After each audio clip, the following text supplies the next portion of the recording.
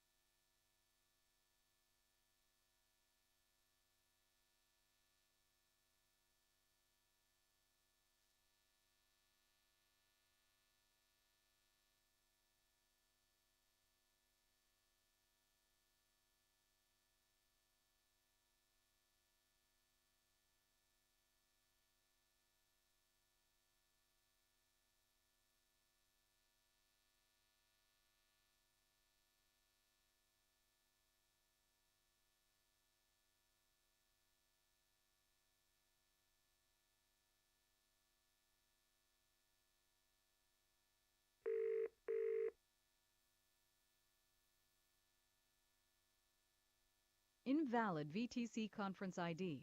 Please try again.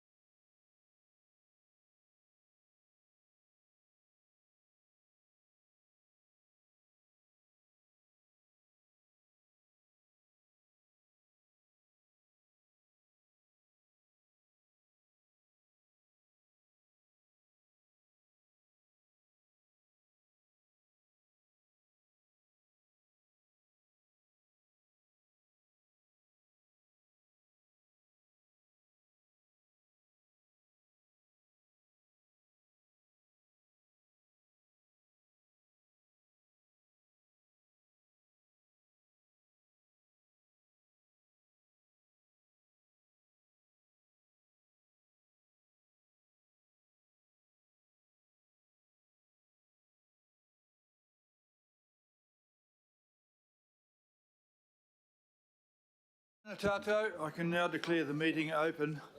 Sorry for the delay. We had a hitch in the technology, which is still not quite right, but apparently it's going to work well enough. There are no apologies received so far. So we don't have to vote on that. No, we've actually got Councillor Foley for lateness. Oh, we don't worry about that. Sayers is too No, late. Sayers is here. Yeah, so can you just move that for lateness? Apparently moving for Councillor Foley to be late. Does anyone want to say yes or no to that, please? 1, 2, thank you very much. All those in favour, aye. Thanks, carried. Today we have a very full agenda, even for council. And so I just wanted to say a couple of things. We've got a lot of public groups coming and we welcome you. There's a lot of papers on, even if we've reduced it slightly. So please, councillors, if you have try and limit your questions to questions, not speeches, and make sure that, and don't have one saying someone's already answered my question, just don't have it. Otherwise we'll need sleeping bags tonight. And I've got a bit of a note to the staff. Some of the papers, we've pulled one because the C1 paper, which is in confidential about the sale of the downtown car park, because it just wasn't clear enough. And there are another couple in there. There's one about Tihono. If we're going to have a paper about a building, it deserves that there should be a plan of the building. So we can discuss, because I read that and it says there are 2 buildings and you walk around the corner and I can't see what they look like. So please, a caution to councillors, be careful with your time today and papers, please get them right. Note that so C1's been pulled. On to the more positive thing, Councillor Henderson has asked to acknowledge the Warriors, who had a pretty good season, although they fell at the last hurdle. I went to 3 games and they won each of them, so perhaps they should have paid me to go to Brisbane. Anyhow, thanks very much for that. I'm going to call for any declarations of interest. No, nobody's interested. Okay. Confirmation of the minutes of the last meeting. Thank you, Councillor Walker. Thank you, Councillor Deputy Mayor. In favour? Aye. Contrary? Carried. Right, we have a number of public input requests. We have declined one about Maori seats and another one about saving Queen Street because they weren't quite untied and one of them had been sorted and decided. But we have accepted a number of them, particularly from the Stickered Residents Group, who are here to address us on issues related to Category 3, 2 and other issues. And we have some sympathy for you, and we have both the Chief Executive has met most of you, and I have been amongst all those places out there, although I don't know you particularly. We have officers here in person and online to listen, and it is very much something that we as councillors are considering right at the moment. So I'll ask you to come forward. There's 3 of you. We have basically Muriwai, Piha and Karikari, and then Auckland groups. It's probably worthwhile if we hear them one after the other, and then ask joint questions, if that's okay, if you don't mind that, because otherwise we're going to ask questions which will be asked questions about the same question 3 times. I hear you nodding there. There is a certain, I know that, that you all have your own particular views, but there's a certain complementarity about what you're discussing. So, councillors, if that's okay, we're going to roll with these one after the other. Make notes of your questions and your comments, and we'll deal with that as a group later on. Is that acceptable to everybody? I think it is. Thank you very much for that. I'd like to welcome the Muriwai residents first, Stickered residents first. Please come to the table and give us your presentation. In theory, it's 5 minutes, but we're feeling somewhat generous to the views of your groups.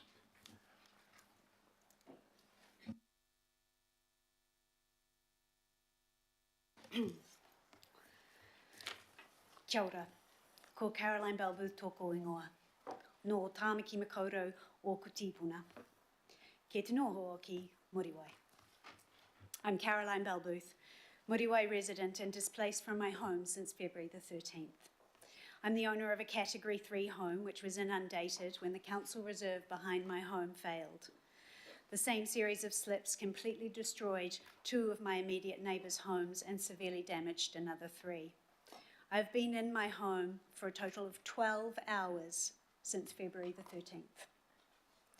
Our house was the first to be evacuated in Muriwai that night, so you might like to say, I've been in this from the very beginning. At about 9 p.m, as the wind turned to a southwesterly, a tree fell against our home. We contacted our local fire brigade. They were on the scene promptly. By 9:30, they were cutting down the tree and, cautious about the potential for more to fall, advised us to evacuate.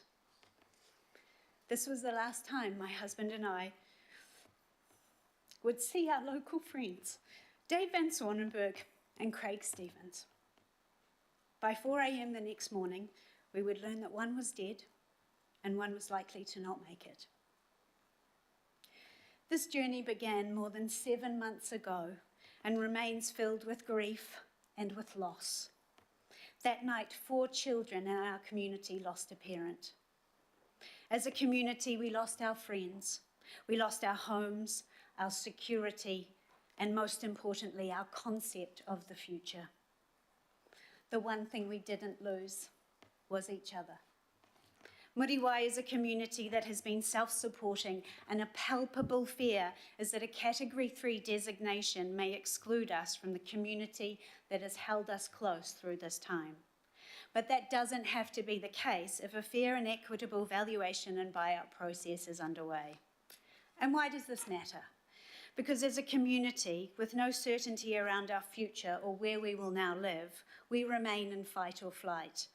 That's not an emotive exaggeration, that is a psychological fact within our community. And what's the personal impact? It's an unrelenting physical and mental pressure that is debilitating communities Auckland-wide and pushing our mental health to the edge. But there is a way to heal and a way to help. And this is why Abe and I are here to share with you today. Thank you, Carolyn. Kia ora tātou, ko Abe Tū aho. I'm a Muriwai resident of 24 years. We have a red stick at home and we're currently in Category 2-3 limbo. We're from Muriwai, but our situation is not unique. Hundreds of households all over Auckland are in very similar situations. And fairness means that any solution that works for Muriwai has to work for the rest of Auckland as well. It's absolutely vital that we reach a conclusion that works for everyone. So we reached out to Aucklanders to find out the areas where we all agree through the auspices of Muriwai and Piha and Karikari, West Auckland and Central Auckland as well. When we reached out, when we asked people what kind of Category 3 buyout valuation model they want, 80% of Aucklanders want a model which includes RV and the option for a independent valuation of their properties as well. We can see that for 19%, an offer of RV is fine, and that's cool. But 4 out of 5 Aucklanders prefer balancing RV with valuations to reach a fair price for their properties. When we look at this combined approach to valuation and why it matters, it's because 81% feel it's either very or extremely important that they are able to remain within their communities. These are places we love and their networks of support upon which we've lent strongly over the last months. And the fear is that 70% of us are concerned that offers below the current RV or valuation of their properties will prohibit us from actually buying back into our communities. It'll mean that we're not allowed to be a part of the communities where we have contributed and from which we gain strength. So it's really important that we don't re-traumatise the families who suffered already over the course of this year by further dislocating them from their sources of strength.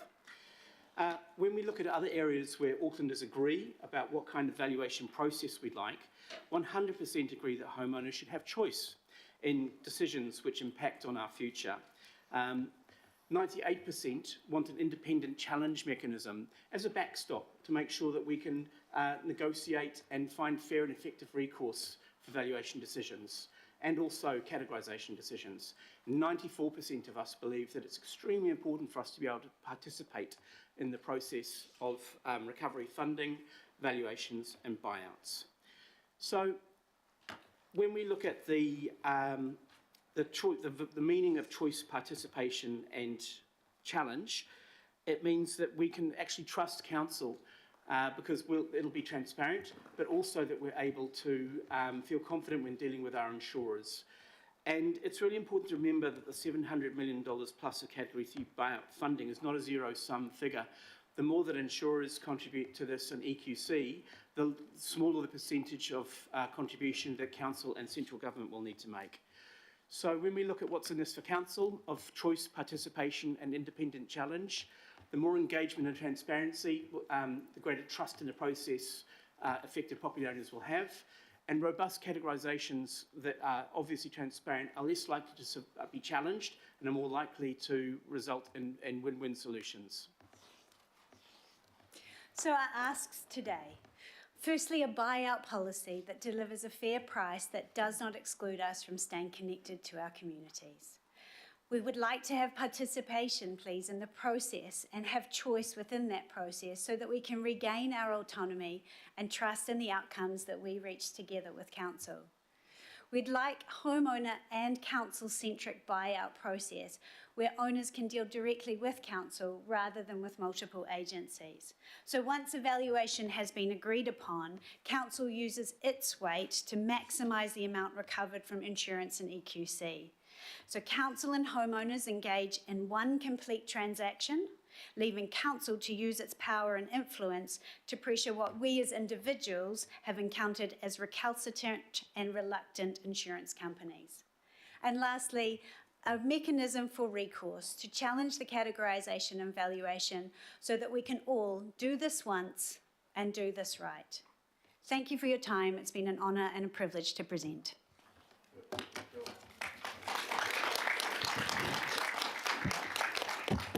Thank you for that very timely and well-constructed presentation. I'd welcome the Piha and Karikari residents.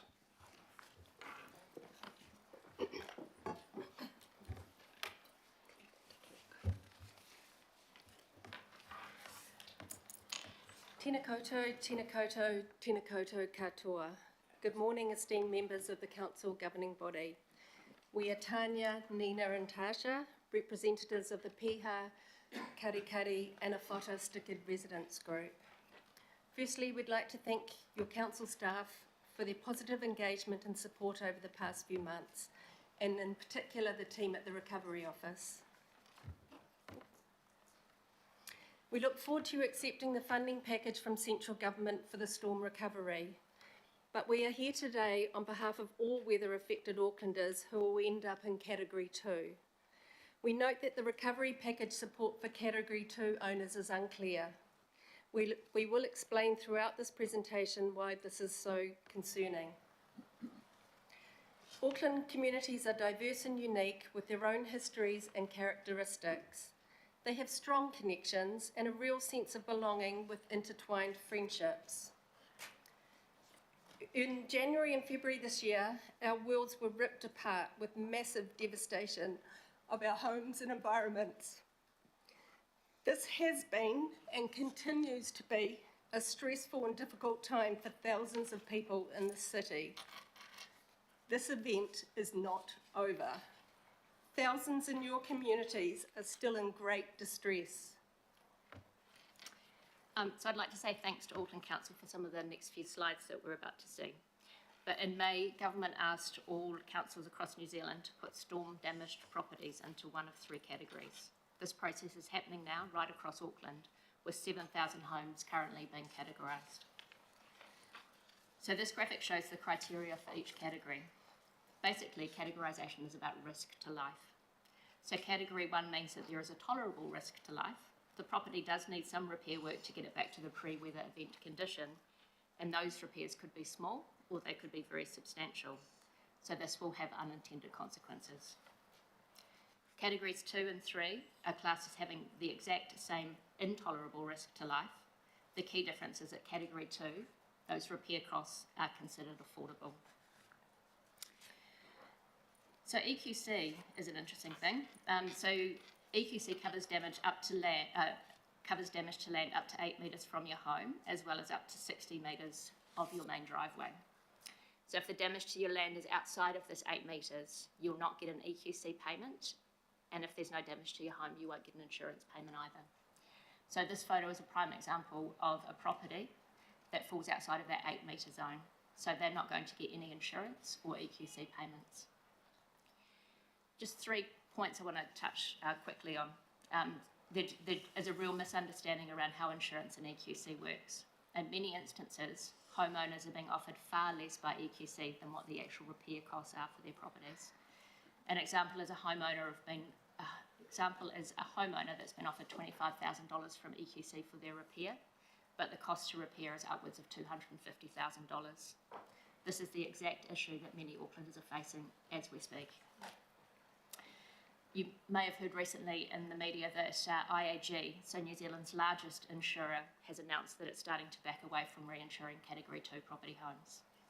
The implications of this is that it will make borrowing money for repairs difficult, as banks will insist on insurance prior to any lending. So we're just all going to be stuck between a rock and a hard place in a living circle of hell. And what is considered an affordable repair has not yet been decided. A one-size-fits-all approach won't take into consideration an individual's ability to fund those repairs.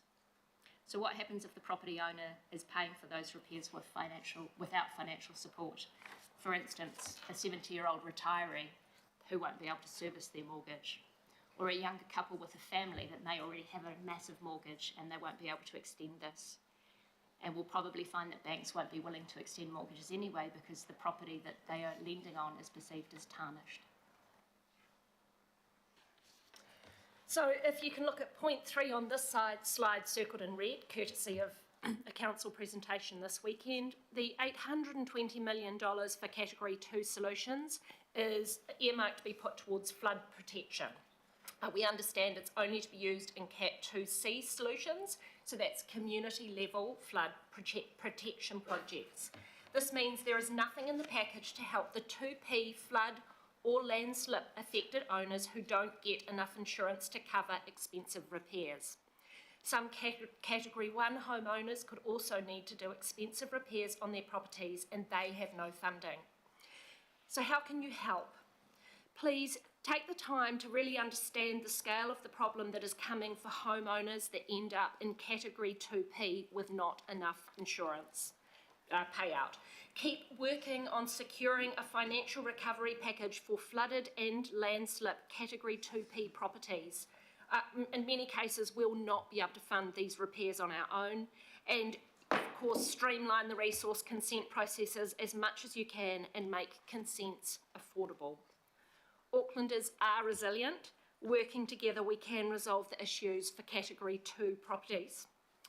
And what your help will mean, well, if you grasp the Category 2P issues now and work on solutions, it will have profound implications for the success of this recovery for Auckland. You'll limit the financial devastation and stress that is, I've written coming, but it's already here for many of us. And you'll help to build back our communities and support our collective resiliency. Ngā mihi nui. Ngā mihi nui.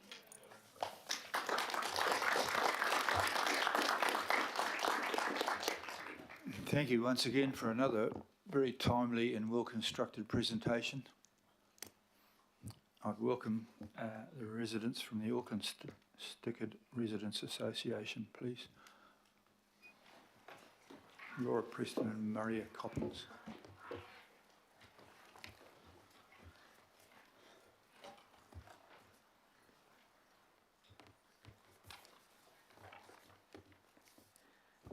I'm Laura Preston, a Middleway resident.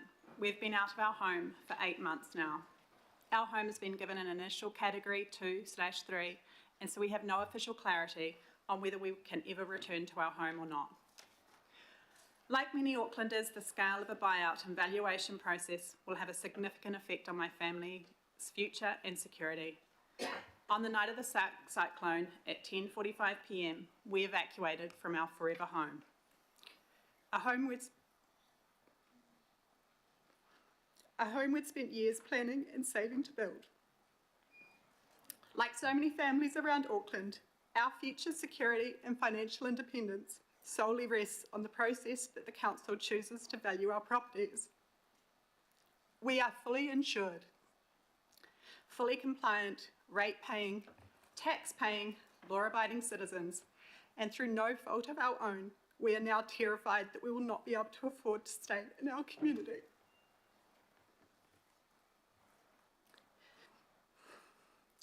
Auckland CV values are not consistent across the city. In many cases, they do not reflect the actual value of the home and would cause inconsistencies and inequities if used as a buyout value. In the event of a CV-only option, this is how it would impact my family. We would struggle financially to afford to repurchase in our community, a community that we are deeply connected to, where my husband has lived for over 35 years, and where we choose to raise our 3 children. We would not be eligible for the same level of debt as we currently have due to increased interest rates and regulation changes. And if we were able to get a mortgage, we would not be able to afford a home half the size. We would only be able to afford a home half the size, which wouldn't fit our family. We would likely be forced to leave our community and the support of our friends and family. This is our story, but it is also the story of many across Auckland. For others, an inaccurate valuation could mean loss of home ownership, forcing them into a competitive rental market. Retirees could face mortgage discrimination due to their age and stage. Young families and first home buyers would be left with stranded debt, and some would be unable to afford to stay in Auckland or even New Zealand, resulting in Auckland Council losing ratepayers and subsequent income. For all, this means immeasurable financial and mental stress. We have analysed the differences between property sales and CV across the most affected suburbs around Auckland from the year prior to January 2023. This data shows that there is a large amount of variation across all affected suburbs. A CV-only approach will cause inequity between Category 3 buyouts. The differences can vary from between 50% below CV to over 150% above CV. CV may be appropriate for value for some properties, but it is a blunt tool and not necessarily fair to all. So owners need a choice and valuations need to be accurate. Our preference is the template that Hastings has already adopted. I'll hand over to Maria to speak further on this. Thank you, Laura. My name's Maria. The overarching objective of the Hastings buyout policy model is the removal of risk to life. There are 3 established voluntary buyout precedents: the Hastings policy model, which was released early this month, the Public Works Act, and the Project Twin Streams in Auckland in the early 2000s. All 3 policy models have these 2 things in common: 2 registered market valuations, including one sourced by the homeowner, and council pays reasonable legal and valuation expenses. Geotechnical risk modelling is not infallible. No landslide hazard was predicted for this commercial property in a 2020 GWE risk analysis. The escarpment above and opposite this property failed in Cyclone Gabrielle, completely inundating the area and destroying all 6 cabins. The GHD risk report for Muriwai assumes that the annual likelihood of landslides occurring that is similar in magnitude to Cyclone Gabrielle is 1 in 100 years. A similar magnitude landslide occurred in Muriwai in 1965. Climate change experts tell us that 1 in 100-year events now occur every 30 to 50 years. And in fact, similar or worse events could occur as often as once every decade. Local knowledge leads us to believe that not all geotechnical or flood risk assessment is accurate. Categorisation science is not exact, and it can't be. There will always be margin for error in risk-to-life calculations. There is a margin for error in risk analysis, and no one-size-fits-all for valuation across Auckland communities. Aucklanders need a mechanism to challenge decisions which may be perceived as arbitrary or inappropriate. 94% of Aucklanders think that it's extremely important to have the opportunity to participate in these decisions. An independent appeals process supports democratic principles. It creates certainty and opportunities for participation for those who are most affected. The property owner must be at the centre of the buyout process. And a fair process will always be better than litigation for all parties involved. As a mother of three, like all mothers across our city trapped in this desperate situation, when my children ask me every day, when can we go home, back to our real home, Mummy? I want to be able to give them the clarity they so badly need after so much distress and uncertainty. By prioritising the people in this process, we can start to heal and make plans for our future in the communities that we love. And that decision for all displaced Aucklanders lies in your hands. Thank you very much for your time.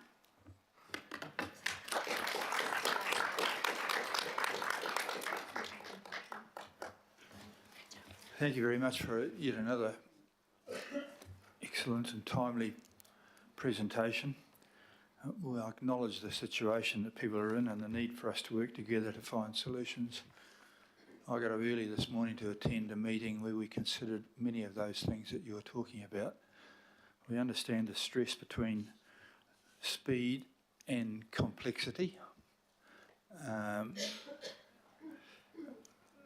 We are talking of around 700, give or take, Category 3s, and then there's the Category 2Ps and 2Cs beyond that. There's a lot of people.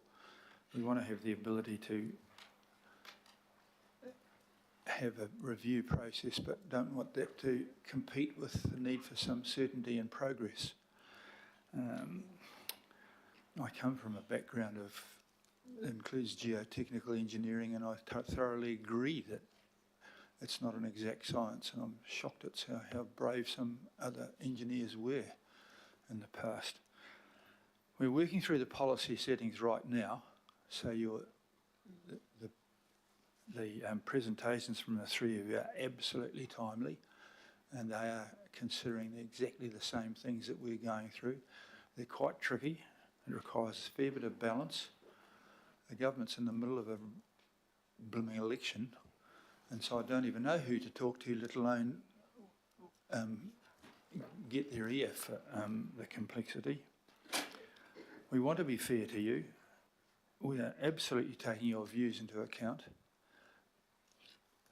Councillors, I'd prefer, I know there's a list of questions here, but I don't want to get into a debate over the details.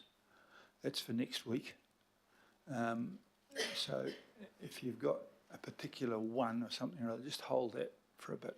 We're at the general, these people have wisely kept their stuff at the general levels of what are the fair policy settings which we have to make, and they're very tricky.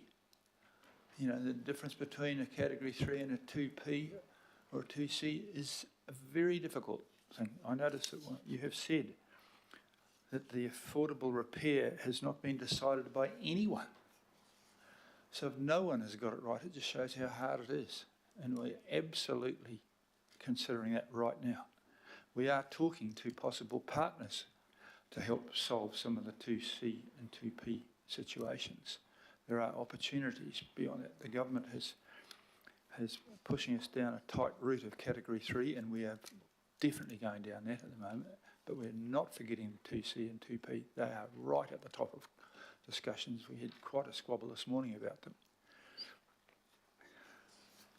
Personally, I'm going to move that we receive your presentations with thanks and humility.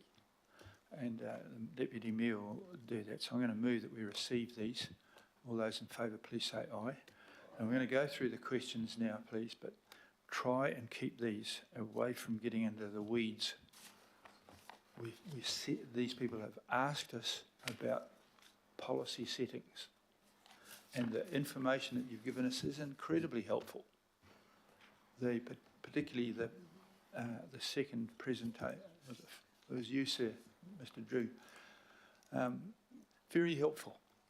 This is the sort of guidance that we are balancing, because we are balancing, when we're saying council's money, it is actually other ratepayers' money, so we have to balance them as well. And so We are absolutely aware of and concerned, and you have my 100% commitment trying to get something or other here which will work for everybody, and you seem to understand the pressures are pretty tough, and I really rate that, and I was out there amongst them. I mean, I'm a surfer, so I know the communities, unfortunately. I'll stop there now, and I'm going to ask Councillor Turner, who is a Westie, who's got the first question in, but please, councillors. Thank you, Mr. Mayor. Taking your direction, my question was about the policy setting between staying available land and mitigation costs. I'll save it for Mr. Tucker later. Thank you. Yeah, well, we do have the opportunity to question. Mr. Tucker is the lead. I'm sure you know who he is. Oh, there he is. And he's making a fair fist of a dreadful job, in my view. Thank you, Councillor Turner. Well, a difficult job, a job which is brave to take. Deputy Mayor. Thank you, Your Worship. Look, to all of you, I know my colleagues join with me in thanking you very much. It's a pretty stressful environment that you've come from, and to come in here, we live it every day, but for you, I know it's extra sort of scary environment too. So really appreciate you coming in. My question is just, there's one for you and then one for Matt.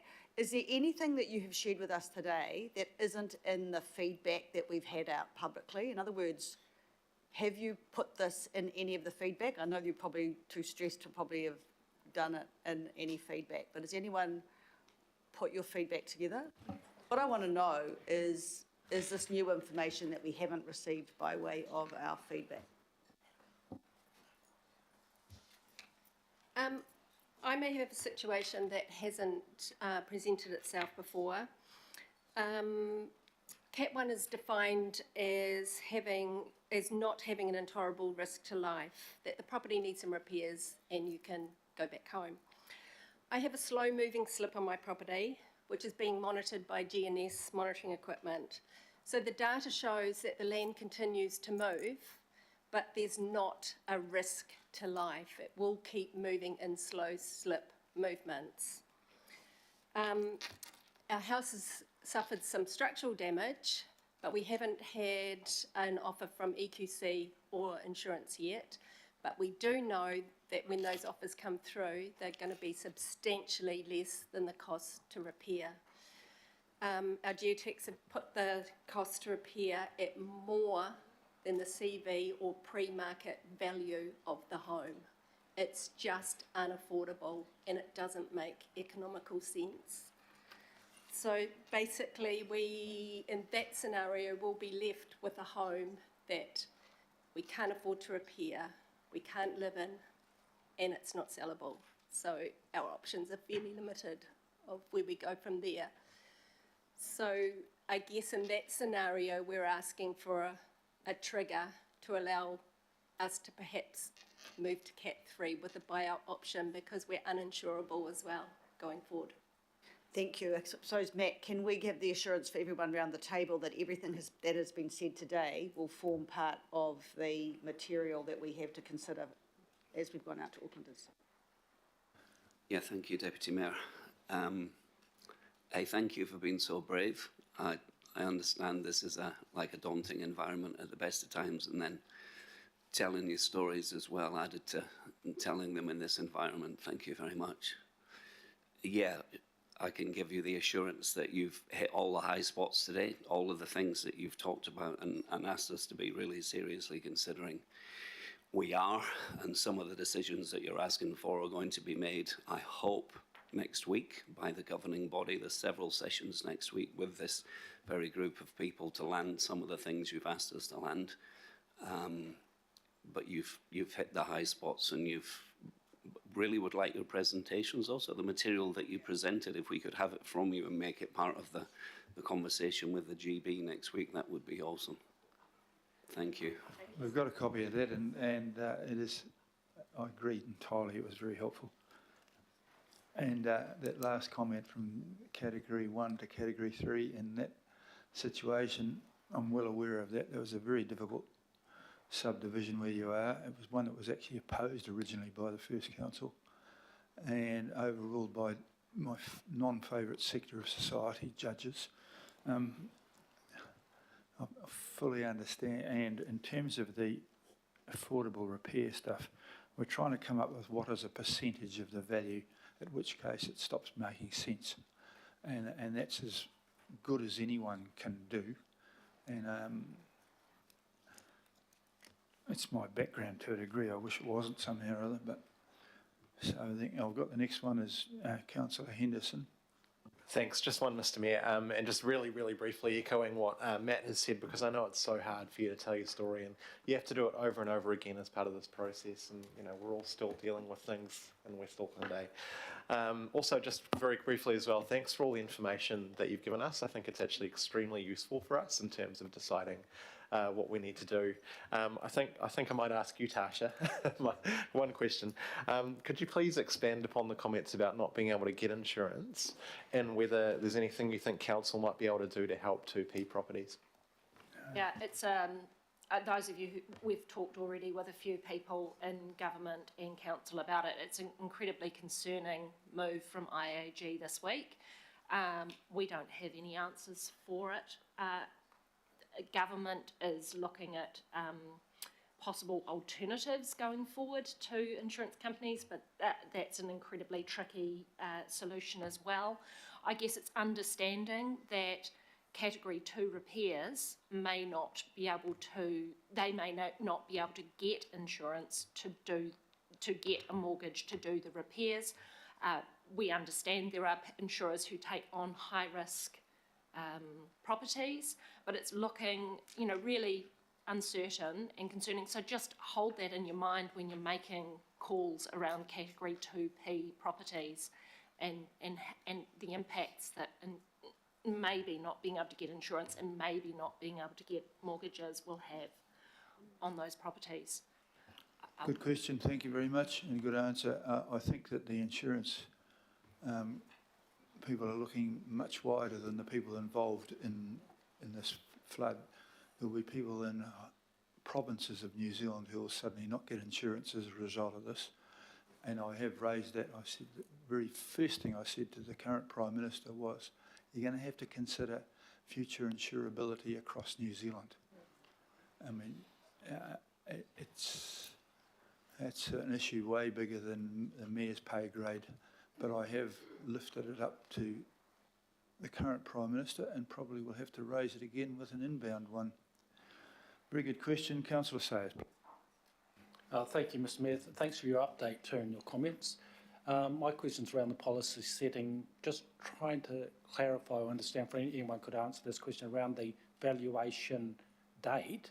So is the anticipation that that valuation's done around the time of the event or now? Because obviously the more generous the offer can be, the less need to go through that independent resolution processes. So all the precedents for valuation in a buyout situation, the three that I mentioned earlier, all take the value at the date before the event.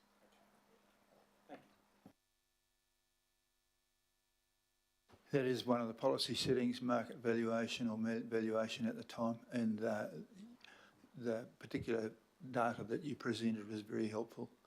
The bit about, of course, coming back into your own communities is quite difficult because there's very little land spare, particularly in your community, and the pressure to increase the land available is what's got you into your difficult situation already.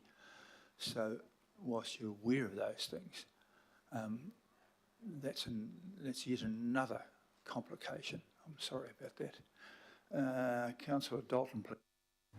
Kia ora, thank you. Tēnā koutou katoa.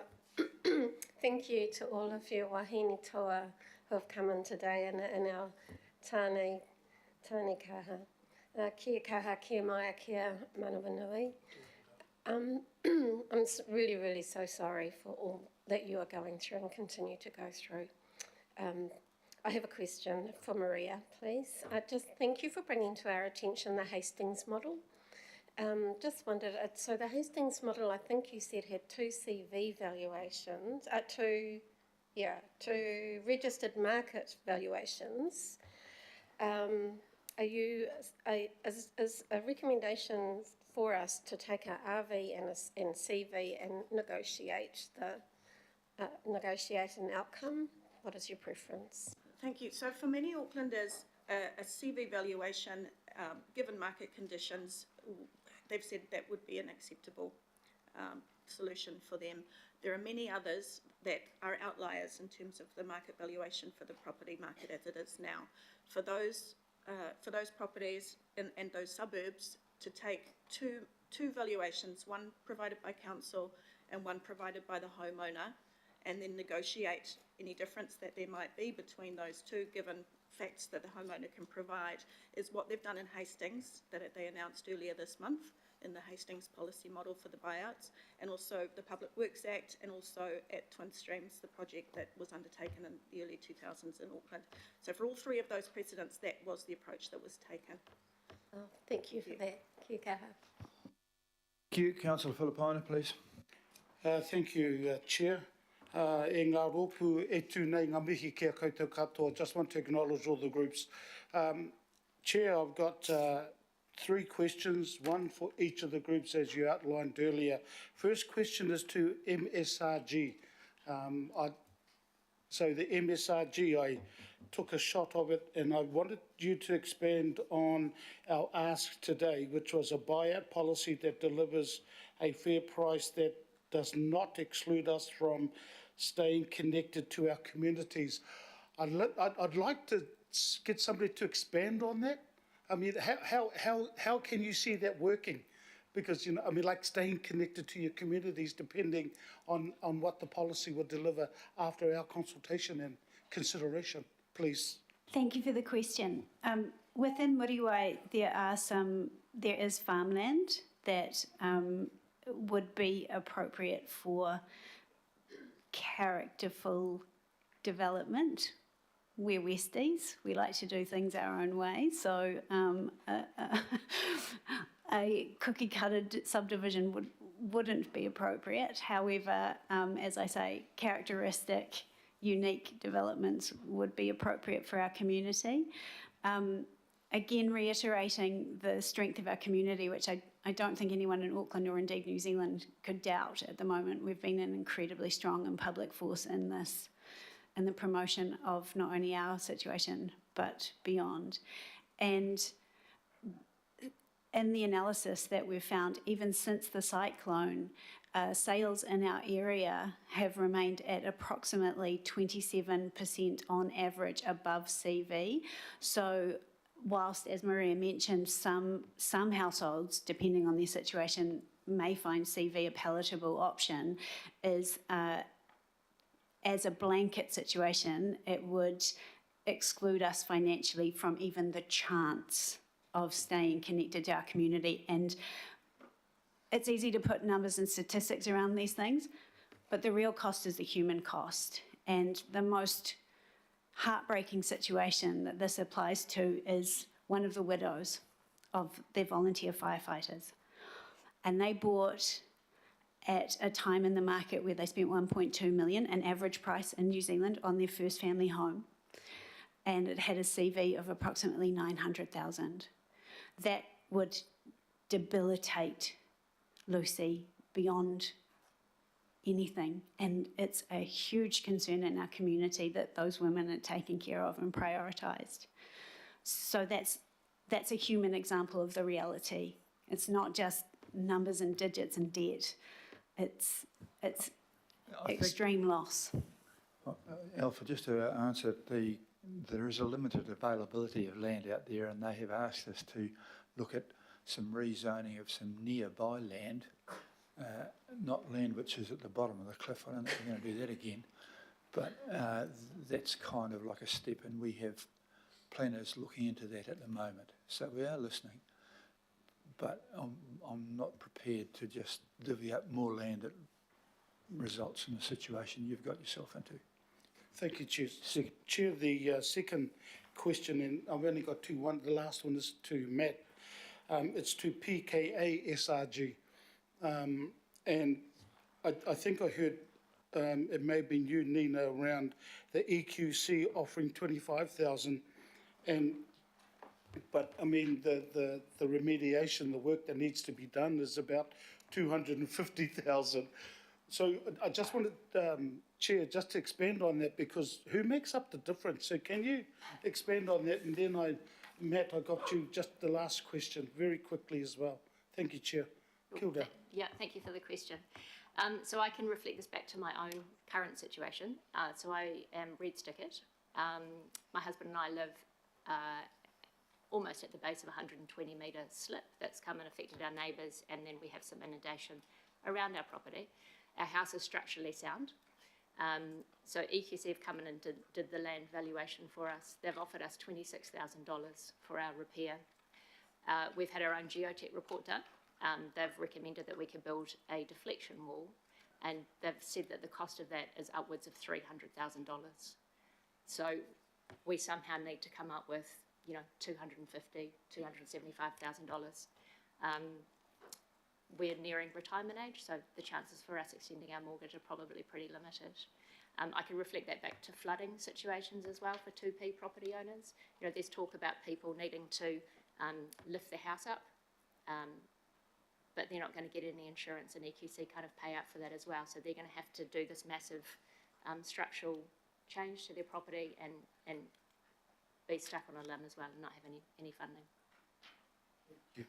Matt, this is the last and very quick question.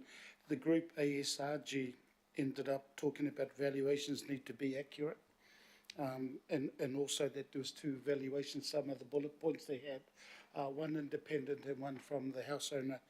My question is around process.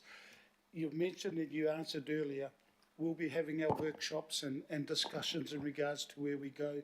Is there a timeline where we, depending, and this may be to you as well, Chair, when everything that's been presented today and discussed goes back to our communities across Tāmaki Makaurau around where we sit? Is there a process? Is it in the next 3 months, 5 months, 8 months? Is there anything that you can give as an indicator without sort of holding you to, it's going to be definitely in 3 months? It might be a hard question because I know that the Chair's talking to you, so I don't know whether it's you, Matt, Phil, or, yeah. I just wanted to get the procedural question. Thank you. Okay, well, that's the conflict between speed and accuracy and delivery. We have had public consultation to ensure that the wider public were supportive of contributing towards this, and that has been proven. That's an excellent thing. You have also added in from your own consultation the general support for what we're trying to do. Accuracy takes longer.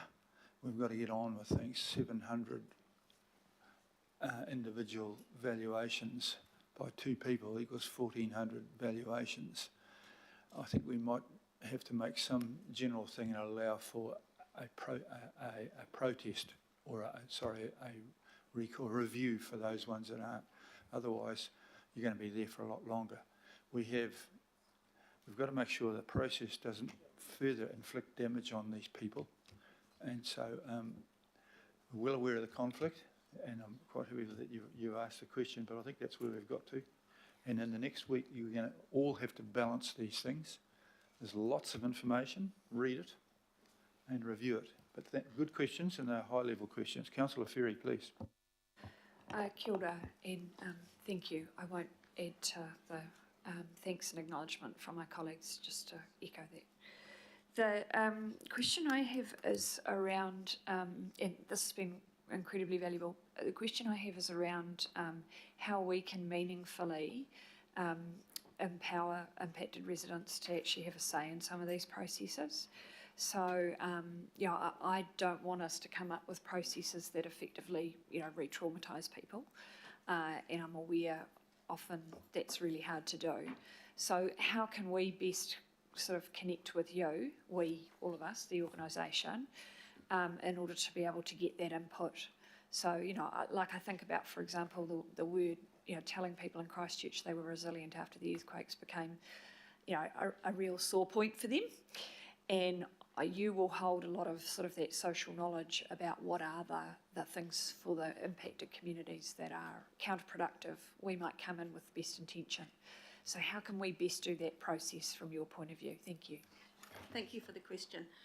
The Auckland Stickered Residents Group is an umbrella group that brings together the different suburb groups across Auckland under one sort of communication mechanism. So if the council were wanting a single point of contact with Auckland communities, then the Auckland Stickered Residents Group could be that mechanism. We have a growing database. We have more than 200 affected residents in that database, and that's just in a period of 2 weeks. So we're growing quickly. We're reaching out very actively to the impacted communities.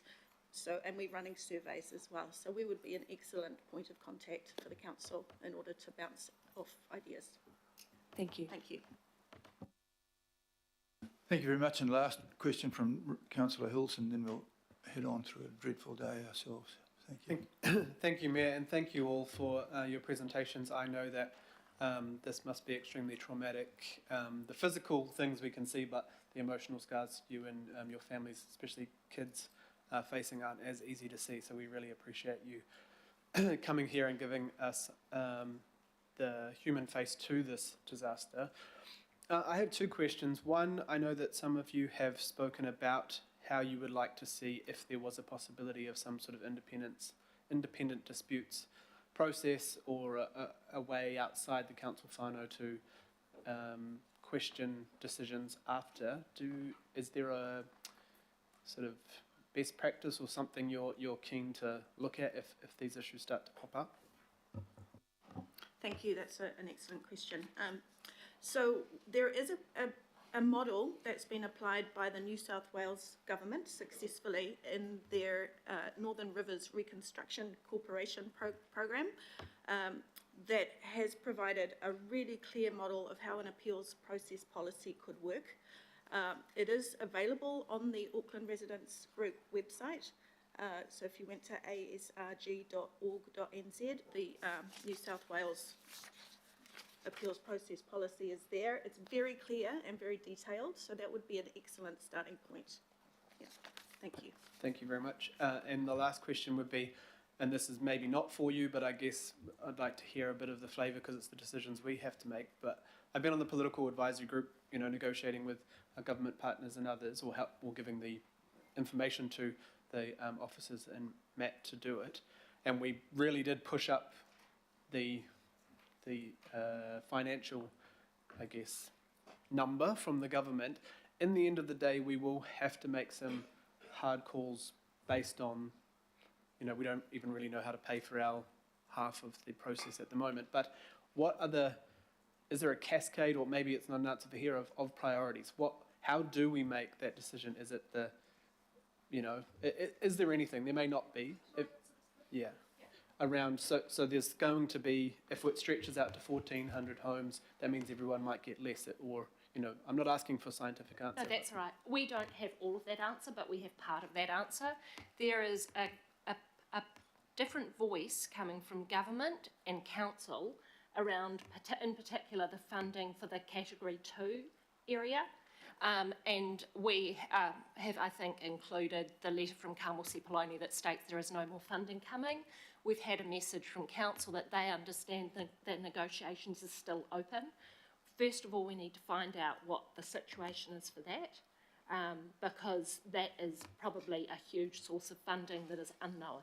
So that would be my one area that I think you could really focus on. As for prioritising, I would hate to be that person. May I add to that, is that for some of us who evacuated on the nights with homes destroyed, as you will have seen across the media, we've known from the morning we returned to our homes that we would not be going back. And we have been very patient in waiting for the scientific and the legal backing to what is blindingly obvious when those of you who have stood there can see with your own two eyes with no geotechnical knowledge.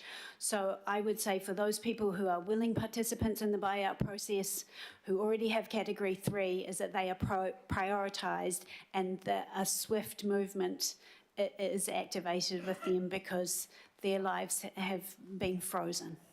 And possibly also the really obvious category ones, you know, across Auckland. Piha, Karikari and Moruai are getting more attention from the geotechs because of our sort of cluster, if you like. But across Auckland, Lucy from the Auckland Stickered Facebook group is encountering messages every day from people saying, I just don't know what's happening. And so, you know, if you've got easy ones to tick off, tick them off either end. That would probably be the second Can biggest I thing. add that many of the Auckland's group have not even had their EQC geotech reports done. So they are months behind getting even a payout. Could I just add one last important point, that there is a lot of insurance money to add to that pot, and the more houses that are in the buyout group, the more insurance money will be added to that amount that's available. Okay, thanks very much for that, and particularly the advice about picking the early cherries. I think they're not really cherries, but the obvious ones. That's very helpful too, because prioritising is another issue. There are 700 of these, so we should deal with the ones which are clear first. And as we deal with those, perhaps the definition of between 2C and 2P and 3 will become clearer. We are entering into a huge spend here without really knowing quite what the total figure is ourselves, so it's pretty risky for everybody. I think on behalf of everybody, I'd like to thank you all for your attendance and for the clarity of your offer and the information that you've given us, which is absolutely helpful at a time like this. Everybody in the room gets that. So thank you very much. I'm just going to adjourn for about 2 or 3 minutes only, and then we're going to start again. But thank you very much indeed. Thank you very much for your time.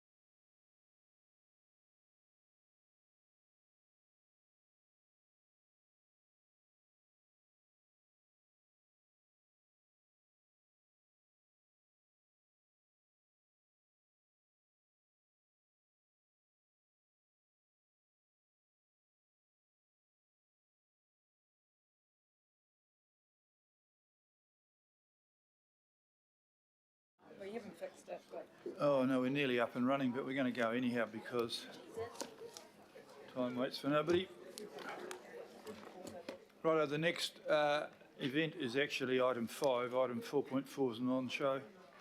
The local board's input. We've got a local board from input from the FAO local board who want to talk about Te Hono funding options, which is in fact being discussed later on as item 10. If you want to come and talk to us, Te FAO local board.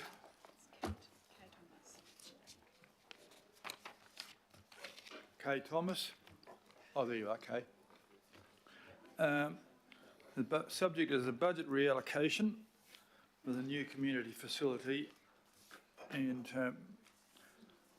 you're going to talk to us about the budget reallocation. At a time like this, mostly we understand what you are trying to do, but I wanted to have a bit of discussion about what's the rush, because we're in the middle of doing an LTP at the moment as well, and this has has implications for that, and I'm not quite sure why it's not in one or the other, but you're going to explain to me what you're thinking, please.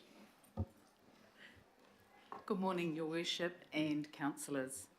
In April, FAO Local Board requested funding from the annual budget to cover the shortfall in funding for Te Hono, the proposed Avondale Library and Community Centre. I'm here again, but this time the board has a solution to our funding shortfall, which we're asking the governing body to approve. The shortfall, just to remind you, the shortfall is due to the increased construction costs and a drop in the value of the site that will be sold to make up the difference. I want to remind you why the board is so committed to having a new library and community centre in Avondale. On your report and your agenda, page 20, a graph on page 20 shows clearly that this is an area of significant deprivation. And as with the other suburbs on the periphery of the legacy Auckland Council area, Avondale has been neglected and suffered from underinvestment for decades. Under Unlock Avondale, Eki Panuku began to revitalise the area, but an integral part of this transformation is intensive development. This is primarily large apartment blocks with a corresponding expansion in population. In addition, the current community centre is deteriorating rapidly and much of the building cannot be utilised because of black mould. And I think in your report it talks about it only having 18 months to 2 years life left in it. I showed you this slide in April and it serves as a reminder of the level of intensive development planned for the immediate area around Te Hono, including the proposed 700 plus unit development on the neighbouring site. The slide does not show the apartment blocks currently being constructed 500 metres along Great North Road, nor the thousands of homes likely to be built on the Avondale Racecourse.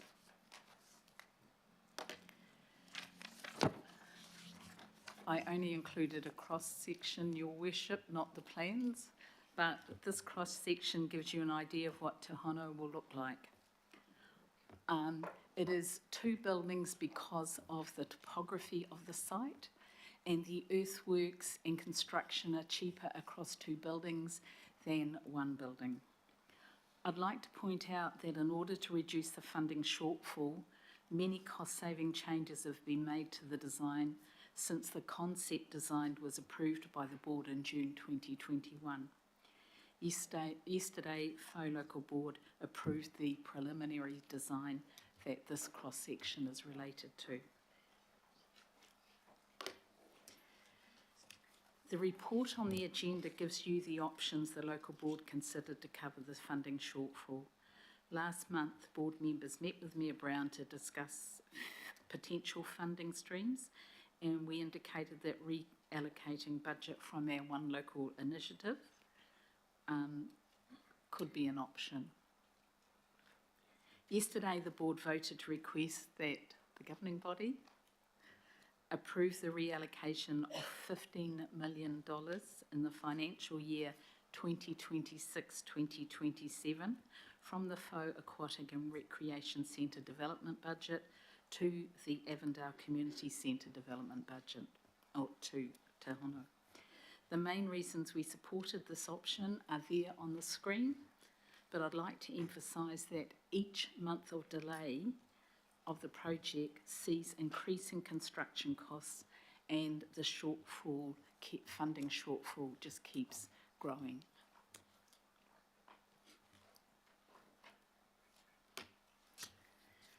This is an impression of the interior of Te Hono in the preliminary design.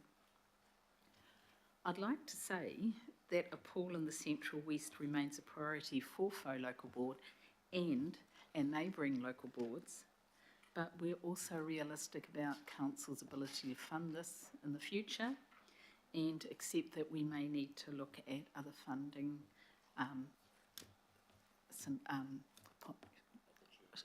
I was going to say, I'm trying to think of a word that, other funding sources. Pātai. And thank you for listening. Councillor Ferry, you've got a question? Yeah, thanks. Thanks for this. Very inspiring. I'm really familiar with the old site and having spent quite a bit of time there. Quite curious about why the value of it seems to be dropping.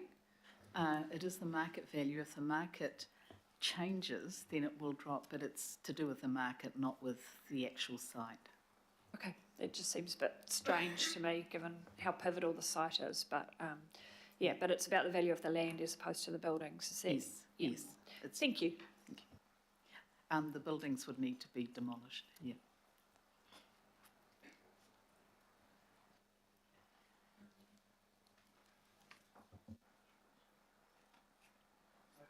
I think that there are no questions because I think we've got this to be discussed later on, which doesn't mean there's no questions. It means you've raised what you've done now, and you probably would be wise to sit around until we do debate it a bit later on. Is that all right? Thank you, Kay. Thank you. Thank you, ladies and gentlemen. We need to have a mover and seconder for receiving that. I'll move it, and it was seconded by Councillor Watson. Oh no, sorry, Councillor Leone. All those in favour, please say aye. Aye. Contrary, thank you very much for that. We're now heading out west to the Waitakere Ranges Board. That request has been withdrawn because the item associated that they were going to speak with has been withdrawn. Now, the Waiheke Local Board have withdrawn that one. It's Waitakere Ranges we need to do now. Waitakere Ranges now.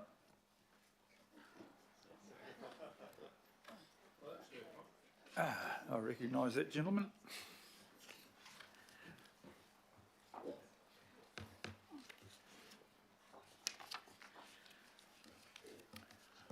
Okay, Greg, introduce your group and off you go. Sure. Good morning, Mr Mayor. Thank you for this opportunity. With me is Michelle Clayton, the Deputy Chair, and Liz Manley, who's a local board member. And we just wanted to address you on the storm recovery consultation item. And first of all, can I thank Council for, at a previous meeting, deciding to allow for full rates remissions for red stickered properties. That decision was appreciated by affected locals. And can I also thank Council for providing further resource for the Recovery Office and commend the work that they're doing. And I wish to provide some comments about the storm recovery consultation and the feedback.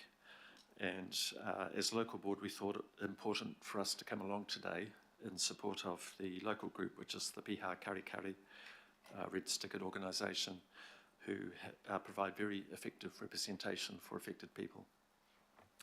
Two things I wish to comment on. First, for the need for a holistic response to the issues posed by the storm recovery. And second, a few quick comments on the status of Category 2P properties. In relation to the need for holistic response, although we support generally the Making Space for Water program, there is a concern that the approach focuses on addressing flood risks rather than stability issues. And although overland flow path management and increased maintenance of stormwater networks in particular, which are part of the program, address stability issues. The program is focused on flooding rather than stability. At the last count, there were about 130 red-stickered or yellow-stickered properties in Titirangi and Piha and Karikari. Only one of those properties was flooded and the rest were affected by slips. And these areas are facing increased uncertainty and the prospect that as climate change intensifies and deluges increase in frequency and strength, the stability of these areas will be continuously undermined. And we need to do a lot of things: planting trees and native bush, dealing with weeds, as well as ensuring our infrastructure is in the best possible shape as a start. But we're concerned that that work needs to happen now and not be put in the work program to be done at a later stage. In particular, we have concern about AT Road Reserve. There's a lot of slips out west in Road Reserve. They need to be addressed now, and we are concerned that AT neither appear to have the resources or the inclination to deal with those issues immediately. And we suggest that a holistic approach is required. The concern is making space for water will deplete limited resources. And can I urge councillors to keep thinking about what we do to improve and maintain stability in the affected areas out west. My second comments are on the status of Category 2P properties. This obviously needs to be worked through further. Currently, we have many people living in dread and in stress. Category 3 categorisation will allow people, if they wish, to receive a cheque and move on. Category 2C properties can look forward to council picking up the tab on remedial work. Category 2P could be in the worst of all possible worlds, where they have economically unfeasible projects to remediate their land. And I've no need to add anything further to the previous presentations which you've heard this morning, which I thought covered the issues very well. We do face the prospect of villages out west having numerous houses that will never be repaired, and that's something that we need to keep grappling with and working on. And I appreciate that the funding issues that the storms have presented are considerable, but this is an issue that I believe requires considerable care and attention. So can I urge further negotiation with central government to see what can be done? There are people whose quality of life depend on this being resolved in a humanitarian way. Kira, thank you for this opportunity. Well presented. Those are things which we're thinking about.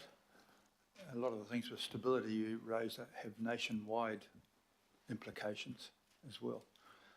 Very complicated. I'll just, before we go, we'll move that we've received that. It will be moved by Councillor Turner and seconded by Councillor Henderson. So all those in favour of receiving it, please say aye. Now I've got questions from Councillor Ferry. Kia ora, thanks for that, and thank you for your ongoing advocacy. Just noting that obviously there's some really acute situations in your ward, and I really appreciate how your efforts to shine a light on that are helping those across the region, including in my ward, so thank you for that. My question was around something that came up in the earlier presentations and the conversation, and this idea of people wanting to buy back in their own community, which absolutely understand that, and actually really encouraged to hear that. People haven't been so badly, well, you know, they don't feel like I want to move away and never look at the area again. They acknowledge that. So, sorry, I'm trying to be a bit briefer. With this idea of potentially rezoning some land that would then be available for housing, which is more stable, and then conversely rezoning that land that was previously housing, but we now know is unstable or will be inundated. Has the local board started to think about that at all, and what that process could potentially look like? Are you open to those discussions, or is it just sort of too soon? We haven't discussed it generally, but I have been thinking about it. First thing is we have the Waitaki Ranges Heritage Area Act out west, which puts significant impediments on subdivision. Secondly, Titirangi is pretty well maxed out in terms of its development, and given its stability sensitive nature, I would dread the thought of there being further subdivision there. Karekare, there's just no land left. We're getting into steeper and steeper sections, which are obviously the ones where alarm bells should be going off.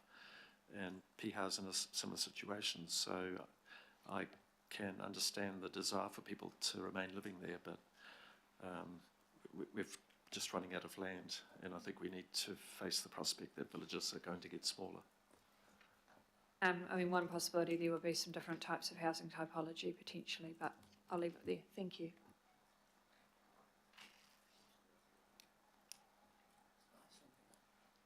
Councillor Henderson. Thanks, Mr. Mayor. And just thank you.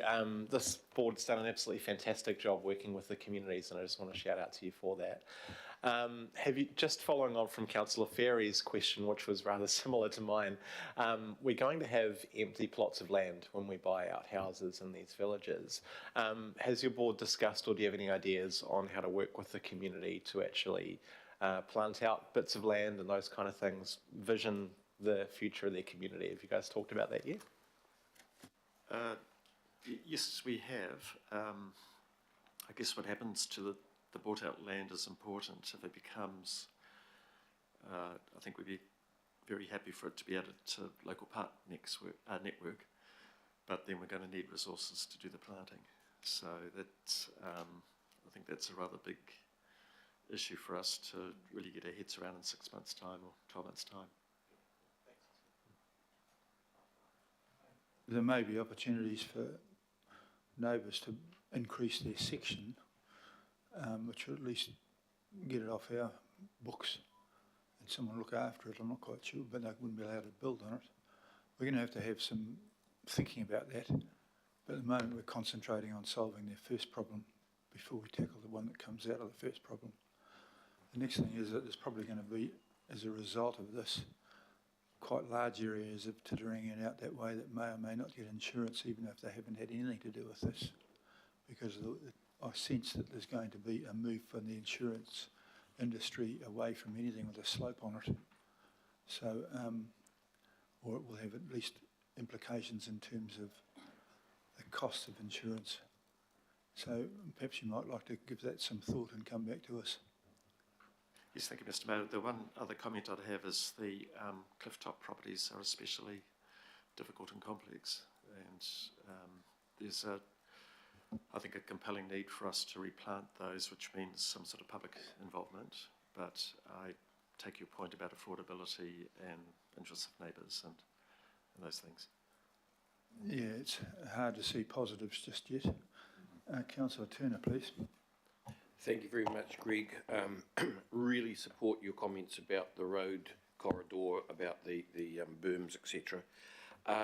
You pointed a bit towards the question I deferred from before, which is that triangle of people wanting to stay, the availability of land, and the cost of mitigation they might be prepared to accept in an increased manner to stay there, sort of thing. But the Heritage Area Act does have in it the ability to take in more area, doesn't it? Our boundary can increase, yes, by order on council. Yep. So we're halfway there. We could do some land swaps if we, you know, there is a chance for Forest Hill Road, etc. So there are, when that came into force, there were 1,500 properties out west which could be developed. I haven't seen latest figures, but I estimate probably 500 of those have been developed. So there are still properties that can be built on, but it's a dwindling supply. Thanks.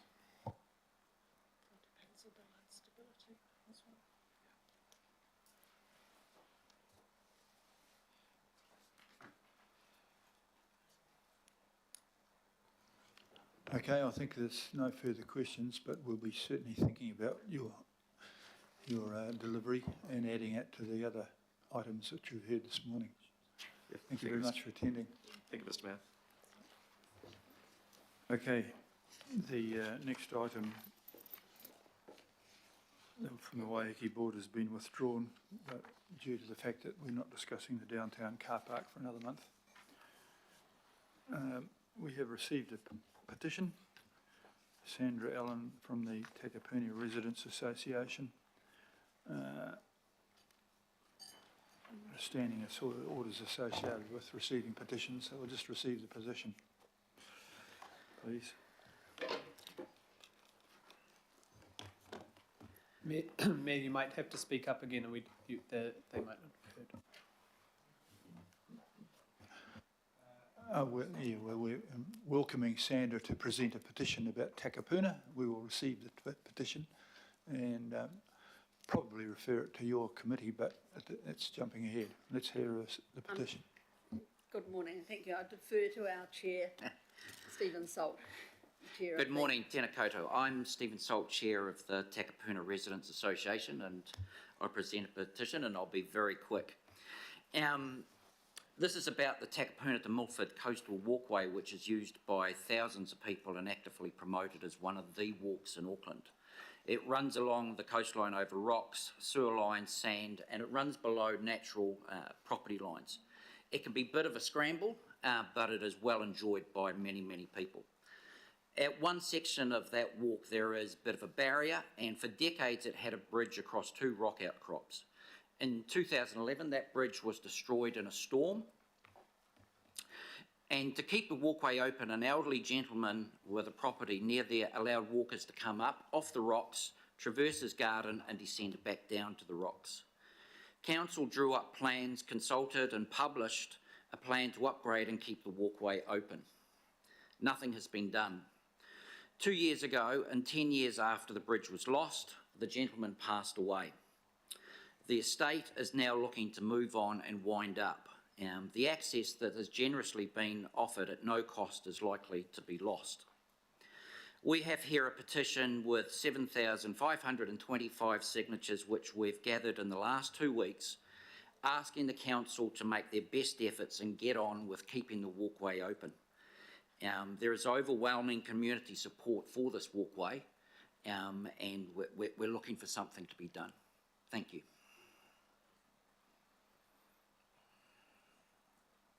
Okay, I think there's a mover and a seconder for this from the Council of the Hills and Derby.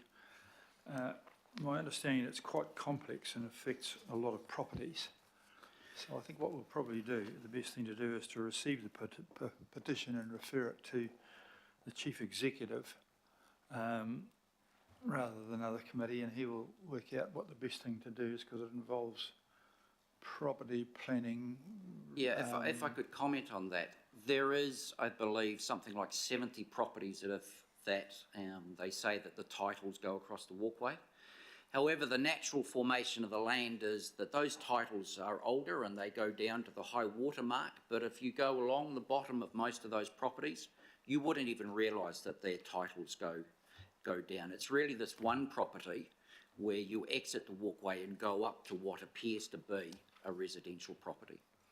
Well, I think that's probably why we're referring it to the CEO, and he'll probably talk to the local board as well. He possibly should have used some of their money and fixed that bridge years ago, if you ask me, but they didn't do that. And I know there's issues about historic places, trust involved here. It's a bit more complex than what it sounds, but it sounds as it's certainly worthwhile considering, so I'm going to move that we do that. I've got a question from Councillor Watson. Thanks, Mr Mayor. I mean, it's just really to confirm the fact that this walkway must be the most popular and heavily used walkway of any north of the bridge. I'd be correct in saying that? Yes, we'd think so, yeah. Thank you. I have actually used it myself. You're quite right. There's a bit of work to be done. We received a petition. It's to be referred to the Chief Executive. All those in favour of that, please say aye. Aye. To the contrary, thank you very much for attending, and we will be thinking about this. And I Thank you. quite like it myself.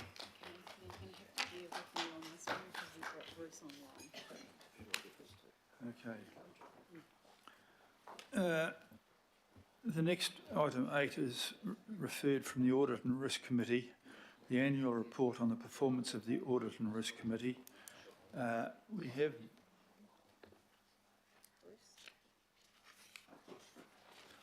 Bruce Robertson online, who's the chair of the Audit and Risk Committee.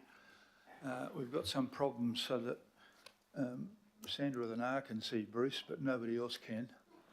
I can see him, it's probably just as well you can't. But we can hear you, I believe. Can we hear Bruce? Say something, Bruce. It's Bruce here. Can you folk hear me okay? Now try. Have another hello, Bruce. G'day. How's that? What's that? Turn my camera off. You've only got to hear. Oh, that's great. Thank you, Wayne. Appreciate it being here. Okay, off you go, Bruce. Right, look, thank you, Wayne, and to the governing body for a chance to be able to address the governing body, particularly over the performance of the committee for the year. It is a privilege to serve you and the community, and it's also good practice for a committee to undergo a self-review, which we have done every year, and we have reported to you. Reason particularly that I'm personalising our report today is that it's actually at a point of significant change where in effect there is a change, a generational change going on with me retiring in effect on the end of this month, and indeed a new generation, if I can say that, of independent members joining the committee.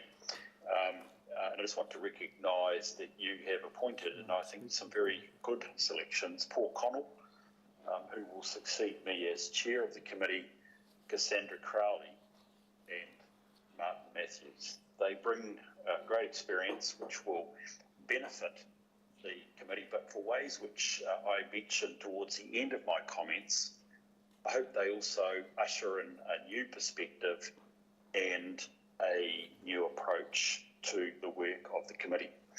I also recognise that we've had change in membership, Lottie becoming my deputy, and obviously some new members through the impacts of last October's elections. It's critical that we maintain a planned program, and we've followed that, and my paper largely sets out the key aspects of that program and what we did during the year. An important focus for us is indeed the risk profile that Auckland Council faces.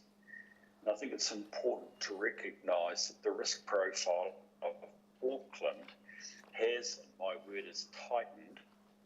It's got riskier over the course of the last year. And consequently, our attention to our risk profile is all the more important if we are going to achieve those things, our objectives that we want to achieve for our community. So I am keen in bringing this report to you on essentially what we did to invite the governing body for a greater connection with the committee, and especially around two matters. What do you see as our big risks? What are they? What keeps you awake at night? And secondly, in helping us define what is that risk profile that the council is running, what's your tolerance for acceptable risk? How hard are you prepared to chase after your objectives? And what risk are you prepared to take on or tolerate?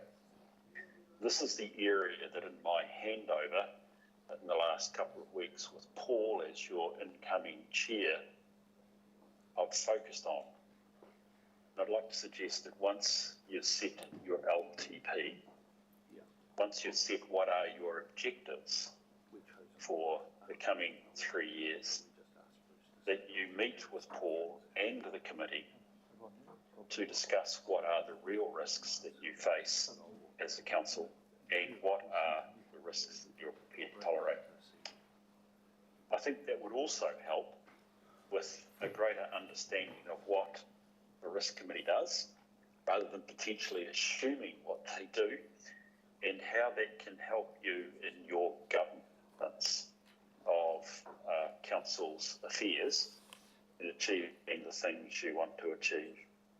So Wayne, that's probably the key message I bring: greater connection, greater involvement by all the governing body in risk setting and setting of tolerances, and a greater connection with the committee. So look, I'll leave it at that. Again, thank you for the privilege of serving with you folk, and I'm open to questions on my report. Okay, thank you for that. The main thing there for those who weren't paying attention is that when the head of the Audit and Risk Committee is suggesting that Auckland Council's risk profile has heightened, we need to be aware of it and encouraging us to be more closely involved. And I don't think anyone would not realise it's heightened, especially having sat through the last hour of presentations. Councillor Foley, who is the Deputy Chair, I'd like to hear from you next. Kia ora, thank you, Your Worship, and thank you, Bruce. I don't have any questions, but I did just want to commend Bruce and thank Bruce for his leadership as our chair.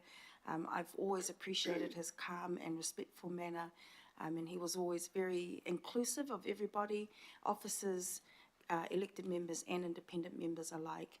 And I really admire also that this term, Bruce was always willing as well to include some tikanga and some te reo into our protocols as well. So I wish you well, Bruce, and thank you so much for everything that you've done for us as a council, but also for Aucklanders. Kia ora. I think I tell Toko that. Are there any questions? I think the big question is what Bruce has asked us, is to take care with our heightened level of risk. We do have a new chair appointed, Mr. Phil Connell, I believe. Paul Connell, who, and I'm inviting you all to come to the next one and take a bit of interest. We do have a heightened risk profile. Everyone who's involved in LTP is more than aware of that. All right, Bruce, thank you very much. I don't appear to have any further questions. Obviously, you've done such a good job. It was as clear as anything. Thank you very much for your attendance. Thank you, Wayne. And all the best of the day, and indeed to progress into the LTP process, Wayne. It's been great to work with all you folks. Thank you. Catch you later. Thank you.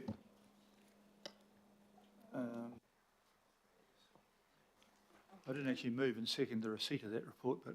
I was indicating that I would be happy to second to Councillor Foley. Yeah, I'll take Lotta Foley and Councillor Fletcher as first and second on that one. All those in favour of receiving it, please say aye. Yeah, contrary. Righto.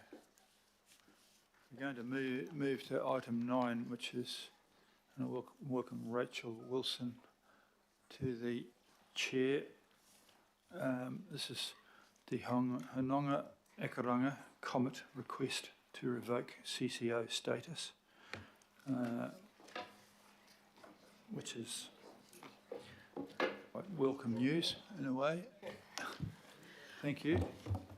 Kia ora koutou. So with me is Susan Warren, the Chief Executive of Te Hono Ngā Akoranga Comet, and Tracy Masson, the Board Chair, and my Manager, Alistair Cameron. So just introducing the report. As you know, Te Hono Ngā Akoranga Comet is a CCO promoting educational outcomes in Auckland.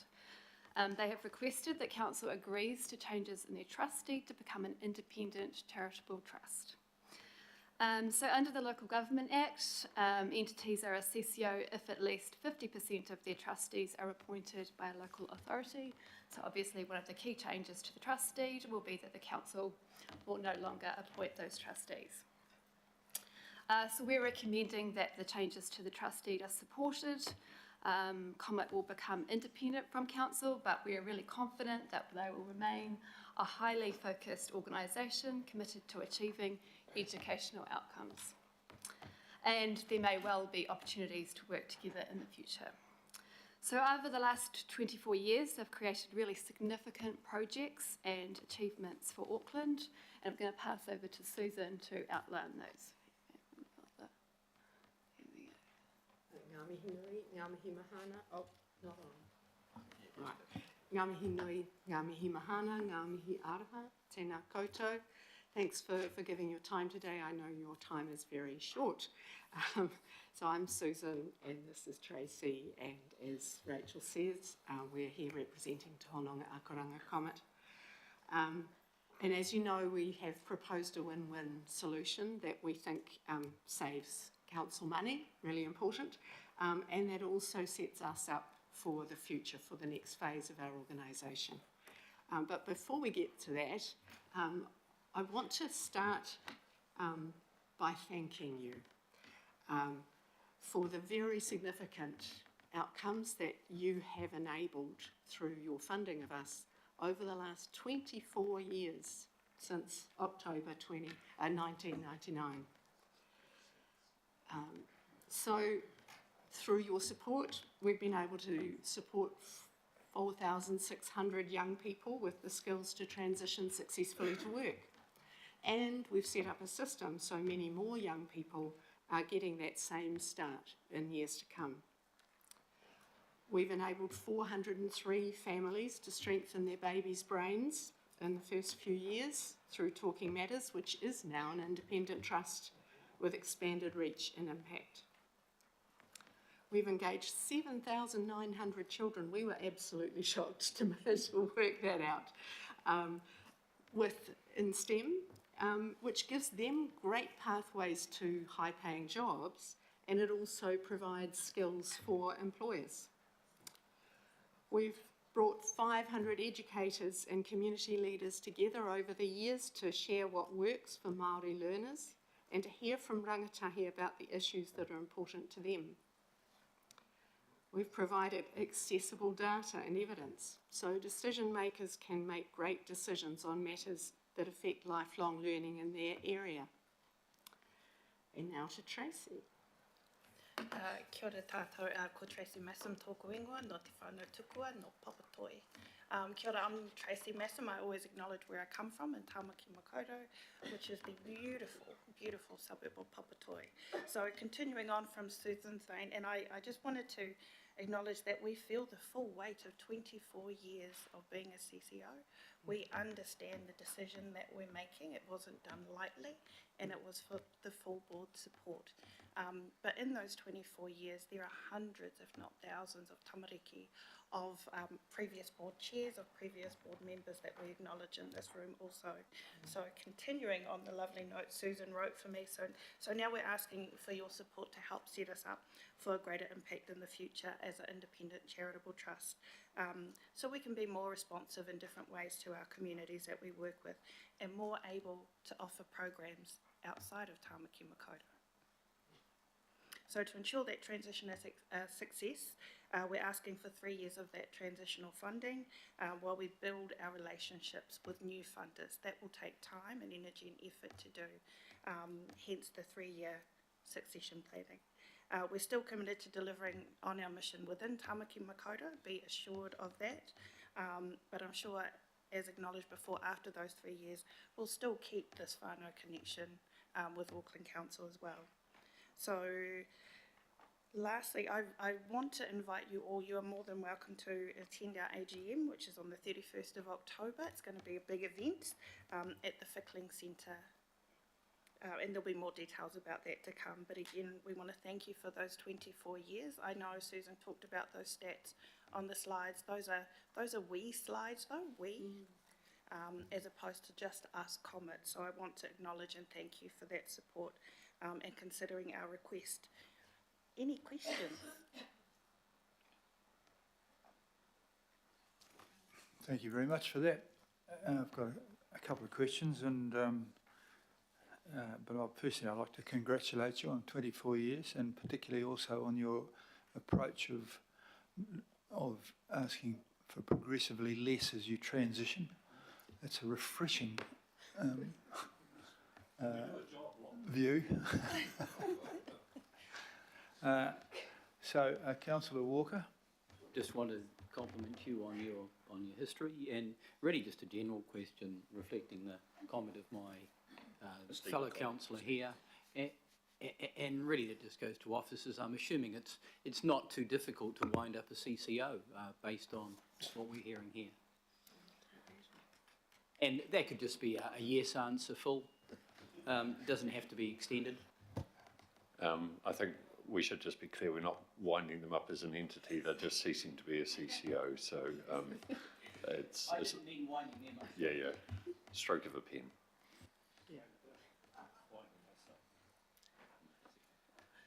They are confirming that this is quite doable. Yeah, well, that sounds very good too. Okay, Councillor Leone, please. Oh, kia ora koutou, ngā mihi nui kia koutou. Just want to acknowledge the great mahi that you've been doing, and also local board member at the back there, Will Flavel, and the mahi that you do for Comet too. My question is just around obviously progressing forward. I mean, past the 3 years when you're no longer a CCO, is there anything specific that you're still wanting the council to support you with? Obviously, it's not the funding, but anything else? I think we're still keen to work with council. We have really good relationships with a number of parts of council and a lot of shared goals. And so we would be looking to be exchanging information and working together on sort of planning things where they're relevant to both organisations, and you know, and potentially there could be times when there is so much shared value that there is a funding aspect too. As you know, council funds a number of organisations that are not CCOs, but that would be, I imagine, on a case by case sort of situation. Yeah. Okay, thank you. Councillor Foley, please. Kia ora, thank you, Chair, and thank you, Comet, for your presentation today, but also the 24 years of service to our community, and in particular to the people of Manukau, where you originated from. Yeah, most of mine is a comment to commend you for all of the work that you've done, and I'm really mindful of a few things, but in particular your data that you produce every year or every term, and I'm always happy to receive that. I've actually got it up in my office still, and it's such a good pictorial way of being able to see in a snapshot or in a picture form what each local board looks like, so I appreciate that. Happy to hear that that's probably going to continue, or one of the things you'll continue doing, so that's great. I think the only other question I had was about part of what you've said is the constraints of not being able to work outside of Auckland. Did you want to talk a little bit about that and what your vision is for working outside of Auckland? Kia ora. So it's interesting how often projects that we develop for Auckland get noticed in other parts of the country, and people say, well, hey, can we use that too? And we've always said yes, absolutely, but it's been really awkward to fully support them around how they implement it. So it's kind of like, here you go, because we're funded only for Auckland. So I think not being a CCO anymore will enable us in those sorts of situations to much better support take-up of our projects outside Auckland. Yeah. Kia ora, thank you, and I look forward to that. Kia ora, thank you, Chair. Councillor Fletcher, please. Thank you for the last 24 years. But I also want to thank you. You would be aware that since the formation of the amalgamated Auckland, there has been some consideration around CCOs or not CCOs. And I do want to acknowledge the maturity and the careful pathway that has been taken to enable this new partnership with Auckland in an appropriate way. So I don't see it as a farewell, I see it as a partnership, and one that we can provide perhaps better advocacy for you to enable you with different funding partners and others. So it's terrific to see you here today, and I also want to acknowledge the Auckland Council staff that quietly behind the scenes have actually brought this to a very satisfactory outcome for everybody. And please convey to all of your board and others just our grateful thanks for the long service to Auckland. Thank you. Thank you for that. Councillor Bartley, please. Oh, thank you, Your Worship. Just acknowledging Susan, Tracy, and the work of Comet, the difference that you've made in our communities, and the strengths-based approach that you take working with our whānau out there, the 24 years of service to our city, and acknowledging Manukau City Council for where this originated from, is my understanding, and looking after people and putting people and education at the forefront with Comet. Education, as we all know, is the key to success for our families. So I really want to acknowledge the role you play there. And I acknowledge your mana in taking this approach and stepping away from council and you know, revoking the CCO status. I don't think anybody has done that since I've been around the council table. Everybody's here with their hand out saying, we need more, give us more. And look at you, like I acknowledge that mana saying, we want to stand on our own. I love that message for our young people as well, to see this and what you're doing. So I acknowledge that. So yeah, thank you. Thank you very much. Thank you. I think we all tautoko that message.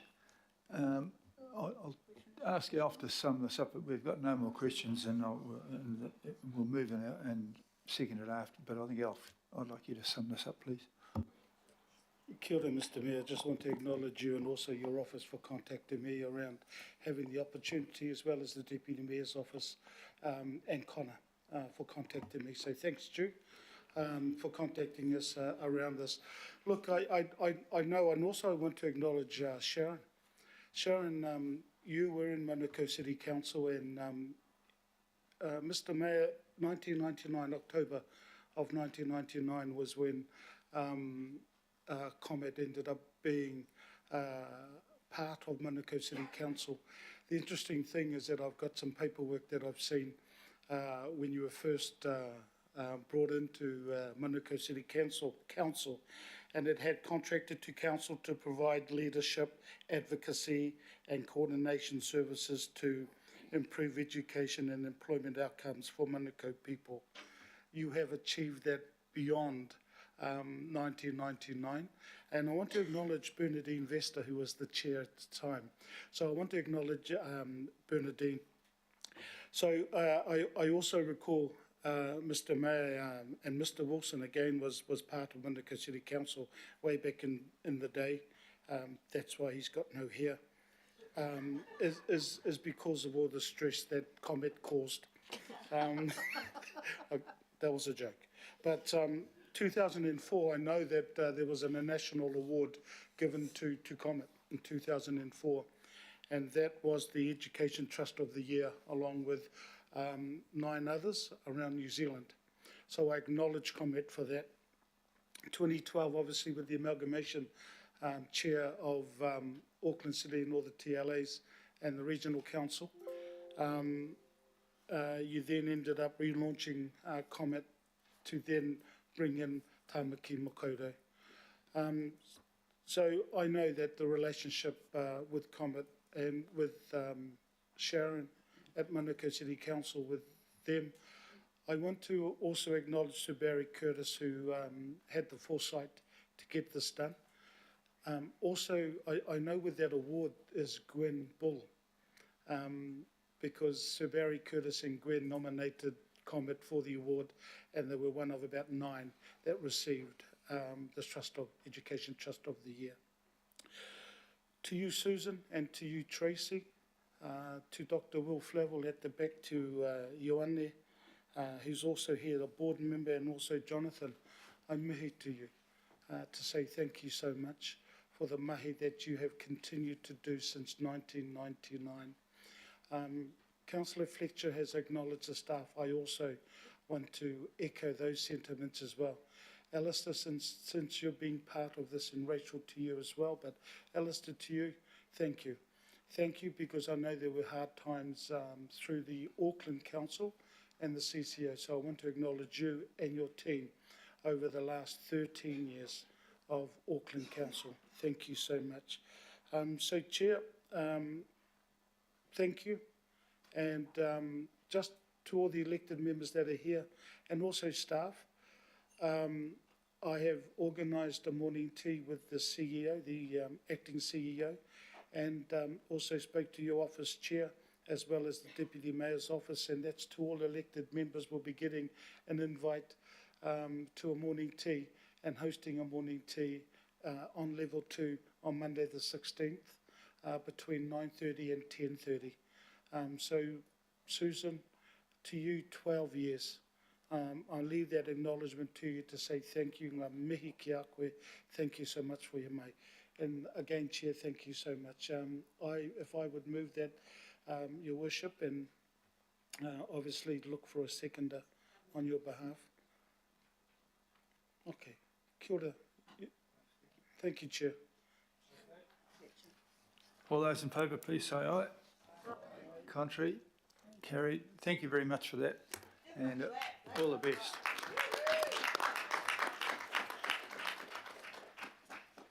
Thank you all again, really appreciate all those kind words and all the support. Thank you.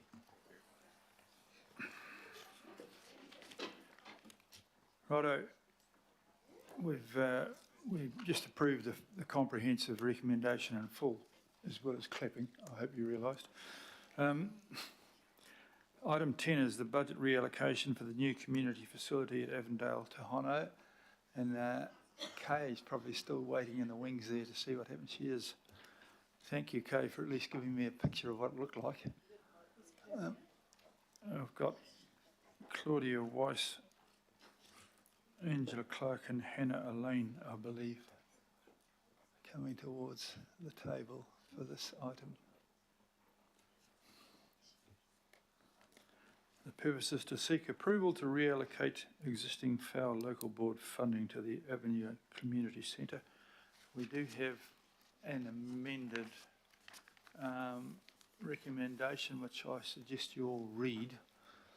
It's to approve the reallocation of 15 million years from one year to the next, and from the FAO Aquatic Centre, so that they can get this thing underway.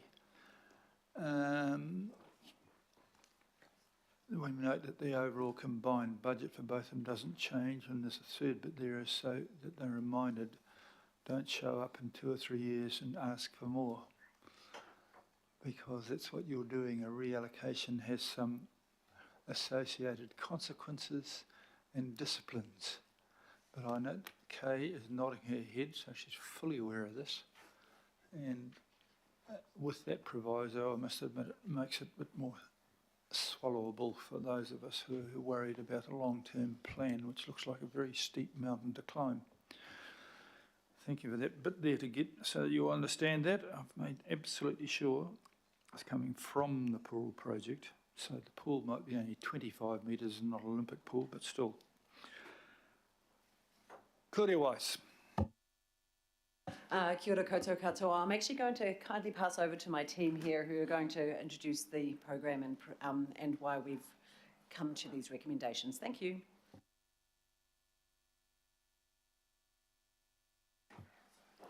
Kia ora tātou, ko Hannah Elaine toko ingoa, kei Regional Services and Strategy, a hoi mahi ana. Tēnā koe, Your Worship, tēnā koutou katoa, councillors, and kai mahi. I work in Regional Services and Strategy. My name is Hannah Elaine. This is Angela Clark, and I use she, her pronouns. The FAO Local Board have requested we come and speak with you today. Is there a presentation somebody could put up, please? We are doing a very low technology version today. But I had an image for you. No, I still haven't seen this bloody thing. Other than, so I think the next month's ones we're doing a semaphore. Okay.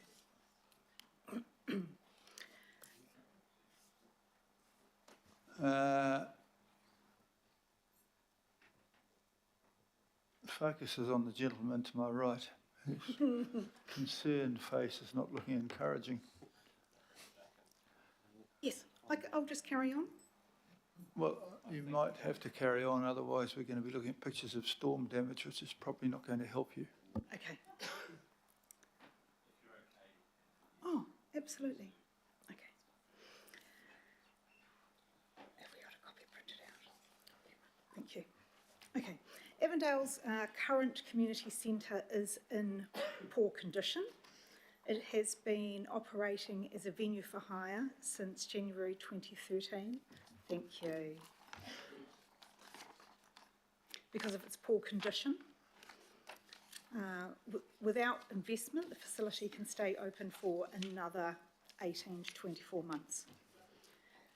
A new integrated facility has been designed for the town centre, taking advantage of the Unlock Avondale mahi that Ihi Panuku are delivering.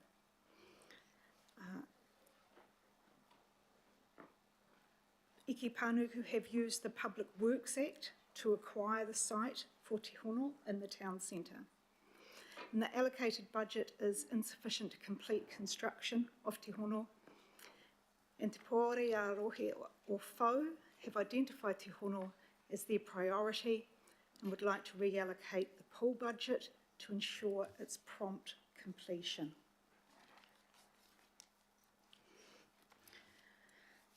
The allocation of decision-making for non-regulatory tables states that local boards are allocated decision-making responsibility for the following non-regulatory activities of Auckland Council.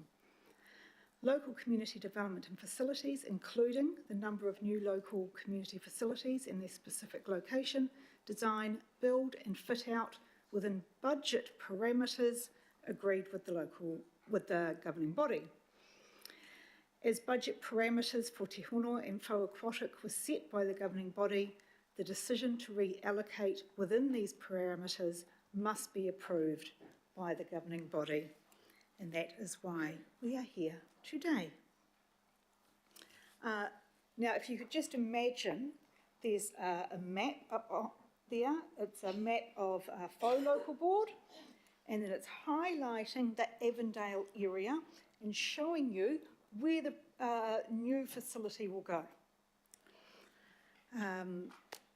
Significant development is well underway in Avondale.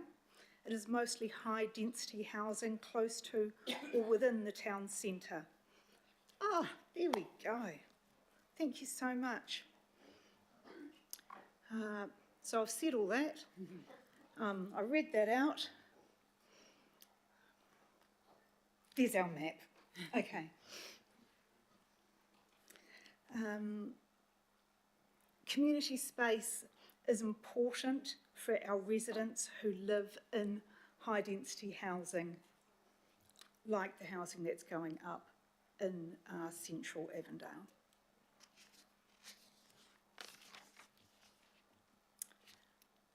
There's a picture of the proposed facility, and the map on the left is a closer up image. It shows the site of Te Hono, the circle down the bottom there, and the site of the current facilities, the circle up the top there, the library and community centre, which will be sold to fund this project.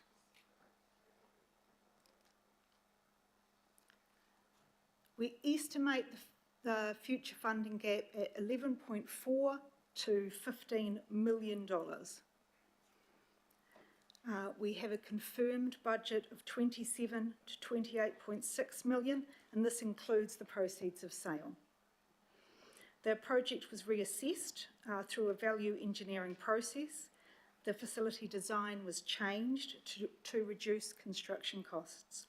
This included reducing the number of stories and changing construction materials from timber to concrete and steel. There are multiple and cumulative reasons for the cost increase. These are outlined in the report, but the main reason is the increased cost of construction materials and labour. Given the significant increase in forecast construction costs, we have reassessed the costs and benefits of the project. There has been little change to the information since 2017. Avondale still has higher levels of socio-economic deprivation than most parts of Tamaki Makaurau. And so as we continue to focus investment on communities of need, the case for improved community services in Avondale is as justified now as it was in 2017.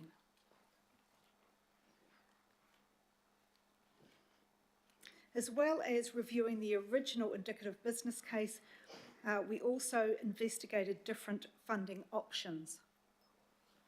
And we've summarised them into these two options. One, to allocate additional funding through the LTP, and one to reallocate the faux aquatic budget now. Acknowledging the risk to the board's pool budget, moving budget now is the most prudent approach to ensuring there is enough budget to start and finish the project. If we wait another 9 months for LTP, presuming it is approved, there will still be delays in construction of Te Hono and the new civic space. We can expect costs to increase by approximately $2 million over that 9 months. Waiting another 9 months increases the risk of further delays after that as contractors move on to different projects. And it also risks decreasing funding for other initiatives that LTP money could be spent on. The reallocation of the faux aquatic budget here today allows the Te Hono project to continue, reduces risk of further delays and cost escalation, and the funding is contained with an existing local board envelope. Hautū. Okay, well, there'll be a couple. It's interesting to note that you could have had the money for Te Hono earlier last year had your local councillor and one or two other voted in favour of the airport share sales, but they didn't listen to you. It is annoying to me that this is coming now rather than through the LTP process, but at least with that item, clauses B and C, it is limiting in terms of its damage. So I'll take, are there any questions other than those points I've made, or otherwise we'll go to a vote on this. Councillor Williamson has a question. Yeah, Mayor, I'm really concerned about this in terms of trying to assess the relativity of a bid relative to a whole lot of other pressures on spending. This seems to have been a reasonably isolated element. I think it's... Can I just check, can I ask some questions? Is this money coming out of local board money? Yes. So it's local board money that they've been allocated? Yes. All right, okay. And there are no other competing pressures for this sum of money because is it ring-fenced to that board? Yes. It is ring-fenced to the faux aquatic development. Okay. All right. It just seems to me that it's getting ahead of what we're trying to do in the LTP, but it's annoying but not damaging, and they have accepted the codicil that it comes out of the aquatic fund in the future, and that they will not be asking for more, or they certainly won't get it even if they do. So they have accepted a level of discipline, and that's good. And that's two good things. We've had Comet who've accepted asking for less, and this lot here who are accepting that they're not going to ask for more as a result of shifting some budget. So there are signs, the green shoots of discipline coming. Councillor Henderson.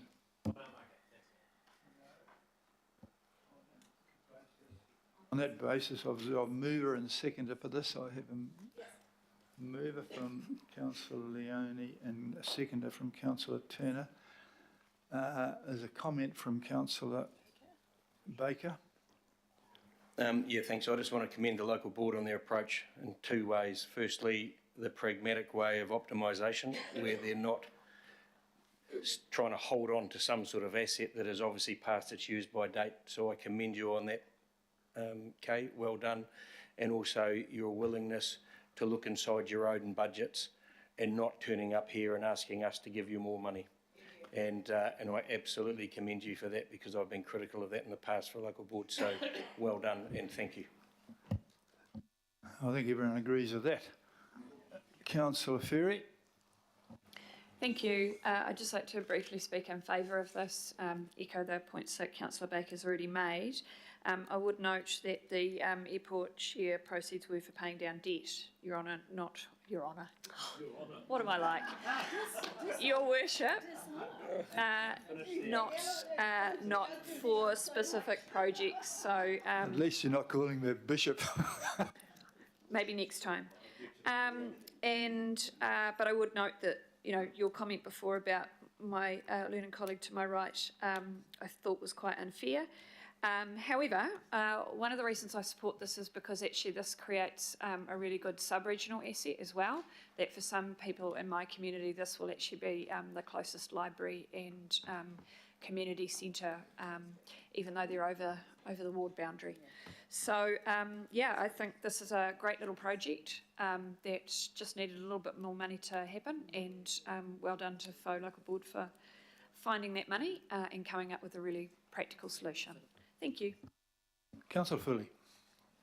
Kia ora, thank you, Chair, and I just want to tautoko the comments that have been made by Councillor Baker and Ferry, and also as coming from the local board space, I understand how difficult it can be for local boards when they're having to prioritise and reprioritise, and when you've got a specific aspiration, for example, the pool in this case, that you then have to rejig and reallocate from in order to achieve something else that is achievable. So I commend the local board for that, and I look forward to what looks like a wonderful build that will benefit not just that area, but as Councillor Ferry has said, it's more like a sub-regional type of community centre, and I'm sure that I'll be going there many times once it's built as well. Kia ora. Thank you. Thank you. Councillor Leone, then Councillor Filipaina. Look, again, of course, I just want to tautoko the, you know, this moving forward. I know that there's been a number of presentations, and again to UK and your leadership with the Faux Local Board, and looking outside the square for us to get this done. So huge mahi to the local board and the mahi that you've been doing, and all of the staff as well. So looking forward to getting this moving forward. Kia ora. Councillor Filipaina, please. Thank you, Chair. Three things I just want to say, and it's from the PowerPoint presentation from Kay. One of them is that it can progress with minimal delays and cost escalations. Second one, Eke Panuku's public groundworks can proceed integrated with the centre. The last comment for me, and I tautoko what's been said by everybody around that, is council's reputation is maintained with the community in mana whenua. So congratulations to the staff that ended up presenting on this, because it also warmed my heart with some of the comments that you have made in regards to why this needs to carry on. So kei to you, ngā mihi ki a koe, to our staff, ngā mihi ki a koutou katoa. Thank you, Chair.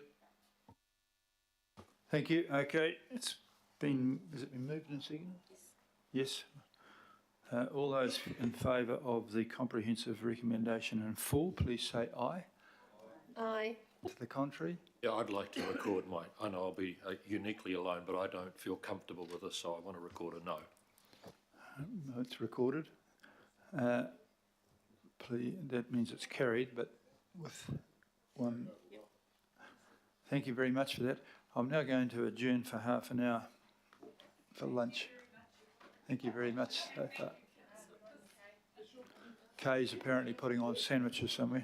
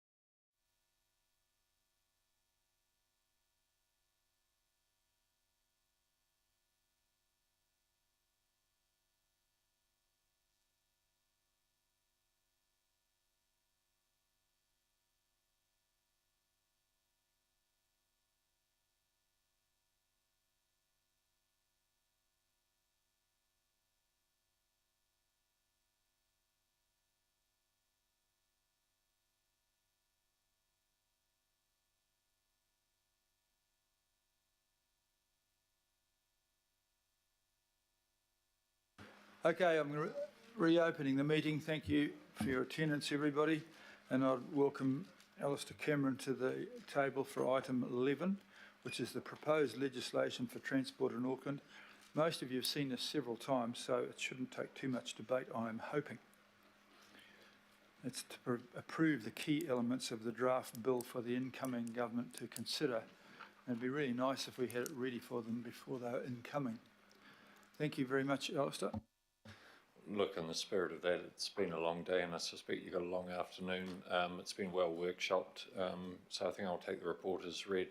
I think the only thing I'd add is that we did a session with the local boards on Friday and ran local board members through what was proposed, and there were no issues identified. In fact, some support was expressed during that meeting. So that's perhaps all I would say, and happy to take questions. Well, there's none, so that's bloody good. So we'll move. I'll move it, and Lotte will second it, and we'll move it quickly. This might be a world record for something that's common sense. All those in favour, please say aye. Aye. Contrary, carried. Oh my goodness. There's a vague chance I'll get dinner.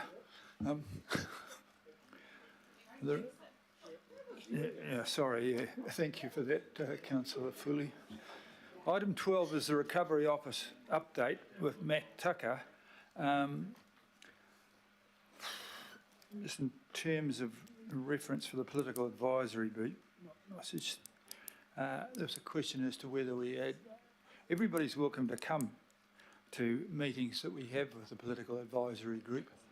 They're often at odd hours, like 8 o'clock this morning, but you're all welcome to come rather than a massive change. But and we did hear from those three groups this morning pretty much what the political advisory group is actually discussing, and it's been pretty helpful. So Matt, just bring us up to date with Linda Greenley. Thanks, Mr. Mayor. Can I introduce to my left Linda Greenhalgh? Many of you will know her already. Linda sits in the recovery leadership team along with Mace and 3 or 4 others and leads our community and social recovery work. So she's obviously here with me today. Like the previous presentation, I'm going to take the report as read and not go through it stage by stage, other than to come back and draw your attention to the one decision that we've asked you to make, which the Mayor has just prefaced around the political advisory group. Broadly, where we're at the moment in terms of the Recovery Office kind of sits in 3 categories. That's a terrible choice of words. 3 areas. We've a considerable amount of site investigations going on at the moment, home investigations specifically. So we literally have dozens of flooding and geotechnical engineers around Auckland visiting homes day in, day out. So that's a considerable effort for us at the moment. We are doing a considerable amount of policy, process and funding work. So whilst we've landed the broad outline of the agreement with the Crown, there's now a whole bunch of detail that sits underneath that agreement which needs to be worked through and bottomed out and agreed so that the agreement, the formal final agreement, can be signed. So there's a considerable effort there. And last but not least, community, our work in the community has ramped up considerably over the last month or so. I was just going to ask Linda to talk to that briefly. Kia ora everyone, nice to be here. Yes, it's excellent to be able to come and report that we really have been able to increase resourcing within the Recovery Office, which is increasing our presence both in community and the work that we're doing with individuals in whānau. So we now have 5 recovery liaisons that are covering the entirety of the region. We have 3 who have started and 2 have been appointed and starting in the coming weeks. The focus of those liaison roles is really to make sure we understand what's happening in those communities and to ensure there's effective communication channels in place and that the Recovery Office has visibility of emerging needs and opportunities in those communities. And I'm even more delighted to confirm that as of last week, we have 15 navigators within the Recovery Office. So this is a model that's commonly used post-disaster here in Aotearoa and elsewhere. The core purpose really of the navigator is to walk alongside whānau who have been impacted. They've kind of got a dual focus on helping them understand what's happening in terms of internal council and government processes and where they're at with that. But also linking them in with services and support in the community. And, you know, I think the kōrero from our amazing residents this morning really talks to one of the fundamental roles that those navigators will play, which is really helping people to come to terms with their new reality and helping them work through options and make a plan for their recoveries. We received confirmation last week that MSD has agreed to fund a further 20 roles, and the intention there is that those will be NGO community-based roles that will deliver the service alongside us.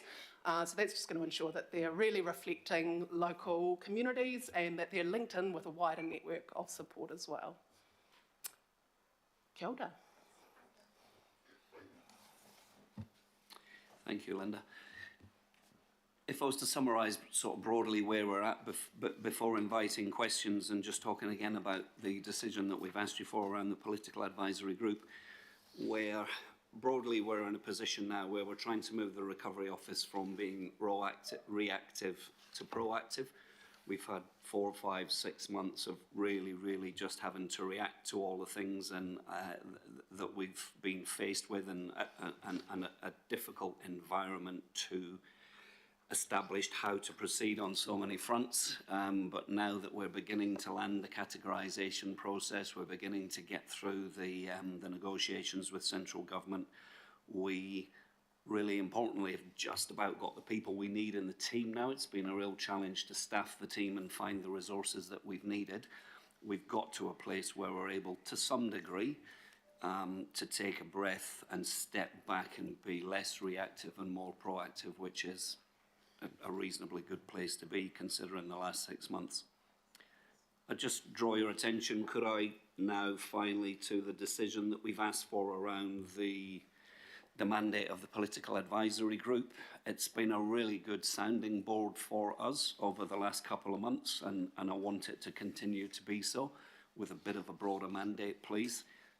Things are still fast moving and we need sort of relatively quick, regular political insights into some of the things that we're facing, and that group's been really good for that, so I would recommend an agreement of that particular question, please. Thank you.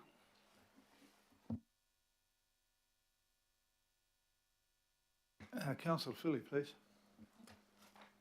Kia ora. Thank you, Chair, and thank you both for your presentation, and it was really good to hear from our communities today, talk about how well you've been engaging with them out there, and really appreciate the hard work you've put in since you were set up.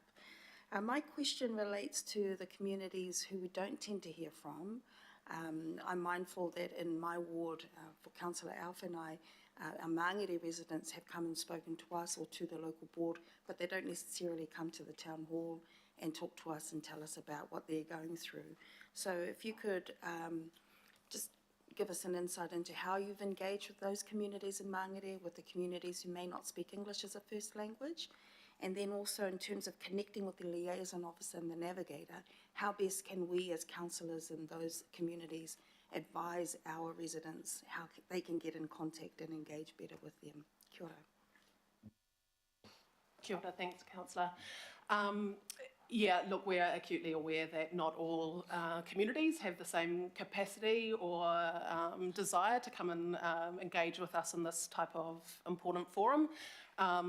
we have identified that Māngere absolutely is a priority. I see that the Deputy Mayor was on Instagram with that quote this week as well, so it's out there, which is really fantastic. In practical terms, what we've been doing over the last few months is we've had staff who have been dedicated to the Māngere Whavona area. So we've had Elinor Moy Silimati and Matt Liala working as staff members for the Recovery Office alongside their BAU roles.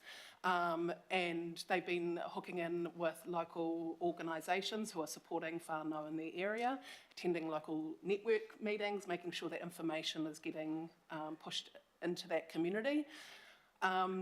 And I'm very pleased to report that we're in the process of signing off on a role that is going to be dedicated to Māngere in addition to the liaison role. So that wasn't in the report, aroha mai, but we've identified 3 priority areas for community and social recovery. One is Māngere, the other is Roskill, and the third is Henderson Ranui.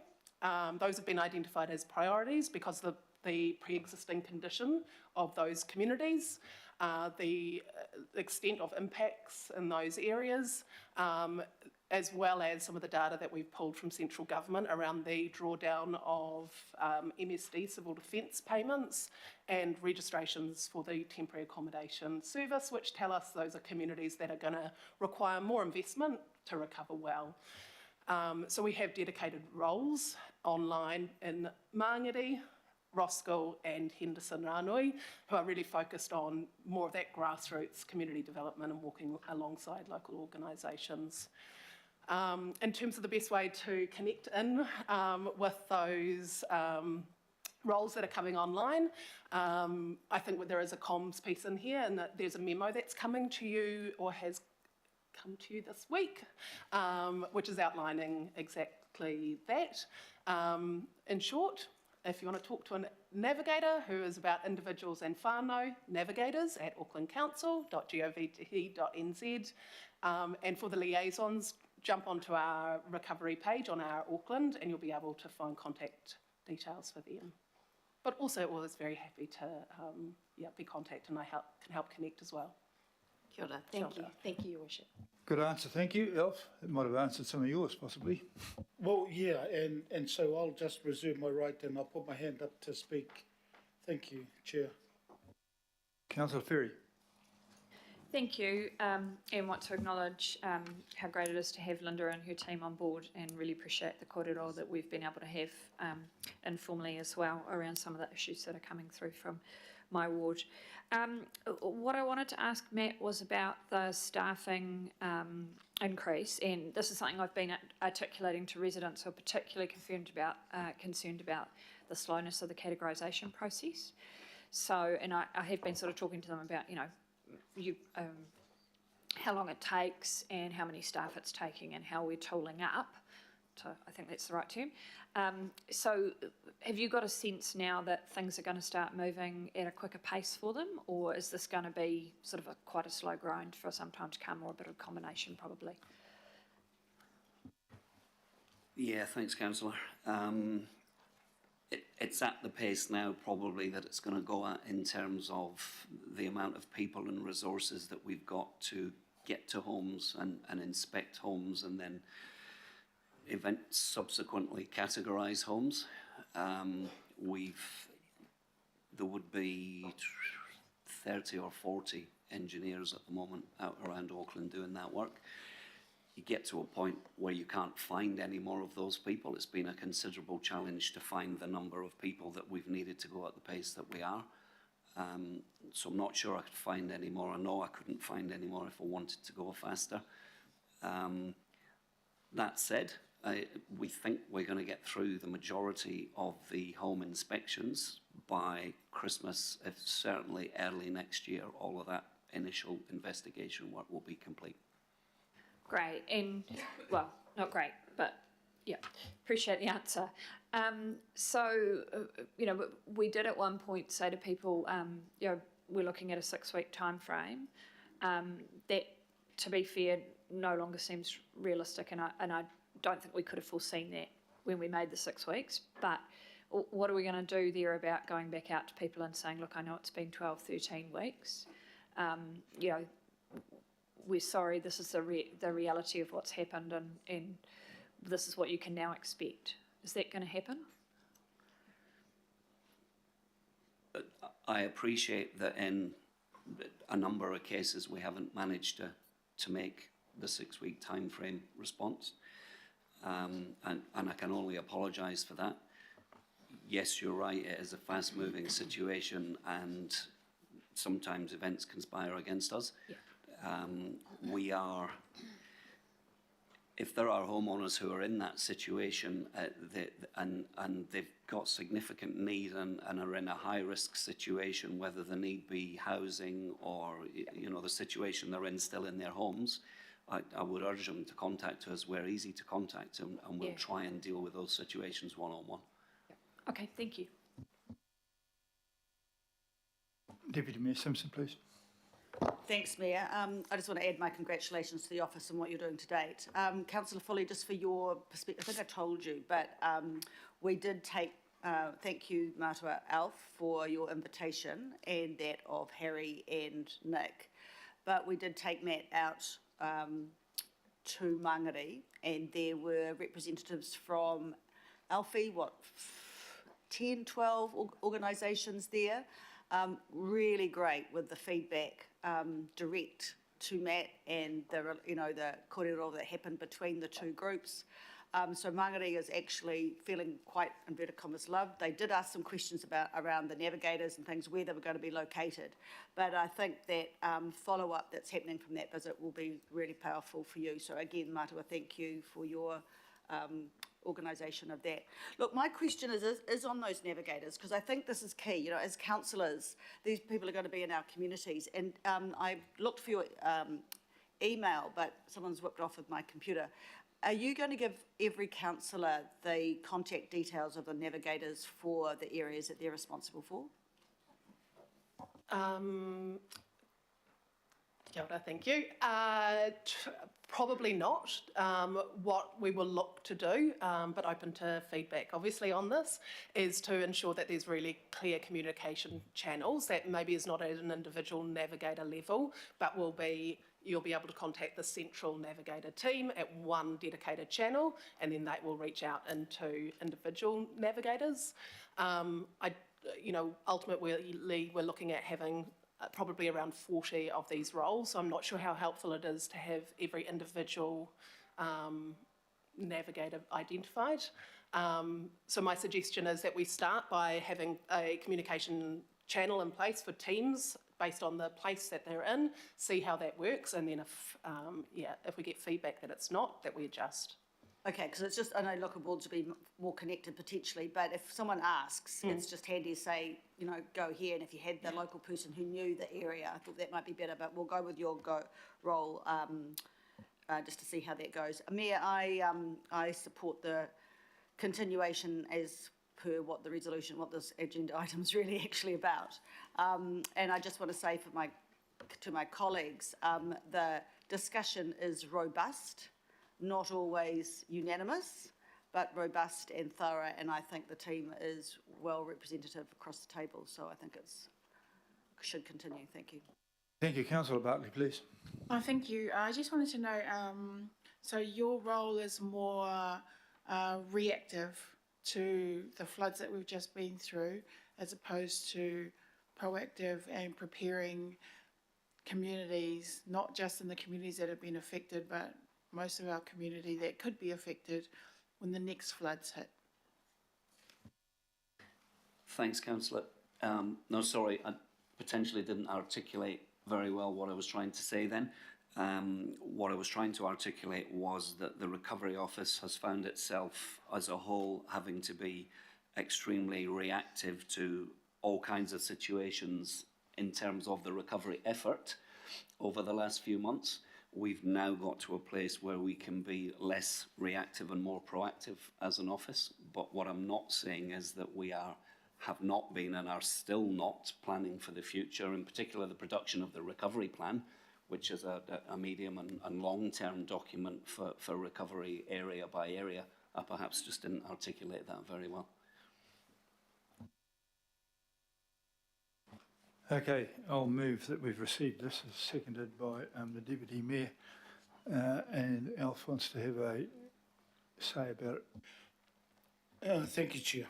And this is not a criticism, and I know we're in the speaking part, so I'm not aiming my comments to you both. But firstly, I just want to acknowledge Desley for you and the team coming out on Monday. And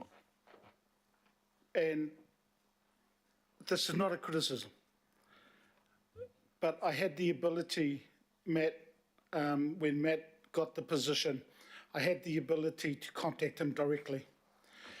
Because rightly so, the focus was on North Auckland, Central and West Auckland.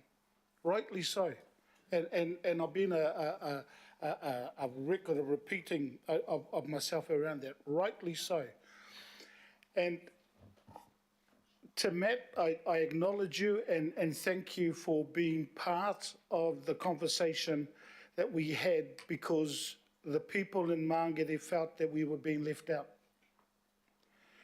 But Matt, you ended up bridging that gap up until we ended up getting more staff to come on board to do the recovery. We have, since February, getting a lot of our community saying that why have we been left out? I have always said to them, and same with Lotu and same with the local board, Māngere o Tāhuhu, you haven't been because we've been contacting Matt, we've been contacting Craig, and I just want to acknowledge Craig at the back of the room. So, Chair, that has changed significantly since that visit on Monday. That's why I wanted to acknowledge them. That has changed with that visit, because I then started getting calls from those community people that came to say what they needed to say, both myself and Nick, and look to put her apologies in for not attending on the Monday. But they then started to contact us and say, look, we felt heard and this is good. I want to make sure, moving forward from this, that we are not, and it's not forgotten, but we're not going to be an add-on. And Linda, at some stage, it'll be good to have a kōrero with you, one-on-one, and in person to see what we can do. My last comment, Chair, Mr. Mayor, is that I just want to make sure with the NGOs that end up getting across Tāmaki Makaurau, that the NGOs, that there is a consultative process with the local board and the elected members with those positions, because there are some community groups that jumped on board after the floods and the cyclone and said, we are the group that you should be contacting us because we are part of the community, we've been part of the community. They were telling council that, and we find out that they weren't. You know, that's why I just wanted to make sure that these NGO roles, that the local board and also the representatives across Tāmaki with these NGOs that are coming in, that we are spoken to and at least advised and consulted with. So definitely support this, Mr. Mayor, and again thank the team and you, Desley. Kia ora. Thank you for that, Councillor Filipina. Okay, all those in favour, please say aye. Aye. The contrary, carried. Thank you very much. We haven't left that yet, though, because our next one is about the Storm Recovery and Resilience consultation feedback.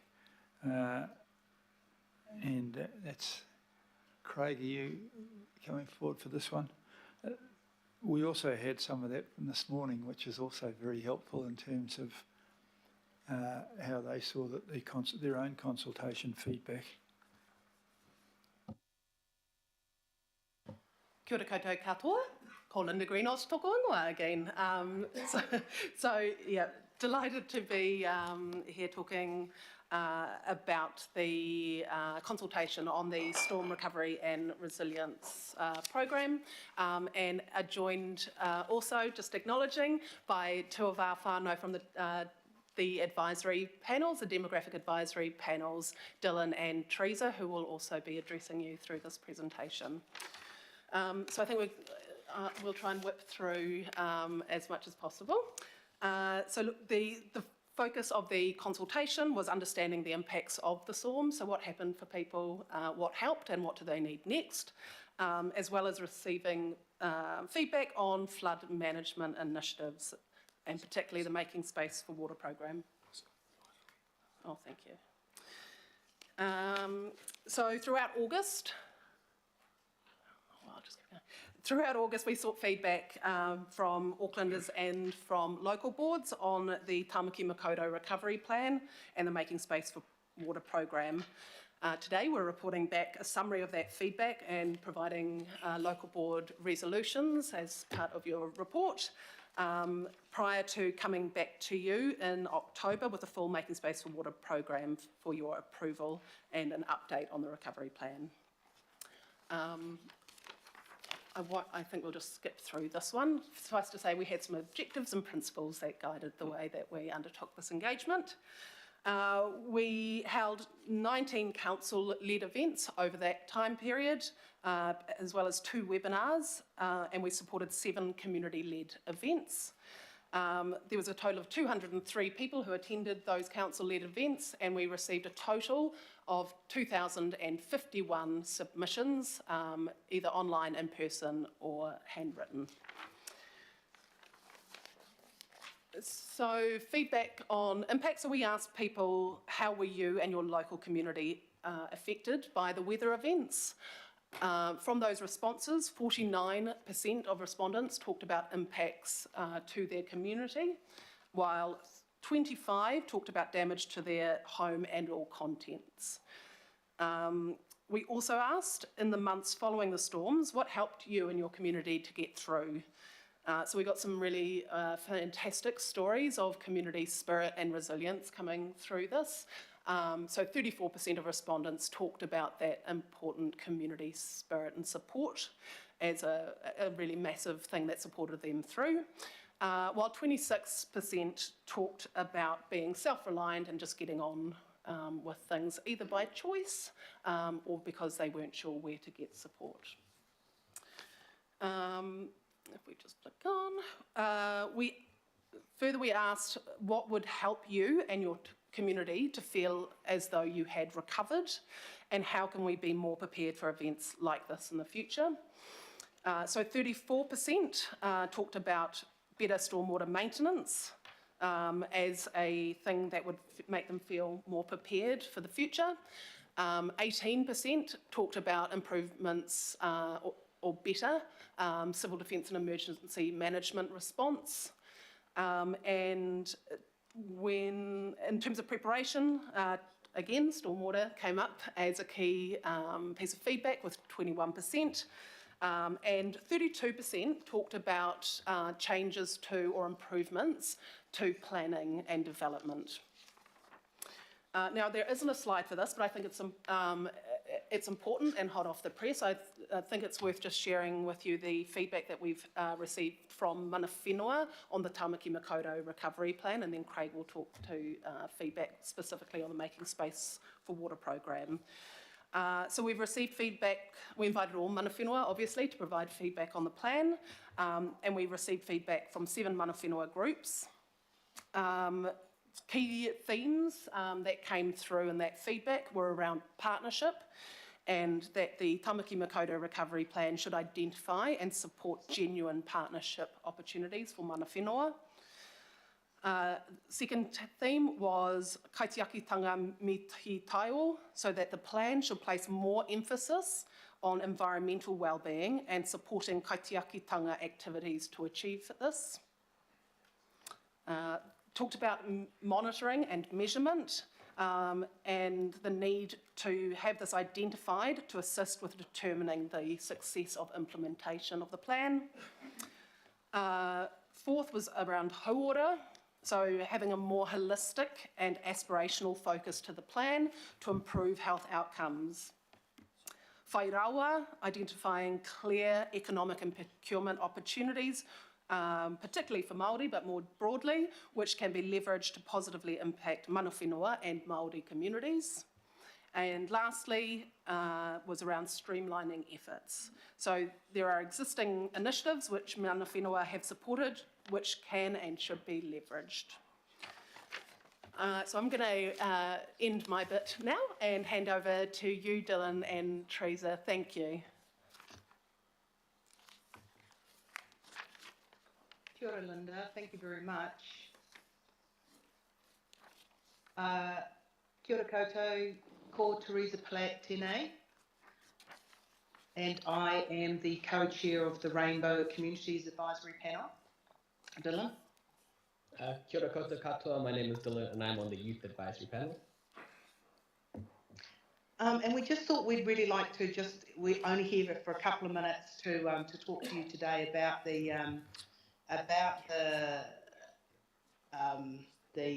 feedback report that we wrote and the actual presentations that we gave feedback on. And just to let you know that we did have 27 panel members come, and we covered all the spectrum: youth, seniors, rainbow, ethnic, disability and the Pacific peoples. And I can say that the room was just really, really teeming with enthusiastic people who really wanted to come together and provide help and provide advice, which is, as Councillor Alf was saying, what happened when the actual emergency happened. Now, Dylan and I are going to take you through this one one slide. I'm sorry, we've broken all the rules because we only have a couple of minutes, so we've shoved as much information in there as we possibly can. But Dylan, would you like to? Yeah, absolutely. So this cross-panel session was a great opportunity to have a kōrero with a range of different voices that were had on the ground, lived experience of those Auckland floods and Cyclone Gabrielle. And so these were some of the key themes that came out of those discussions. So firstly, beginning with partnering and community engagement is going to be a pivotal point going forward for us and Auckland Council. And so what this looks like is engaging, partnering and sharing with local communities, mana whenua, and those impacted by the recent disasters to support future emergency responses and the ongoing recovery. And so we had a range of Auckland Council staff as well as Auckland Emergency Management come and present to us. And we have a lot of faith and trust that you have the experts who know what they're doing, which is very reassuring to us. And so what we really want to see the next steps be is those council experts working with community leaders, as community leaders often have first access to their people and communities, and also a wider base to contact as well. And so that's going to be super helpful for the next time there's going to be a future emergency or for the ongoing recovery.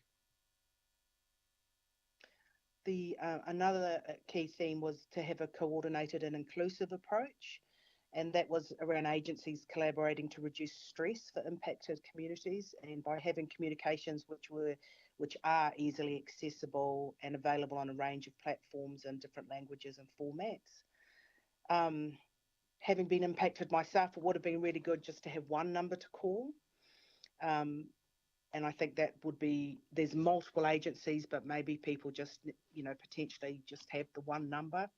And then surprised to me, different generations use different sources of information. I thought everybody just tuned into the TV, but no, youngsters use the TikTok or the Instagram. So those are really important components of what our communities felt was going forward to make sure that we incorporated those. So the next theme that arose as well was building capability. And so this is all about building local communities to prepare and respond to any future extreme events by providing emergency response training, ensuring understanding of civil defense procedures, and also how to respond in emergencies and disasters. And so often we all know what to do when there is an emergency, such as the fires, earthquakes, lockdowns, and a lot of these are taught in schools and workplaces already. And so now it's about providing resources to our communities and upskilling our people to be ready for these severe weather-related events. And so what to do in the case of another flood or another emergency event. And the last theme was around equitable recovery.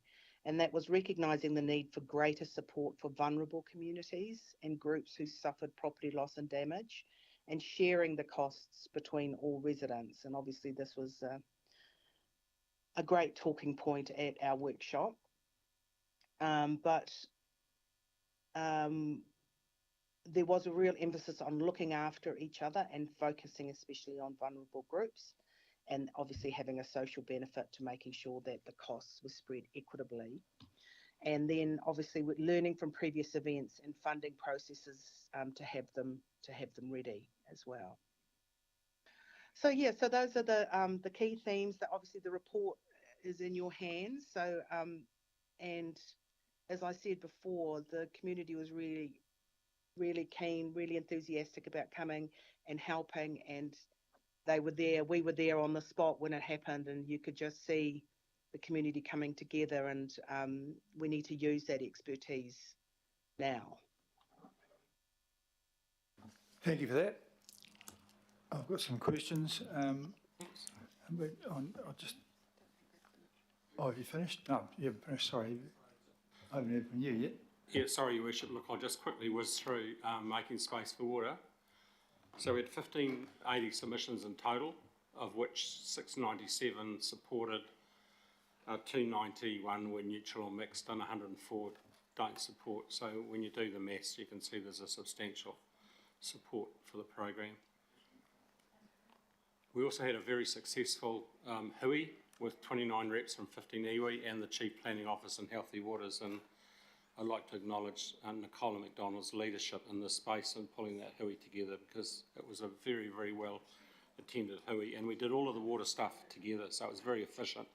Not only we talked about making space for water, we talked about water strategies and national policy statements of freshwater management and everything else that's happening in the water space. So it was a great opportunity to do it in an efficient manner.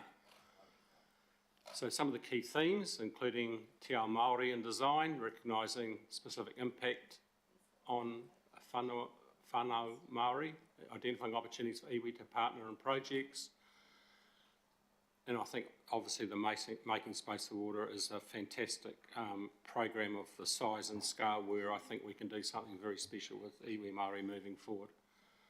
The resource of iwi to inform and support delivery, and obviously the mana whenua having their kaitiaki kitanga obligations to support the environment and the community. We also presented to all of the local boards and had a great reception from the local boards, and the key themes there are seeking diverse funding streams, balancing community and infrastructure solutions, local knowledge and networks to identify solutions, better managed development that impacts stormwater in the flood risk areas, and that local boards can support consistent, accessible and timely comms during and after event. Because there's no doubt about it in my mind, for this program to be successful, we want it to be locally led, not led from the centre, led from the local communities who know their communities best. So I think, as Linda already pointed out, we've got a couple of big things coming up. The funding decision on the 6th of October, and then the big one for us, which is the reporting back on the whole program on the 26th of October. And I think on that date there's going to be an update on the Tamaki Makaurau recovery plan as well. Kia ora from me, and we're happy to answer any questions.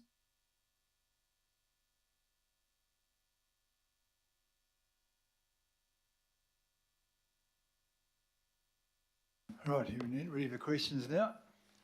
Okay, I've got Councillor Turner and then three more. Four. Sorry, yep. I just wanted to make sure I take every opportunity that we have seen that those on that slide, the first one with the people supporting stormwater, that was divided into two. If you go back a bit more, next, keep going. I just wanted to make sure that it was noticed, that it was noticed that 55% of the people are there. 34 and 21, 55% of the people are talking about the stormwater problems I keep hammering on about. Just make sure you've acknowledged that. Thank you. Is that plus? I mean, a lot of the ones improve the stormwater would want better stormwater maintenance, so that you can't, I'm not sure if you can add that, but I get your point.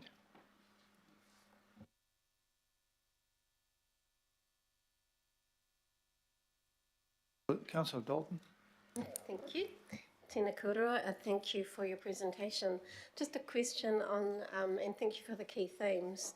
I looked at the statistics from the survey and there was 60% of people weren't affected by the flooding. And I wondered if there was commentary in there around them being concerned about what happens when it rains in their area, because it didn't rain in their area in the beginning of the year. And when I look at the statistics again, we have 73% European responses. We have 1% Māori and less than 1% Cook Island and Tongan. And we also have, on the next page, 1% for the South Auckland board areas returning. So there's still a big voice that we're not hearing from, and that will absolutely need to be protected when it rains in the south. Was there commentary, even though there wasn't a lot of commentary coming through from the south, around the theme of what happens when it rains in our place? Because there might be a perception there's a lot of attention going into recovery, as there should be, but what happens when the rain comes? Kia ora, thank you, Councillor. Yeah, look, I think it was really clear, particularly in in-person engagement events, that was something that there was high levels of anxiety about, and we're seeing that both in our day-to-day interactions with people as well as through this consultation. I guess when we're considering this feedback, and I guess we will be asking you to do the same when we come to you with the Tamaki Makaurau Recovery Plan and the Making Space for Water program, is that those people who really have been directly impacted, it's not reasonable to expect necessarily that they're going to engage in these types of consultation engagements. They've got enough on their plates just trying to manage their day-to-day lives and figure out what they're doing with their livelihoods and families and homes. So I guess that's where we really need to be thinking about how we get more stories from them, but also just use existing evidence and research from previous events, which helps us understand what the impacts are on those communities. So perhaps if I could just follow up with Craig, the work to be undertaken, if it hasn't already, around making space for water in those areas in the south that are affected and will be affected, and also the stormwater maintenance. Yeah, I can give you a categorical assurance that we're actually really focusing on those areas as one of our first priorities. We obviously have the opportunity by working closely with Kāinga Ora as well, who in many cases are involved in a lot of the ownership of the land. It makes it, because one of the challenges we've got in some of the other areas is we're still working through the whole risk assessment for the properties. But particularly in Māngere, for example, we were dealing predominantly with Kāinga Ora owned properties. And so that's happening right now, right here. We're into quite detailed planning with them around those areas. Which is, at least it's a good start. We've got an awful lot more to do, but that's most definitely one of our key focus areas. Kia ora. Thank you. Thank you for that. We've got an awful lot more to do today too, so can we keep them fairly brief rather than patting each other on the back? Questions, please. Councillor Bartley. I was going to pat them on the back. I really appreciate Craig and the team there, because whenever there's a major rainfall, the communities get so anxious about drains and that the drains are blocked. So I really appreciate your quick responses to clear the drains, especially in the areas where we end up having cars flooding on the road. My experience was what people needed. Well, people needed information to know when to leave the house when the water is rising in your place, that nobody is going to come and rescue them, and that food was a major issue that people needed, and clothing, because they would turn up with the wet clothes that they had when they escaped their homes, and shelter. So is that picked up anywhere in here, noting the demographics of who fed back into the survey? Kia ora, councillor. Yeah, it is in the report and I'm quickly trying to find it. So excuse me, I won't give you the exact percentage because I haven't. But we certainly did see in the analysis of the consultation feedback that for Pacifica specifically, information about what to do and how to access support during and after an event was the key issue, and significantly more than other population groups. So that we went out, and apologies, I didn't explain this in the initial presentation. We intentionally aligned this consultation with the Civil Defence and an Emergency and Management Group Plan because we knew that people wanted to talk about both what happened at the time and the improvements for future responses, as well as what the recovery looked like. So any feedback that relates to what happened during the event, improvements to that, is being picked up as part of the Civil Defence and Emergency Management Group Plan, and we're working really closely with them.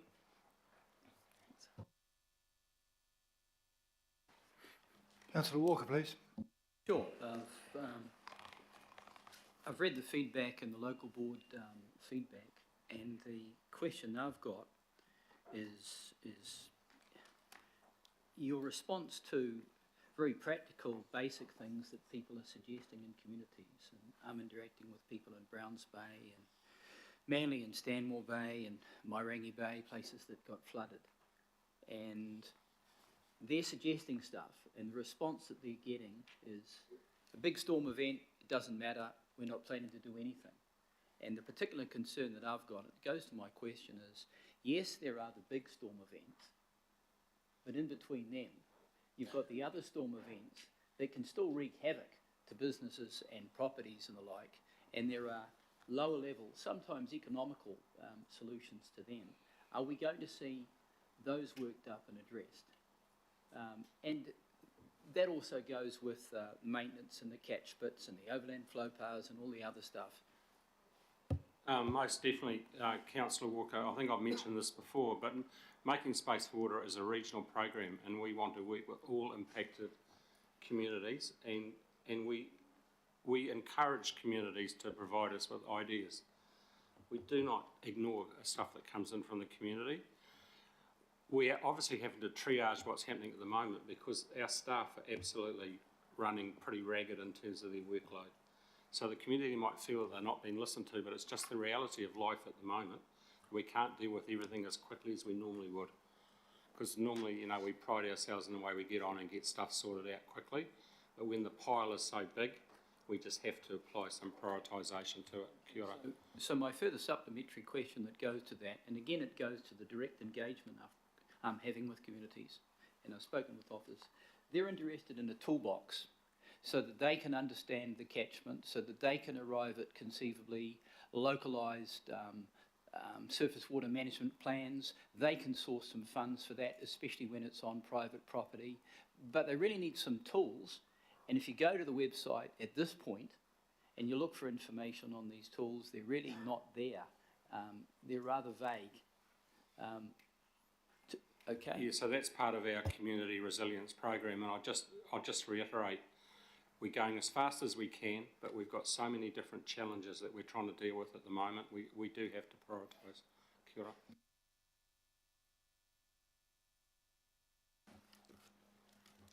Thank you, Councillor Ferry.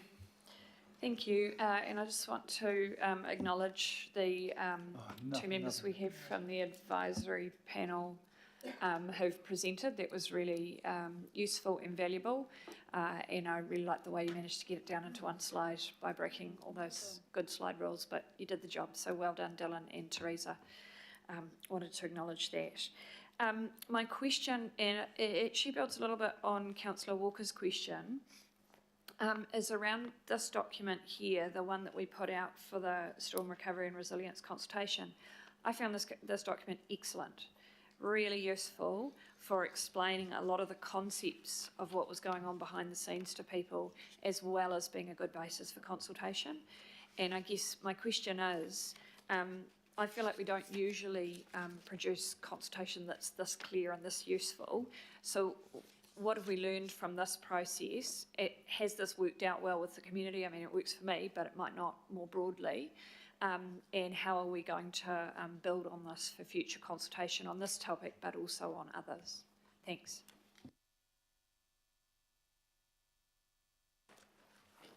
I think that question is best referred on to our consultation engagement team within council, because behind the scenes there's been this fantastic team that helped us put that quality material together. I don't claim to be an expert in this space, so they were the ones that really took the leadership in this space. So I think if we referred your question through to them, Councillor Ferry, they could provide us with some good feedback. That's great, thank you. Thank you for that. Councillor Henderson, please. Kia ora, thank you. Better stormwater maintenance is going to be hard to implement in practice, right? Bloody hard, because it's very expensive. Have there been any ideas on how to control costs so that we can do more?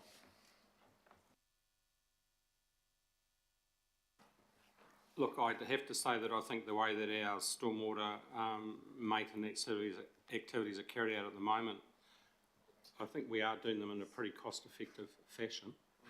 But the reality is, as you say, in order to achieve better outcomes, unfortunately, the one thing that we need more of is dollars. Yeah. And that's the harsh reality. I don't think we can be, happy to be challenged around our efficiency, but I think we do pretty well at the moment. But we literally need more resources if we're going to do more work, and that comes at a cost. Kia ora. Good question. I noticed a 34% better stormwater maintenance figure there. A bit of education is part of this as well. I know that Carry, the people all blamed it on stormwater maintenance, but the road was below the slips. The slips happened way up the top, and it was largely due to the geology plus the on-site effluent disposal. So nobody wants to accept any personal responsibility. They want to blame the maintenance. And the other thing is that if you've got a drain that's your storm and that serves solely your driveway, you're actually allowed to clean it out yourself. Next question, Councillor Hill. Thank you, and thank you to all the work that's been done, but also councillors and local board members who've been giving us a lot of feedback on their areas through this. I guess one question for me, and it's between Recovery Office, planning, Healthy Waters, everyone. How do we tie, at what point do we help tie all this together? Because I know through PEP we're doing a bunch of stuff on hazards that may affect what you're doing. There'll be the changes with making space for water, there'll be recovery stuff. How do we, I think people are getting kind of confused at how it all fits together, and that'll be people on the periphery, people not directly affected, because I know we are directly connected to a lot of affected people, but broader than that, how are we going to get all those pieces together? Kia ora, thanks, Councillor. Yes, look, we're certainly seeing that the scale and the complexity of this is hard for people to understand. And what we're working on at the moment, the Tāmaki Makaurau Recovery Plan, I think we're seeing that as the opportunity to make all of those connections. So it won't be the Recovery Office work program necessarily, it will be the thing that brings together all of the efforts that are being undertaken that support recovery for the future. So you can expect when we report back to you next that you will start to see those strands coming together. Good answer. Councillor Sayers. Yeah, thank you. My question is around capacity. I heard you mentioning how you're working as hard as you can and you need to prioritise, and also your comment about if you had more money, you could get more done. So just I don't want to make any assumptions, but if you had it, is the capacity in the marketplace for your contractors to deliver further? In other words, are there any risks around capacity that we need to be made aware of or not? Look, I think if we had more money, we would obviously need to accept the fact that the contractors would need to gear up. But if they know that we enter it, typically our maintenance contracts are 4+4. So if they know they've got the surety of work over a longer period of time, they can invest in the equipment and the staff resources to deliver on those outcomes. So I think it is around the way that we end up structuring our contracts to give them that market surety. I think there is the willingness and the ability to deliver more, but I can tell you right now, and it's come up before, we've run out of water engineers. We literally don't have any more, and that does create some constraints because a lot of my staff at the moment are involved in doing the assessments on the individual properties, and that's a very demanding job and takes a lot of our resource out of normal BAU. So we're stretched pretty thin at the moment, but unfortunately there aren't the people. Very difficult recruiting staff into this area at the moment. They just don't exist. And it's a much longer, the country's got a much bigger challenge around just how it grows its professional services in these areas, and we need to get right back into the primary schools and the intermediate schools to start to get kids excited about these opportunities. That's where it starts. Kia ora. Good response, thank you. Councillor Filipaina. Thank you, Chair. Like everybody else here, Craig, thank you, and in particular pass it on to Doug Pittini, please, in regards to all the work that he's doing. My question is, have there been any consultation with other TLAs, district councils, in regards to the situation? For example, Gizzy, for example, Hawke's Bay, and others, in regards to where we're at. I think, you know, we can learn of each other, so that's the pātai, and tēnā korua. Kia ora, Councillor. Yes, I can confirm that there's lots of conversations happening with other impacted TLAs.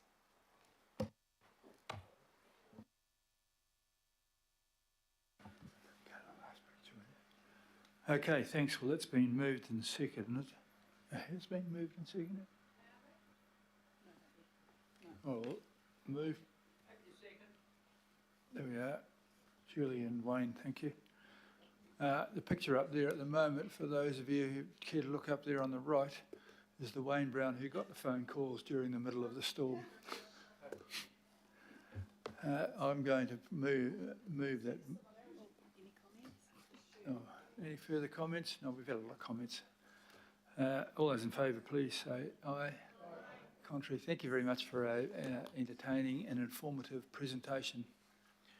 And I welcome, the next item is a very quick one. My mayor's trip overseas, which we can just receive. Some of you. Eh?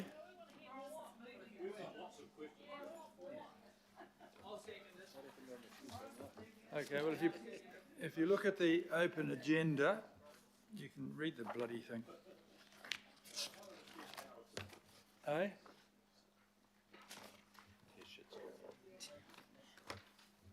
Any questions then? Councillor Walker.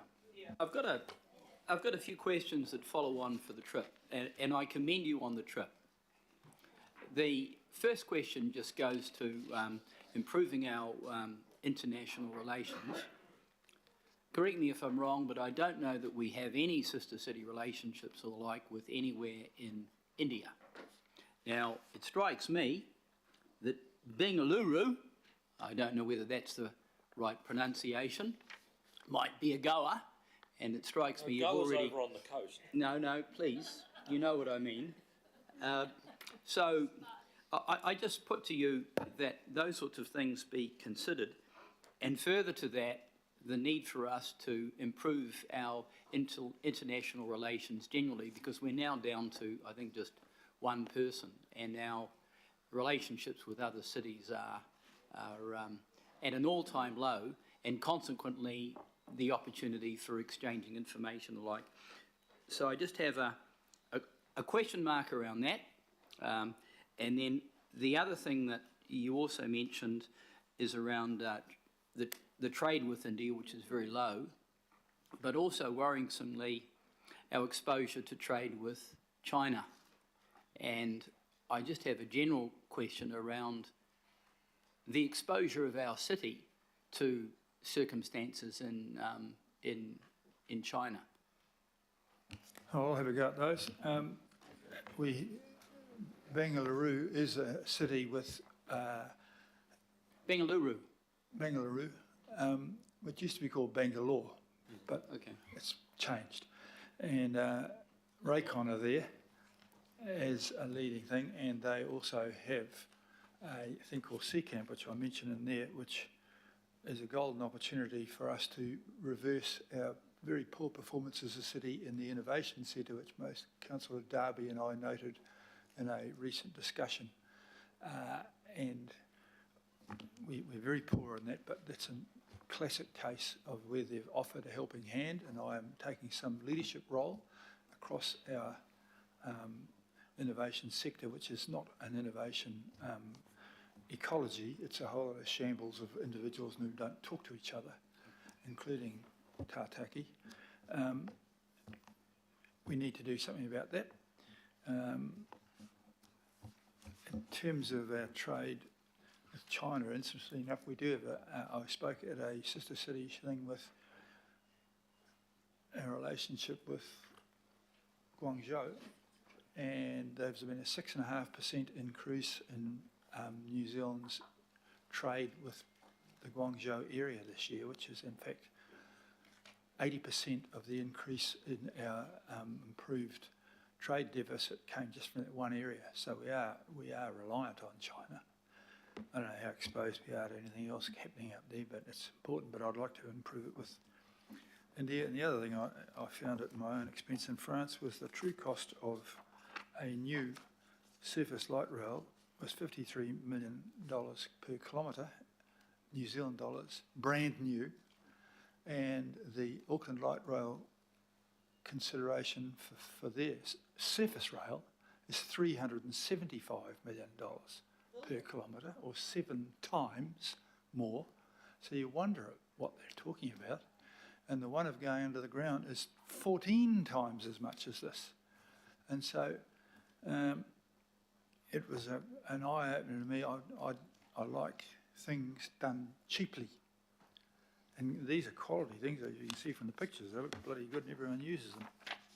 But that's enough. If you want to have more of it, you can buy me a beer in the meantime. Hey? Can I speak? Yes, please do. Morris isn't going to be happy with me for prolonging this. I wanted to say, if I might, that I would welcome us having a conversation about this space.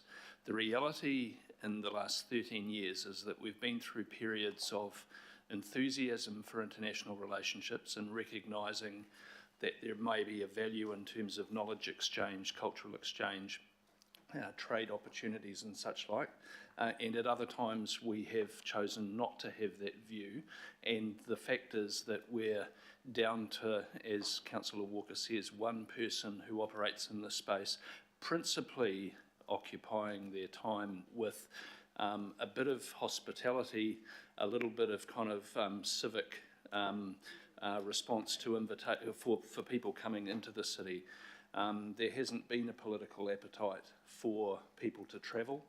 I understand the political sensitivity of that, but we are New Zealand's leading city, and I think it's important that we have a conversation about what that translates into in terms of our support for the space, and that frankly we provide a bit of cover for elected members who carry the torch into this space with overseas travel and suffer some criticism invariably for the expenditure related to it. So perhaps not a full answer, but I would welcome an opportunity to discuss this, because you cannot sustain meaningful relationships by being in one year and out the next.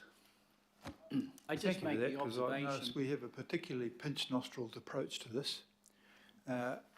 You kindly funded my trip to India, but had I just gone there, I didn't get a trip. I had to fund myself back, which is pretty chiselling, actually.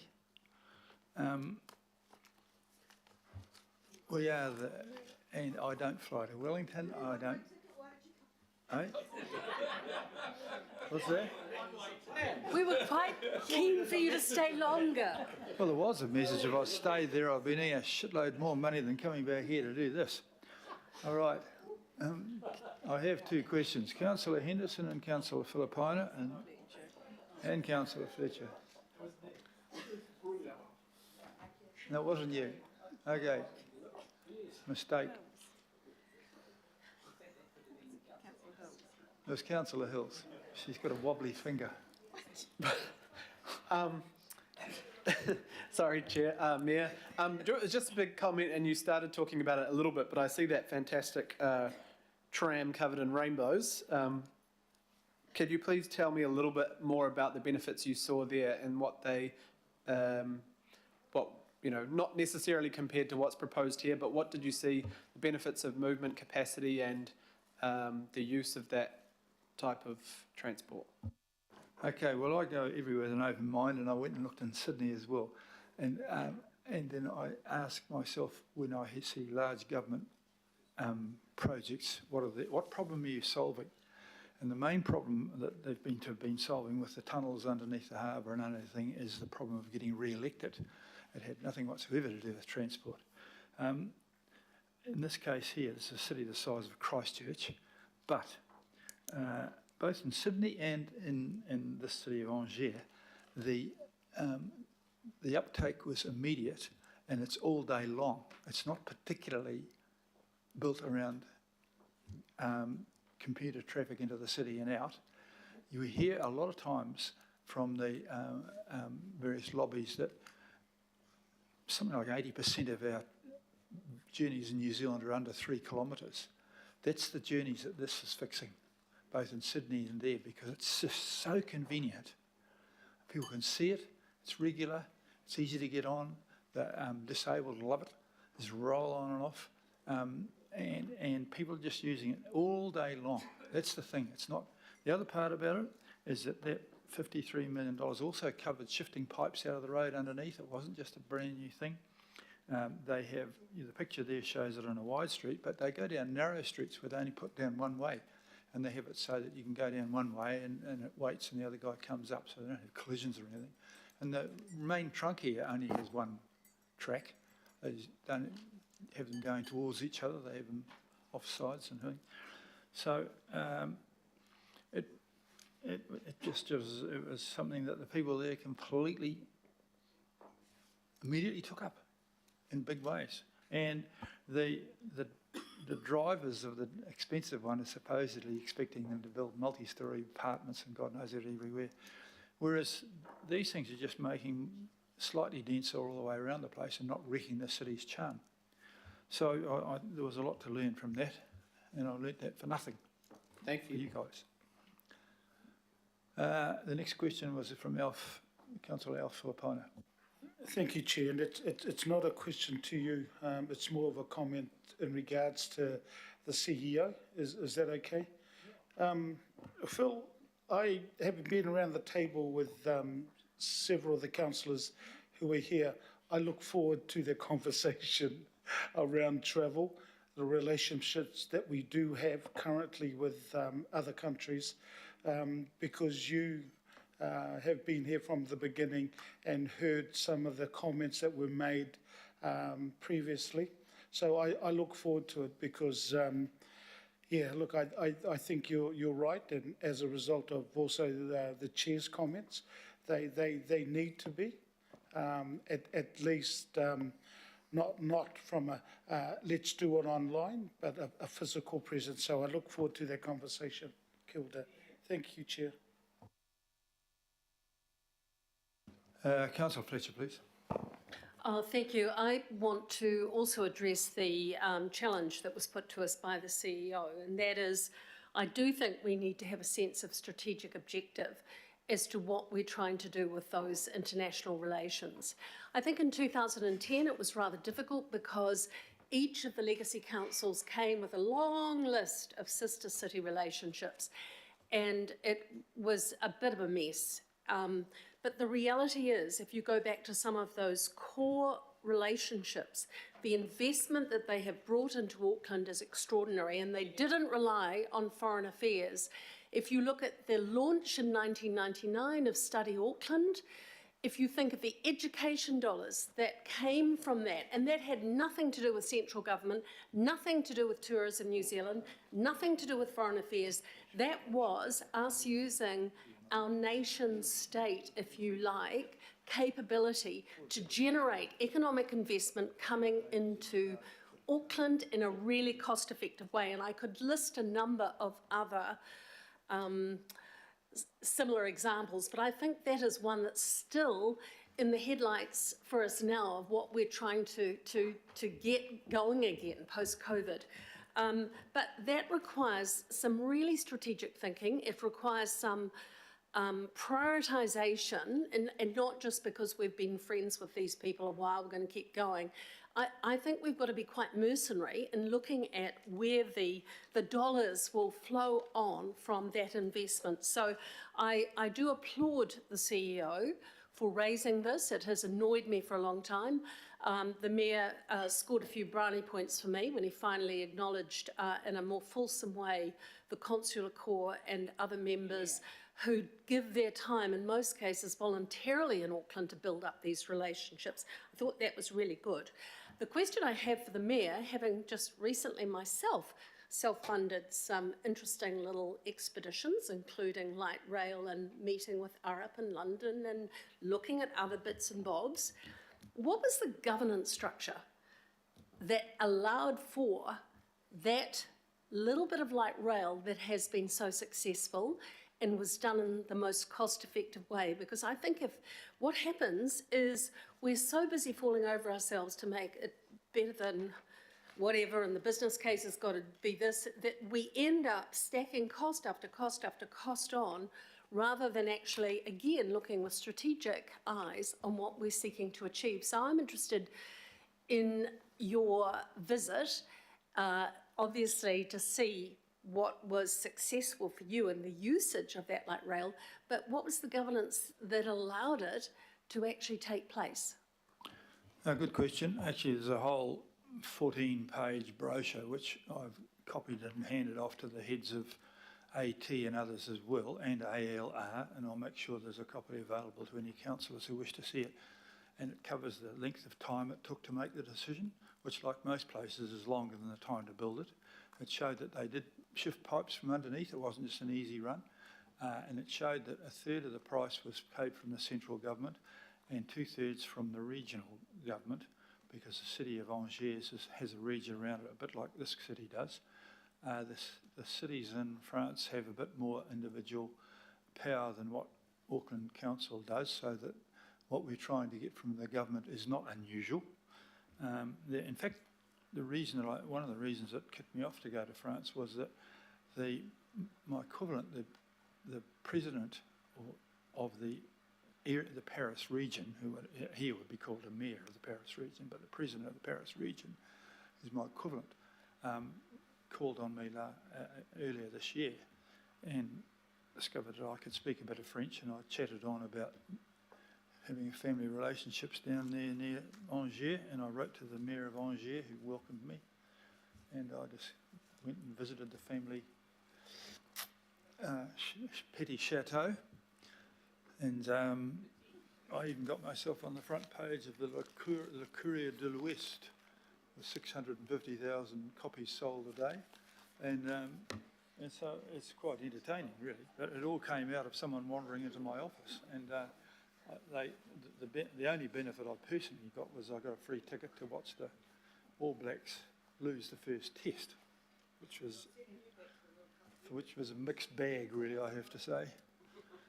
And that's it. Let's get on with things that are more important. So, Your Thank you all the Worship, same. do you have an appetite for picking up the challenge that the CEO has given us, that we actually give that consideration in terms of going forward? I'm not saying we do it or not. No, I think it's a discussion that the council should make. I didn't want to make that myself, because everyone says, oh, gee, you're trying to get free trips, but I'm certainly not doing that at all. In fact, I more than covered most of the cost of that. But I think that the CEO is right to do that, and I think that perhaps councillors could just let him quietly know their views on this rather than a public debate. And then if it's positive, we'll have a public debate. But we live in such chiselling times. Thanks. And I'm well aware of how bad it would look if I actually got a free lunch one day somewhere. So I will actually take the risk of receiving my report.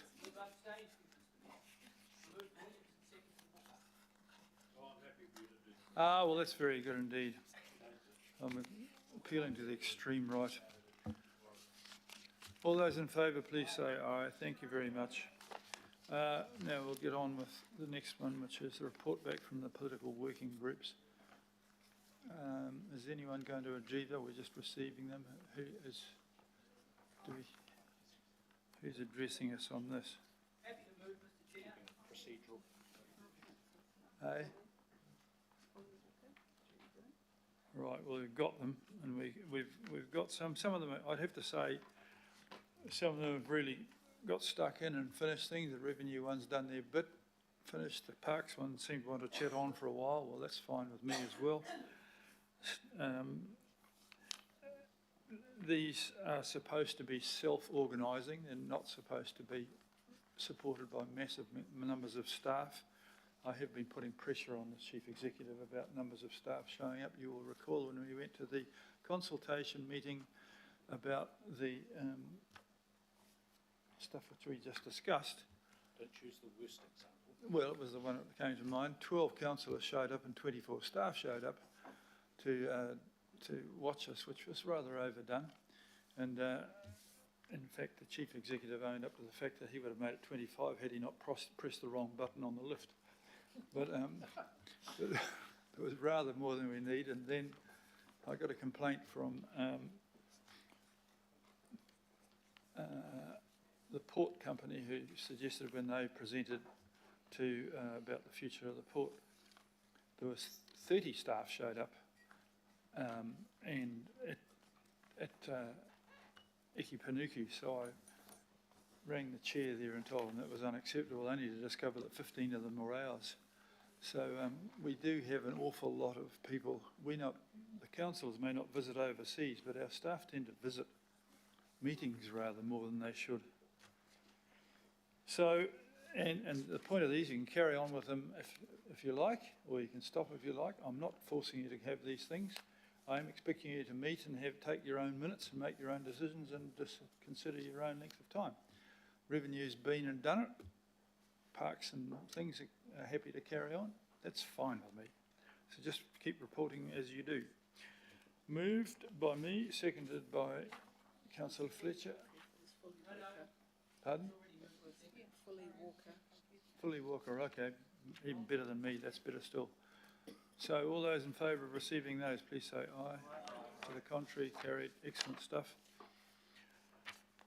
The next two reports are open process reports relating to the confidential section, unless I've missed something or other. You've got to do 16. Oh, the summary of governing body. Councillor Walker, I'm sure you won't have missed a perfect record of knocking these ones into the touch. Oh, question. Yes. I want to know what the letter that you responded to Megan Woods said, because we've got the letter from Megan Woods on Kāinga Ora, but we haven't had your response back to it. Well, she said she was stopping it. So Yes, I just wondered how you acknowledged it. That's the end of it. She stopped it. It was achieved everything I wanted. It was we sent it out as far as I can remember. We sent out the response. I think it was on. Her acknowledgement of her letter, because she was saying that she'd delay it once things in November.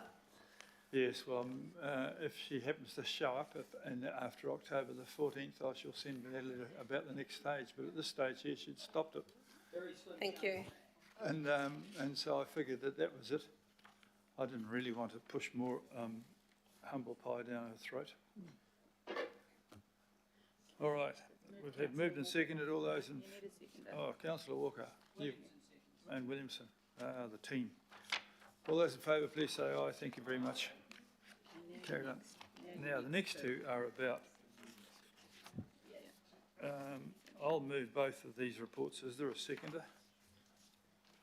Councillor Walker, you're very busy. You'll have a sore arm shortly.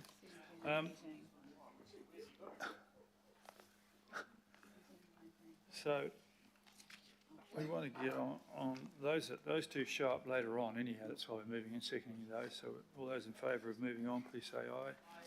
The contrary, carried. Now, the acting chief executive and the group chief financial officer updates need to be heard and addressed. So I'll ask Phil and Mr. Grantfield, if he's here, to take the stand. He most certainly is. I'll start. Kia ora koutou, and thanks for your time on this item. As you've just noted, you've got a comprehensive report and a presentation coming later in the agenda on FY23. So, and given, as you're well familiar with by now, the NZX disclosure things, we'll just keep this part of the discourse on organisation performance at a pretty high level, and I'll contain my enthusiasm accordingly. Maybe suffice to say that in this public section, that given the circumstances and what we've been through in recent years, the overall performance is quite pleasing. I'll leave it at that very high level comment. Specifically, in terms of the challenges in front of the organisation, we've hit savings targets in FY23. We've either solved for or have concrete plans for the savings challenges with us in this current year.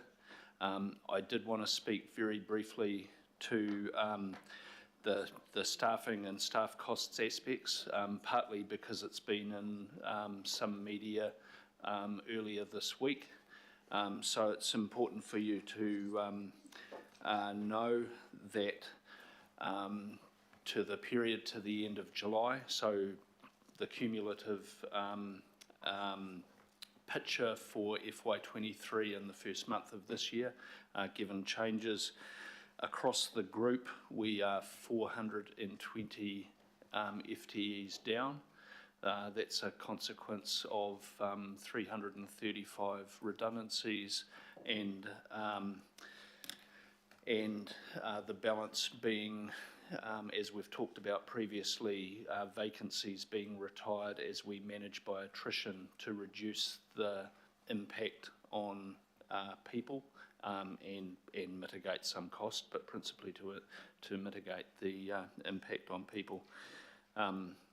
You know, for anyone who's listening online who's been part of that challenging situation, I would just say, you know, thank you for your service and your understanding of that difficult situation.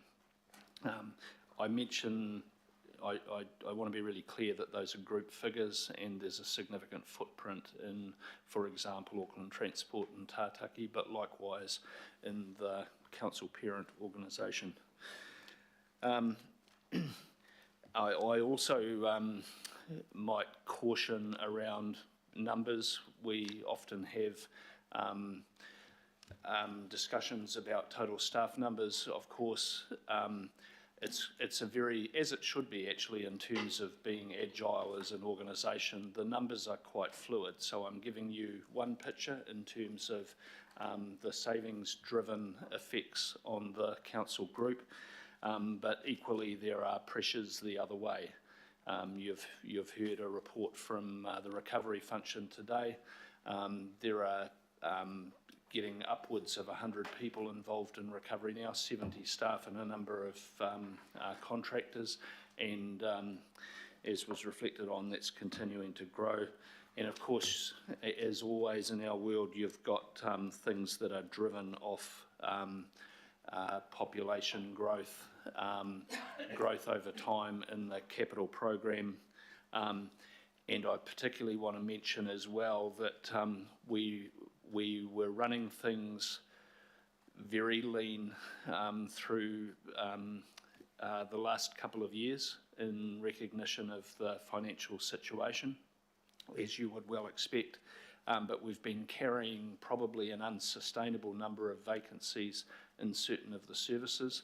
If Claudia was sitting here, she's still at the back of the room. Yes, she is.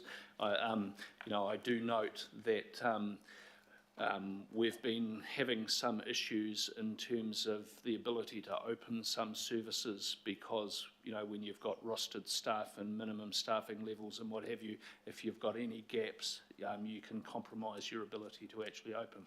So we've got to address that, and there'll be a pressure to kind of fix some of that situation going forward. And there are some other pressures we traversed last month, and I know it was a feature of some of the discussions yesterday as we did the scene setting around LTP. We've got some pressures that, frankly, I'm going to have to support us addressing in terms of animal management, dog, animal control officer numbers and such like, because of the significant growth in that space.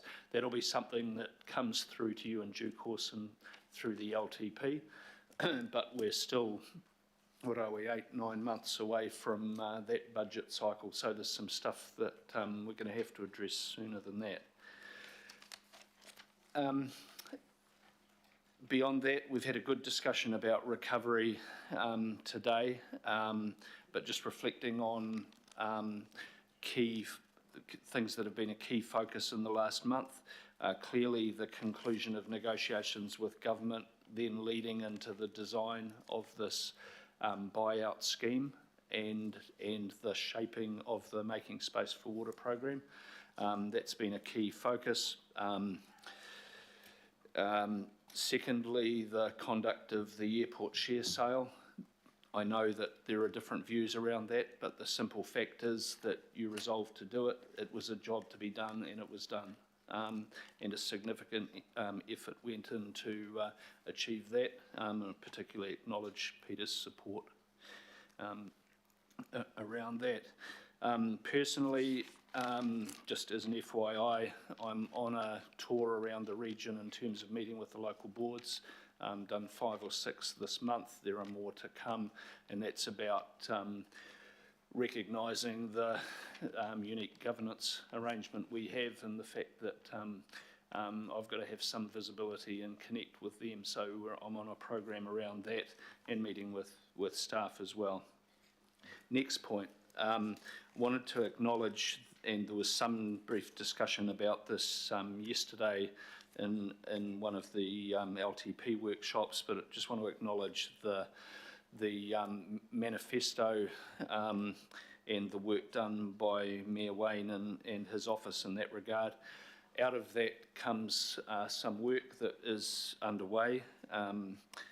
The Mayor's Chief of Staff and I spent 2 days in Wellington at the end of last week, so we've had initial meetings with Ministry of Transport, Department of Internal Affairs, Housing and Urban Development, Ministry for the Environment, DPMC, MB, and done some other work with the Auckland Policy Office. The point here is that it's good to have clarity of policy direction and priorities articulated in this. We've got to be on the charge in terms of socialising that with government agencies in order that policy advice coming through to the incoming government understands first, and secondly, to the extent possible, support some of the directions and the advice coming through to central government. Now, there will be, there are already arrangements in place, or taking shape, I should say, for central government chief executives to come to Auckland as a group to further have a joined up discussion around this. DPMC representatives are here later next week, and there's also a nominated person to coordinate some of the government response to this, sorted out with Internal Affairs. So we're making good progress in that regard.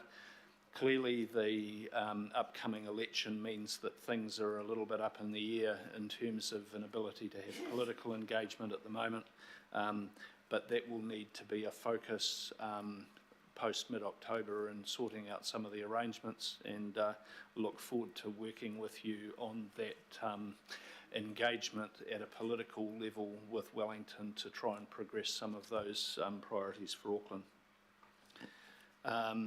Just a couple of further things from me.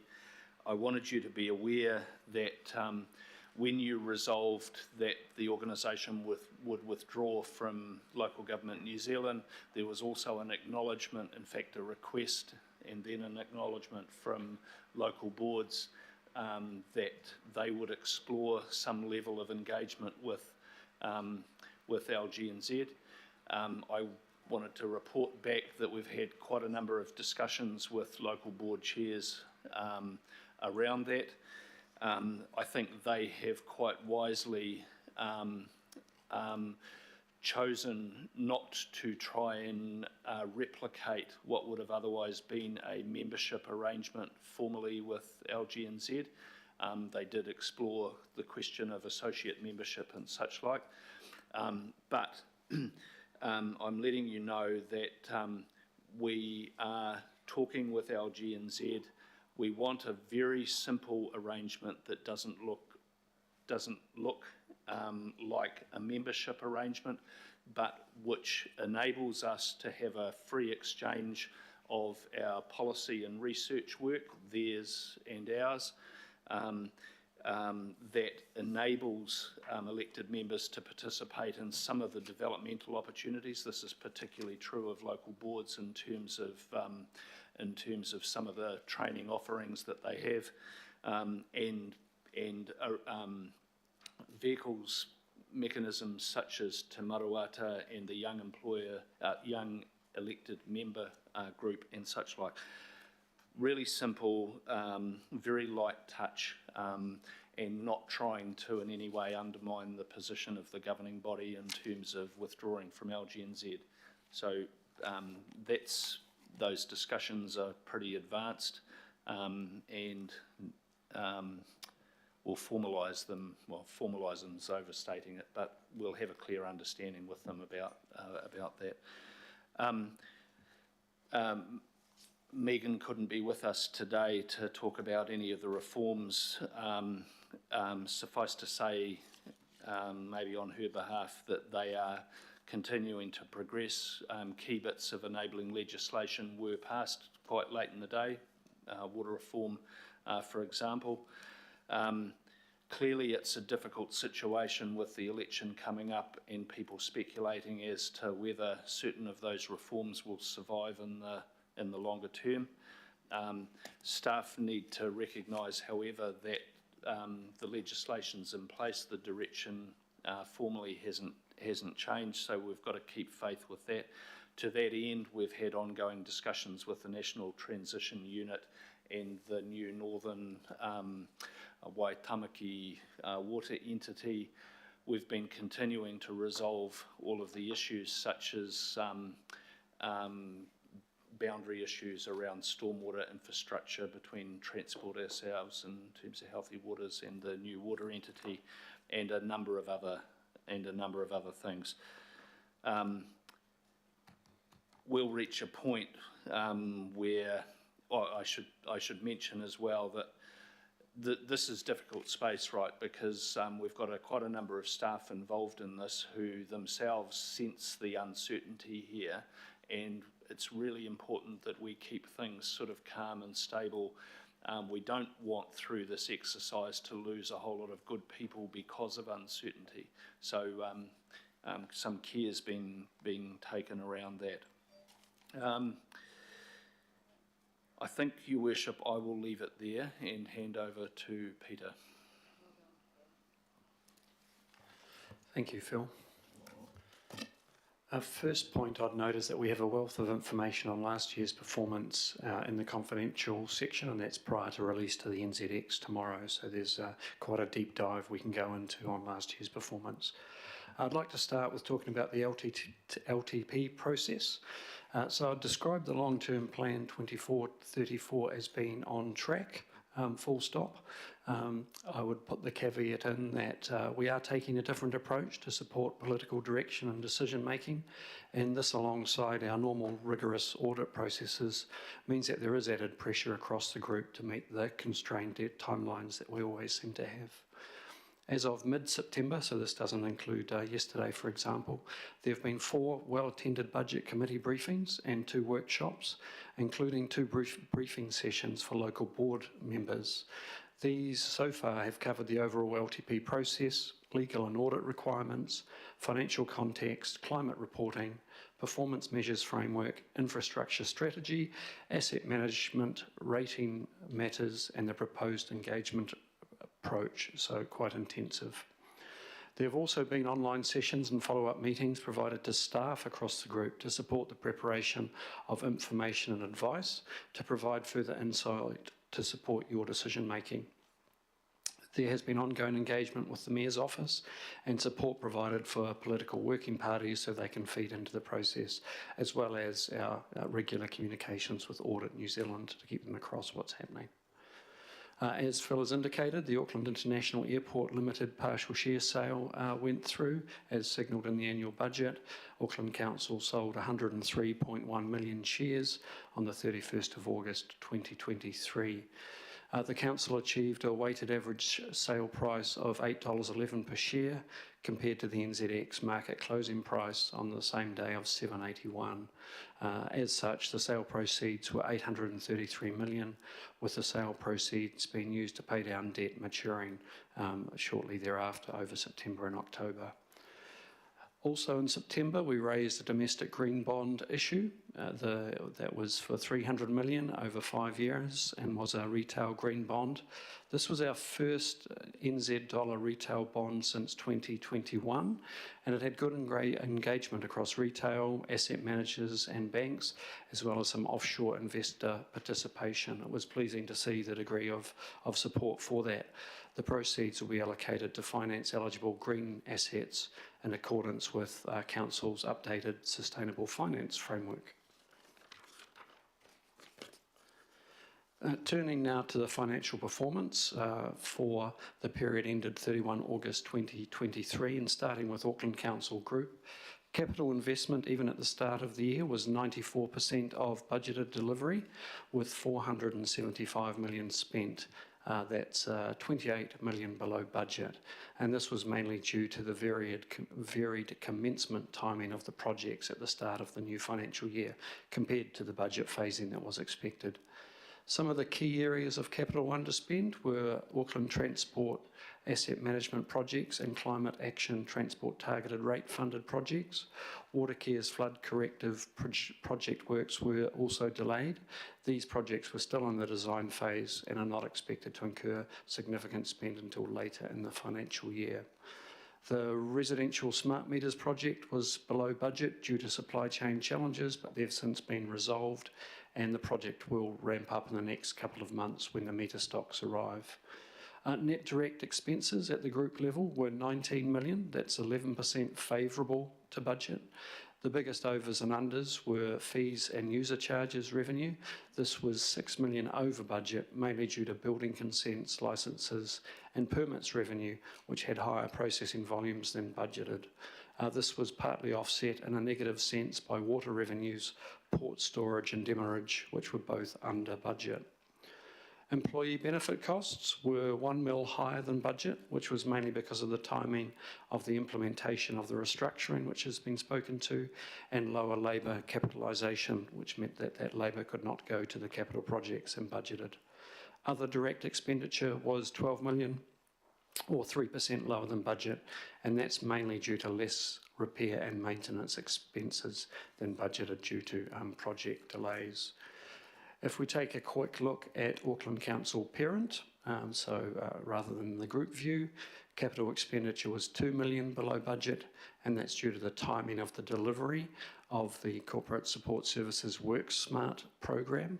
The key WorkSmart deliverables this year being the Auckland Emergency Management Relocation and Albany Logistics Centre.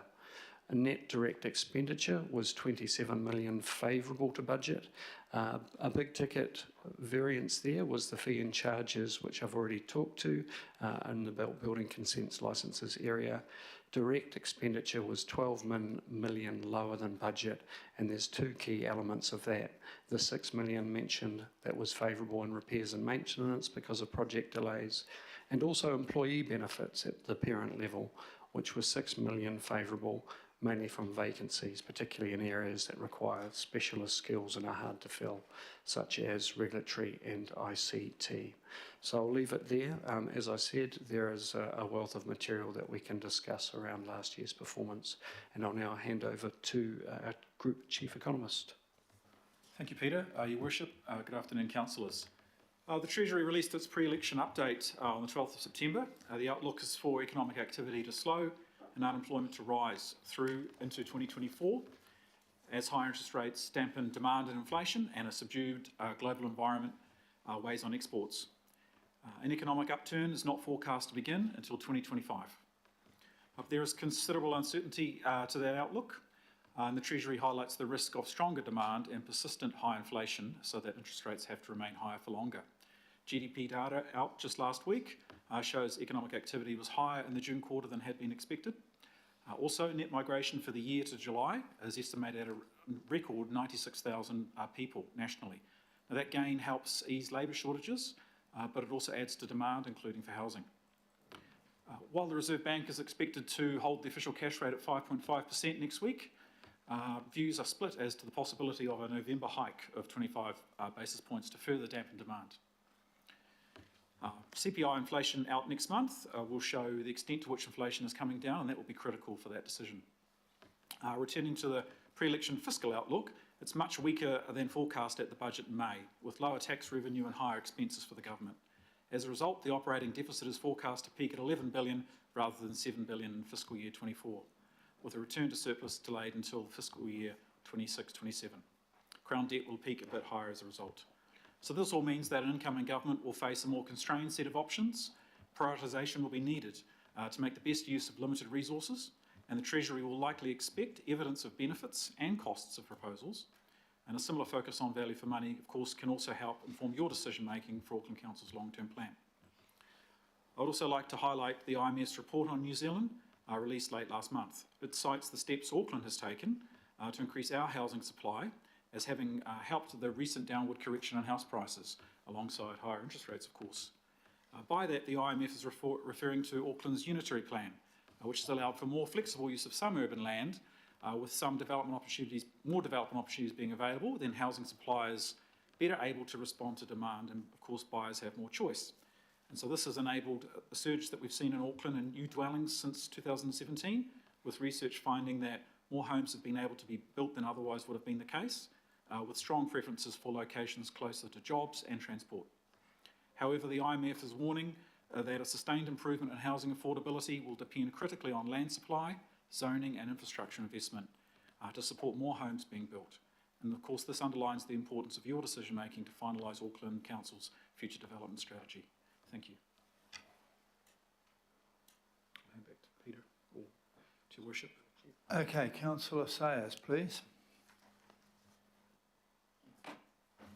Yeah, thank you. Thanks, Peter, for the update. I'm sorry I haven't sent this question to you in advance, but you might, and if you can't answer it now, obviously you can just come back to me, Peter. But it's just around the regional fuel tax, kind of consolidated money there, and just the movement that we've seen over the last year in terms of what projects have been delivered and how that fund's being utilised, and are we on track?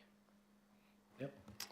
Thank you for the question. I can't answer it now, but it is set out in the documents that you're shortly to see in confidential. One of the elements that we have to report on is the use of the targeted rates, and the RFT and the progress over the last year is included explicitly within those documents. Councillor Walker, please. A couple of questions. One for you, Phil. One of the contentions that was put to us around the opting out of the LGNZ was this discount or arrangement around power.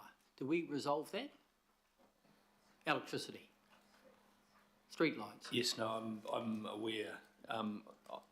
Honestly, I can't answer that question here, but I'll look into it for you and report back. Be nice to know. I'm assuming we negotiated something. The other question I've got just goes to the officers, and you probably won't be able to answer it, but obviously immigration impacts on Auckland, particularly if the immigrants determine to live here. Do we actually have any data on how many people are choosing to reside in Auckland that come to New Zealand? Do we collect any information on that through REMO? Through the Chair, Councillor, it's a good question. We'll have data out next month on the regional estimates of population growth for Auckland. But looking back through history, we've found that Auckland has been a favourable destination for migrants when they're arriving in New Zealand, and we would expect to attract at least around half. And so I would expect the numbers when they're out to show that Auckland has probably been growing. Sure. So my question is around whether we have any real data or whether we're just guessing. If we're just guessing, that's fine. And similarly, around housing affordability, do we track pricing and the like in the market to determine how many affordable houses there are in Auckland or not? We do have measures of housing affordability in general, and we do have measures of the size of what's known as the intermediate housing market, which is those that are on lower incomes to the extent they've got purchasing power to buy houses. We do have information on that. We can supply that to you. And we're tracking that on an ongoing basis? Yes, there's analysis that can be made available to you. Okay, thanks.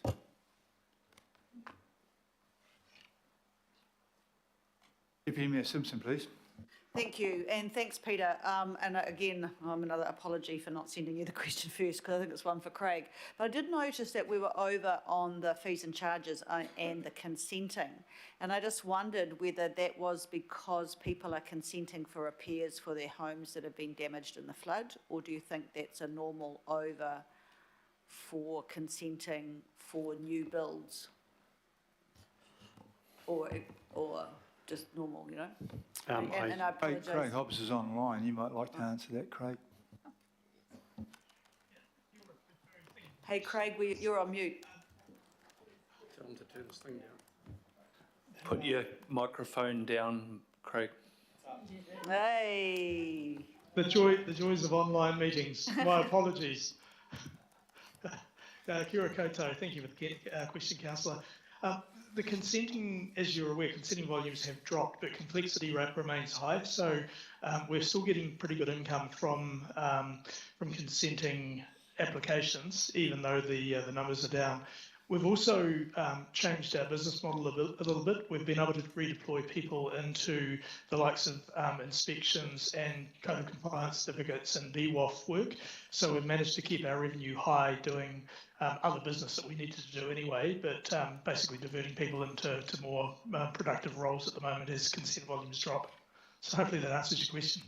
Respectfully, no. What I was asking whether you thought that there were a lot of consents coming from homes that had been damaged in the floods. Right. No, there hasn't been a huge amount.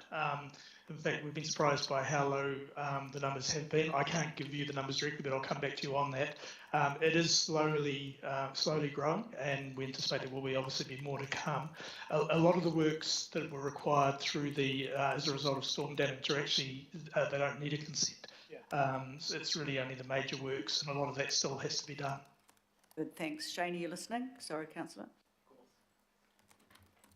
Good answer. Councillor Williamson. Yeah, thanks, Mr. Mayor. Look, just as an acknowledgement of how sad my life is, every month this stuff comes out, I always jump to the debt area, wanting to see where our cash and term deposits over 90 days and so on. But I notice it's not been in this report and the last, and it's taking away one of the small joys in my life. Are we going to start putting the debt stuff back into this or not? Yes, we are, Councillor. As soon as we've released the NZX tomorrow with the closing debt position, we'll be able to continue putting that debt figure back in, and one of those joys will return to your life. Wonderful. Wonderful. I do know it's a sad life, but...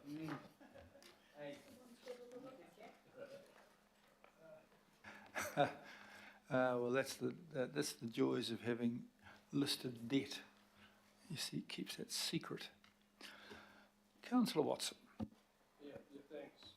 Just a couple of questions on the comments in respect of the sale of the airport shares. So 833 million, I think it was, you said. Did all of that go in to pay down debt? Yes, all of it is going down to pay off debt over September and October. Now, the reason I've put that qualifier on it is the cost effectiveness of breaking some of our shorter term aspects of borrowing, but yes, it will be paying down debt. Okay, so during the consultation period, we put up the figure of 87 million being the saving in annual interest costs that was contingent on the full sale of the shares. So what did that cost savings and annual interest then amount to with the 830 million? Do we have a figure for that? We could calculate a figure for that based on the amount of debt that we've paid off. It's probably better to do that as part of a report back once we've paid off the debt that we've been able to. Okay. One of the other things we said there in the consultation document was that we plan to borrow no more than 75 million of additional debt for this year. Is that still the case?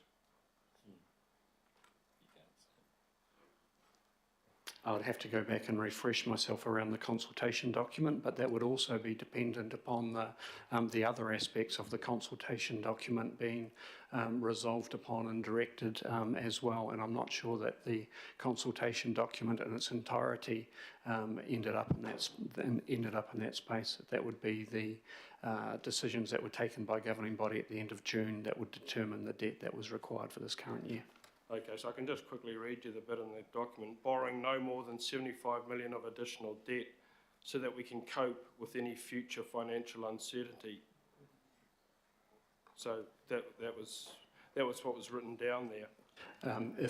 If I recall, that 75 million is related to the prudent use of debt and our ability to continue to move towards fully funding of depreciation. That element of balancing the budget was changed during the end of June governing body session.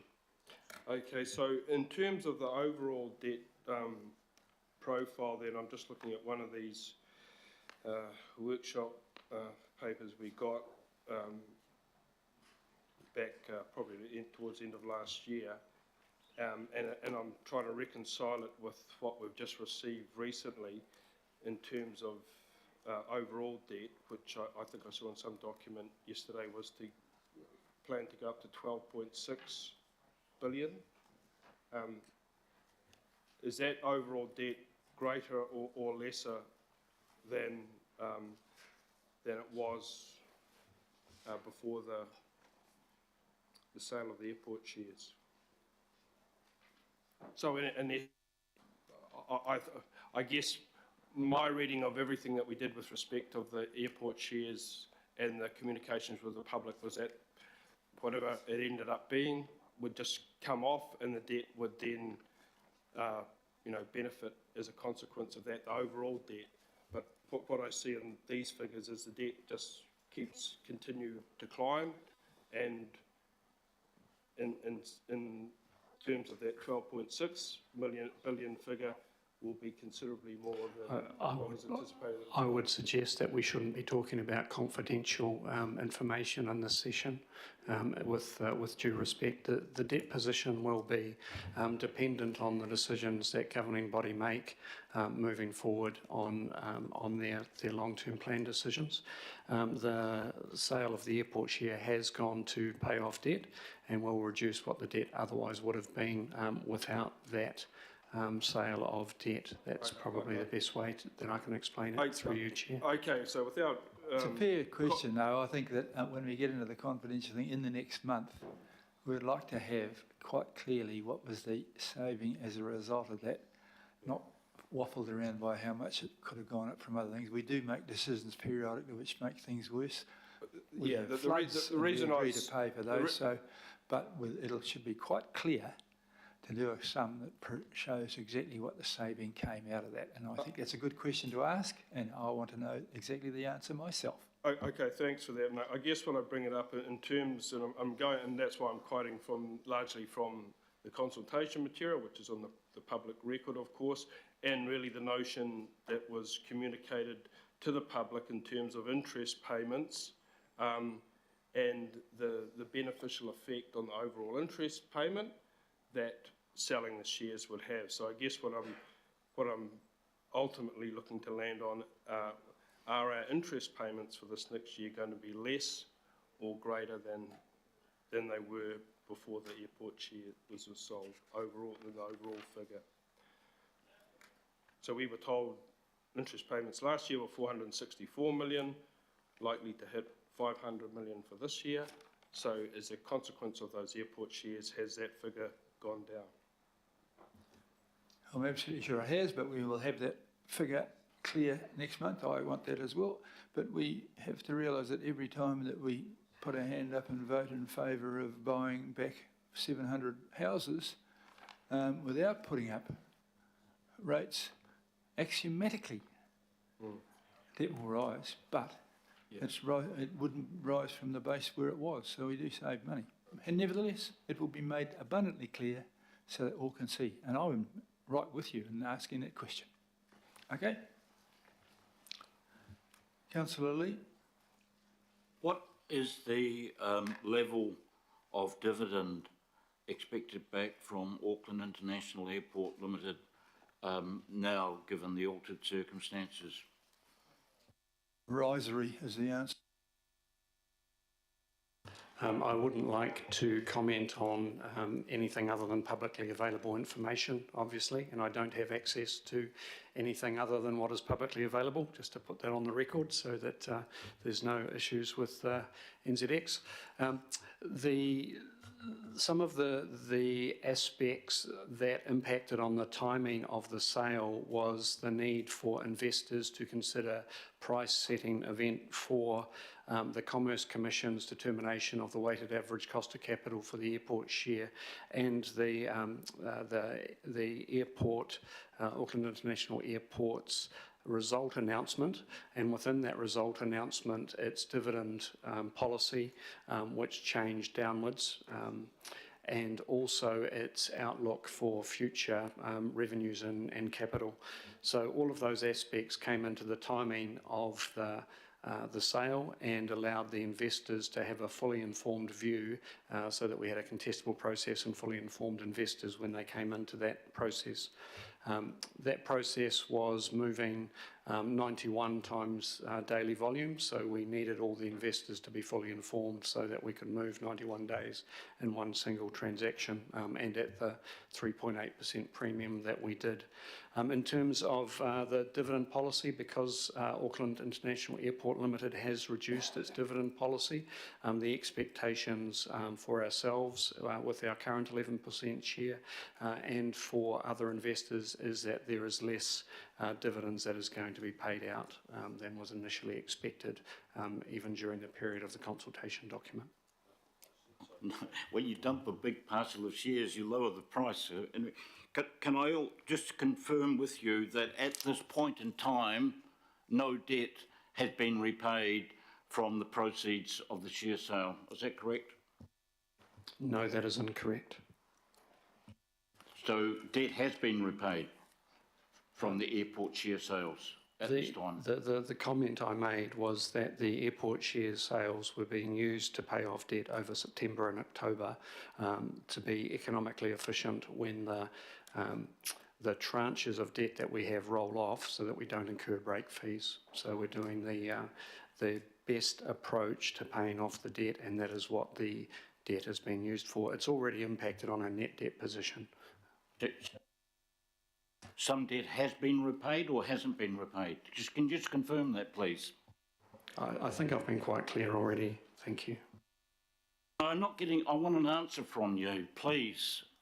Has some debt been repaid or what? It's a simple question. I said yes, and the answer remains yes.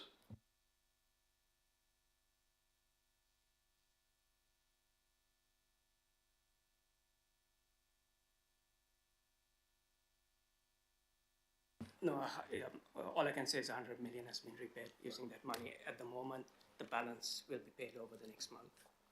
It's lined up with debt maturing over the month. That was helpful, thank you. Thank you. Just to make this clear, have I got this right? The money is going to be used to pay off debt. We pay off debt each time a tranche of debt becomes mature. If you pay it before you mature, you have to pay a fee to break that.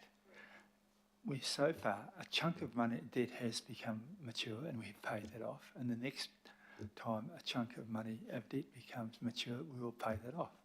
It's just like in your house. If you pay it off early, they give you a fee. So think of it like that. It's quite clear.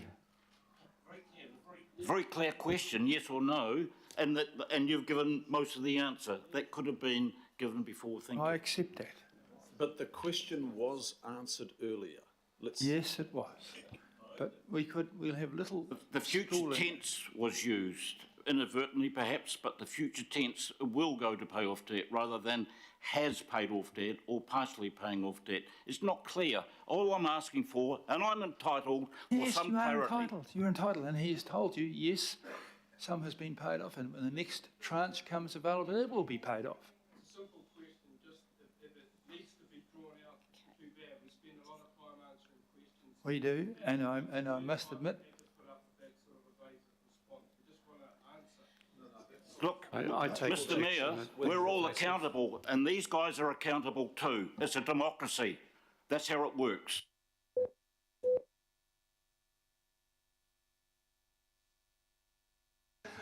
Finger wandered off course. Good questions. I think we eventually got answers, but we could practice brevity. We're now to situation... Oh, Councillor Hills has got...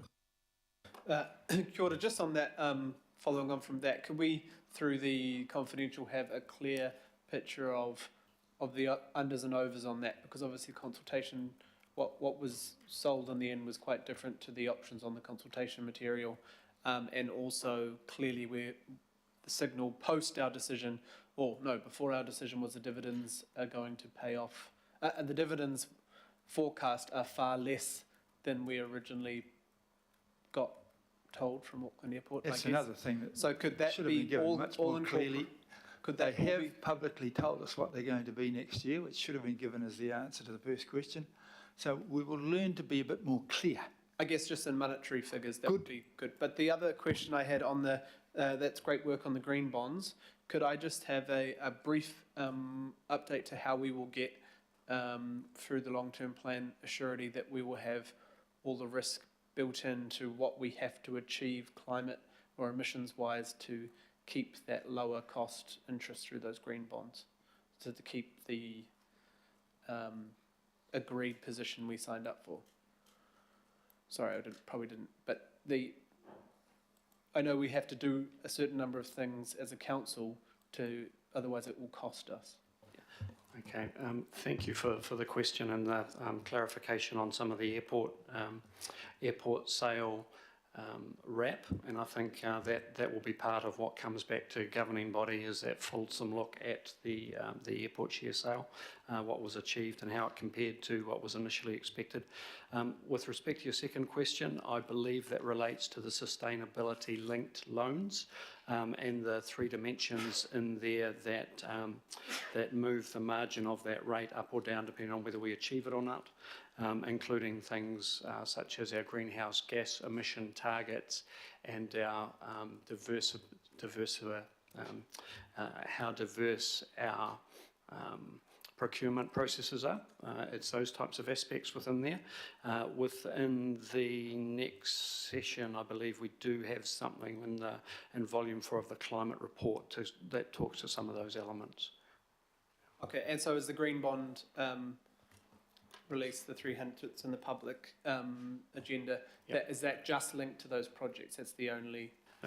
That is linked to our green asset portfolio, which is well in hand and we have adequate amounts of.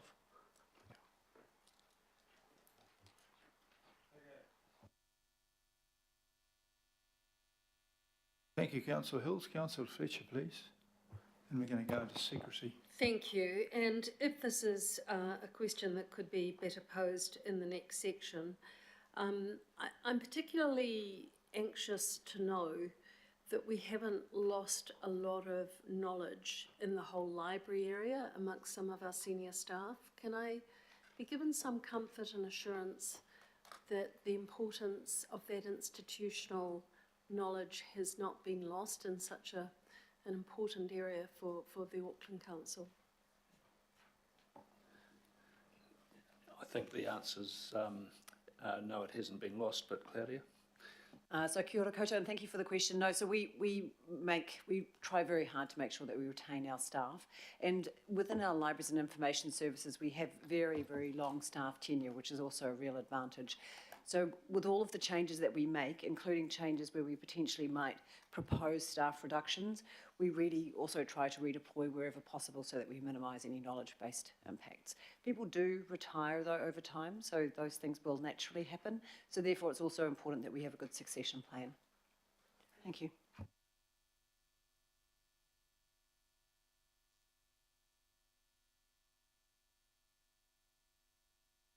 Okay, that seems to be in it. It's been proposed and mover and seconder to accept that stuff there. Got two? Yeah. No. All those in favour, please say aye. Contrary, carried. We've now got consideration of extraordinary items, of which there are none known. Please don't find any. Next thing is...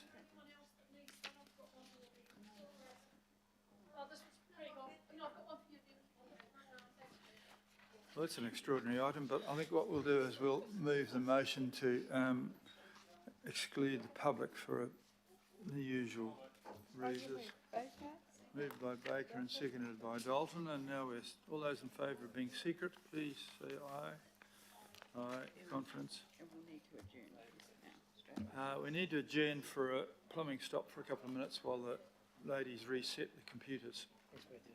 Update tomorrow for the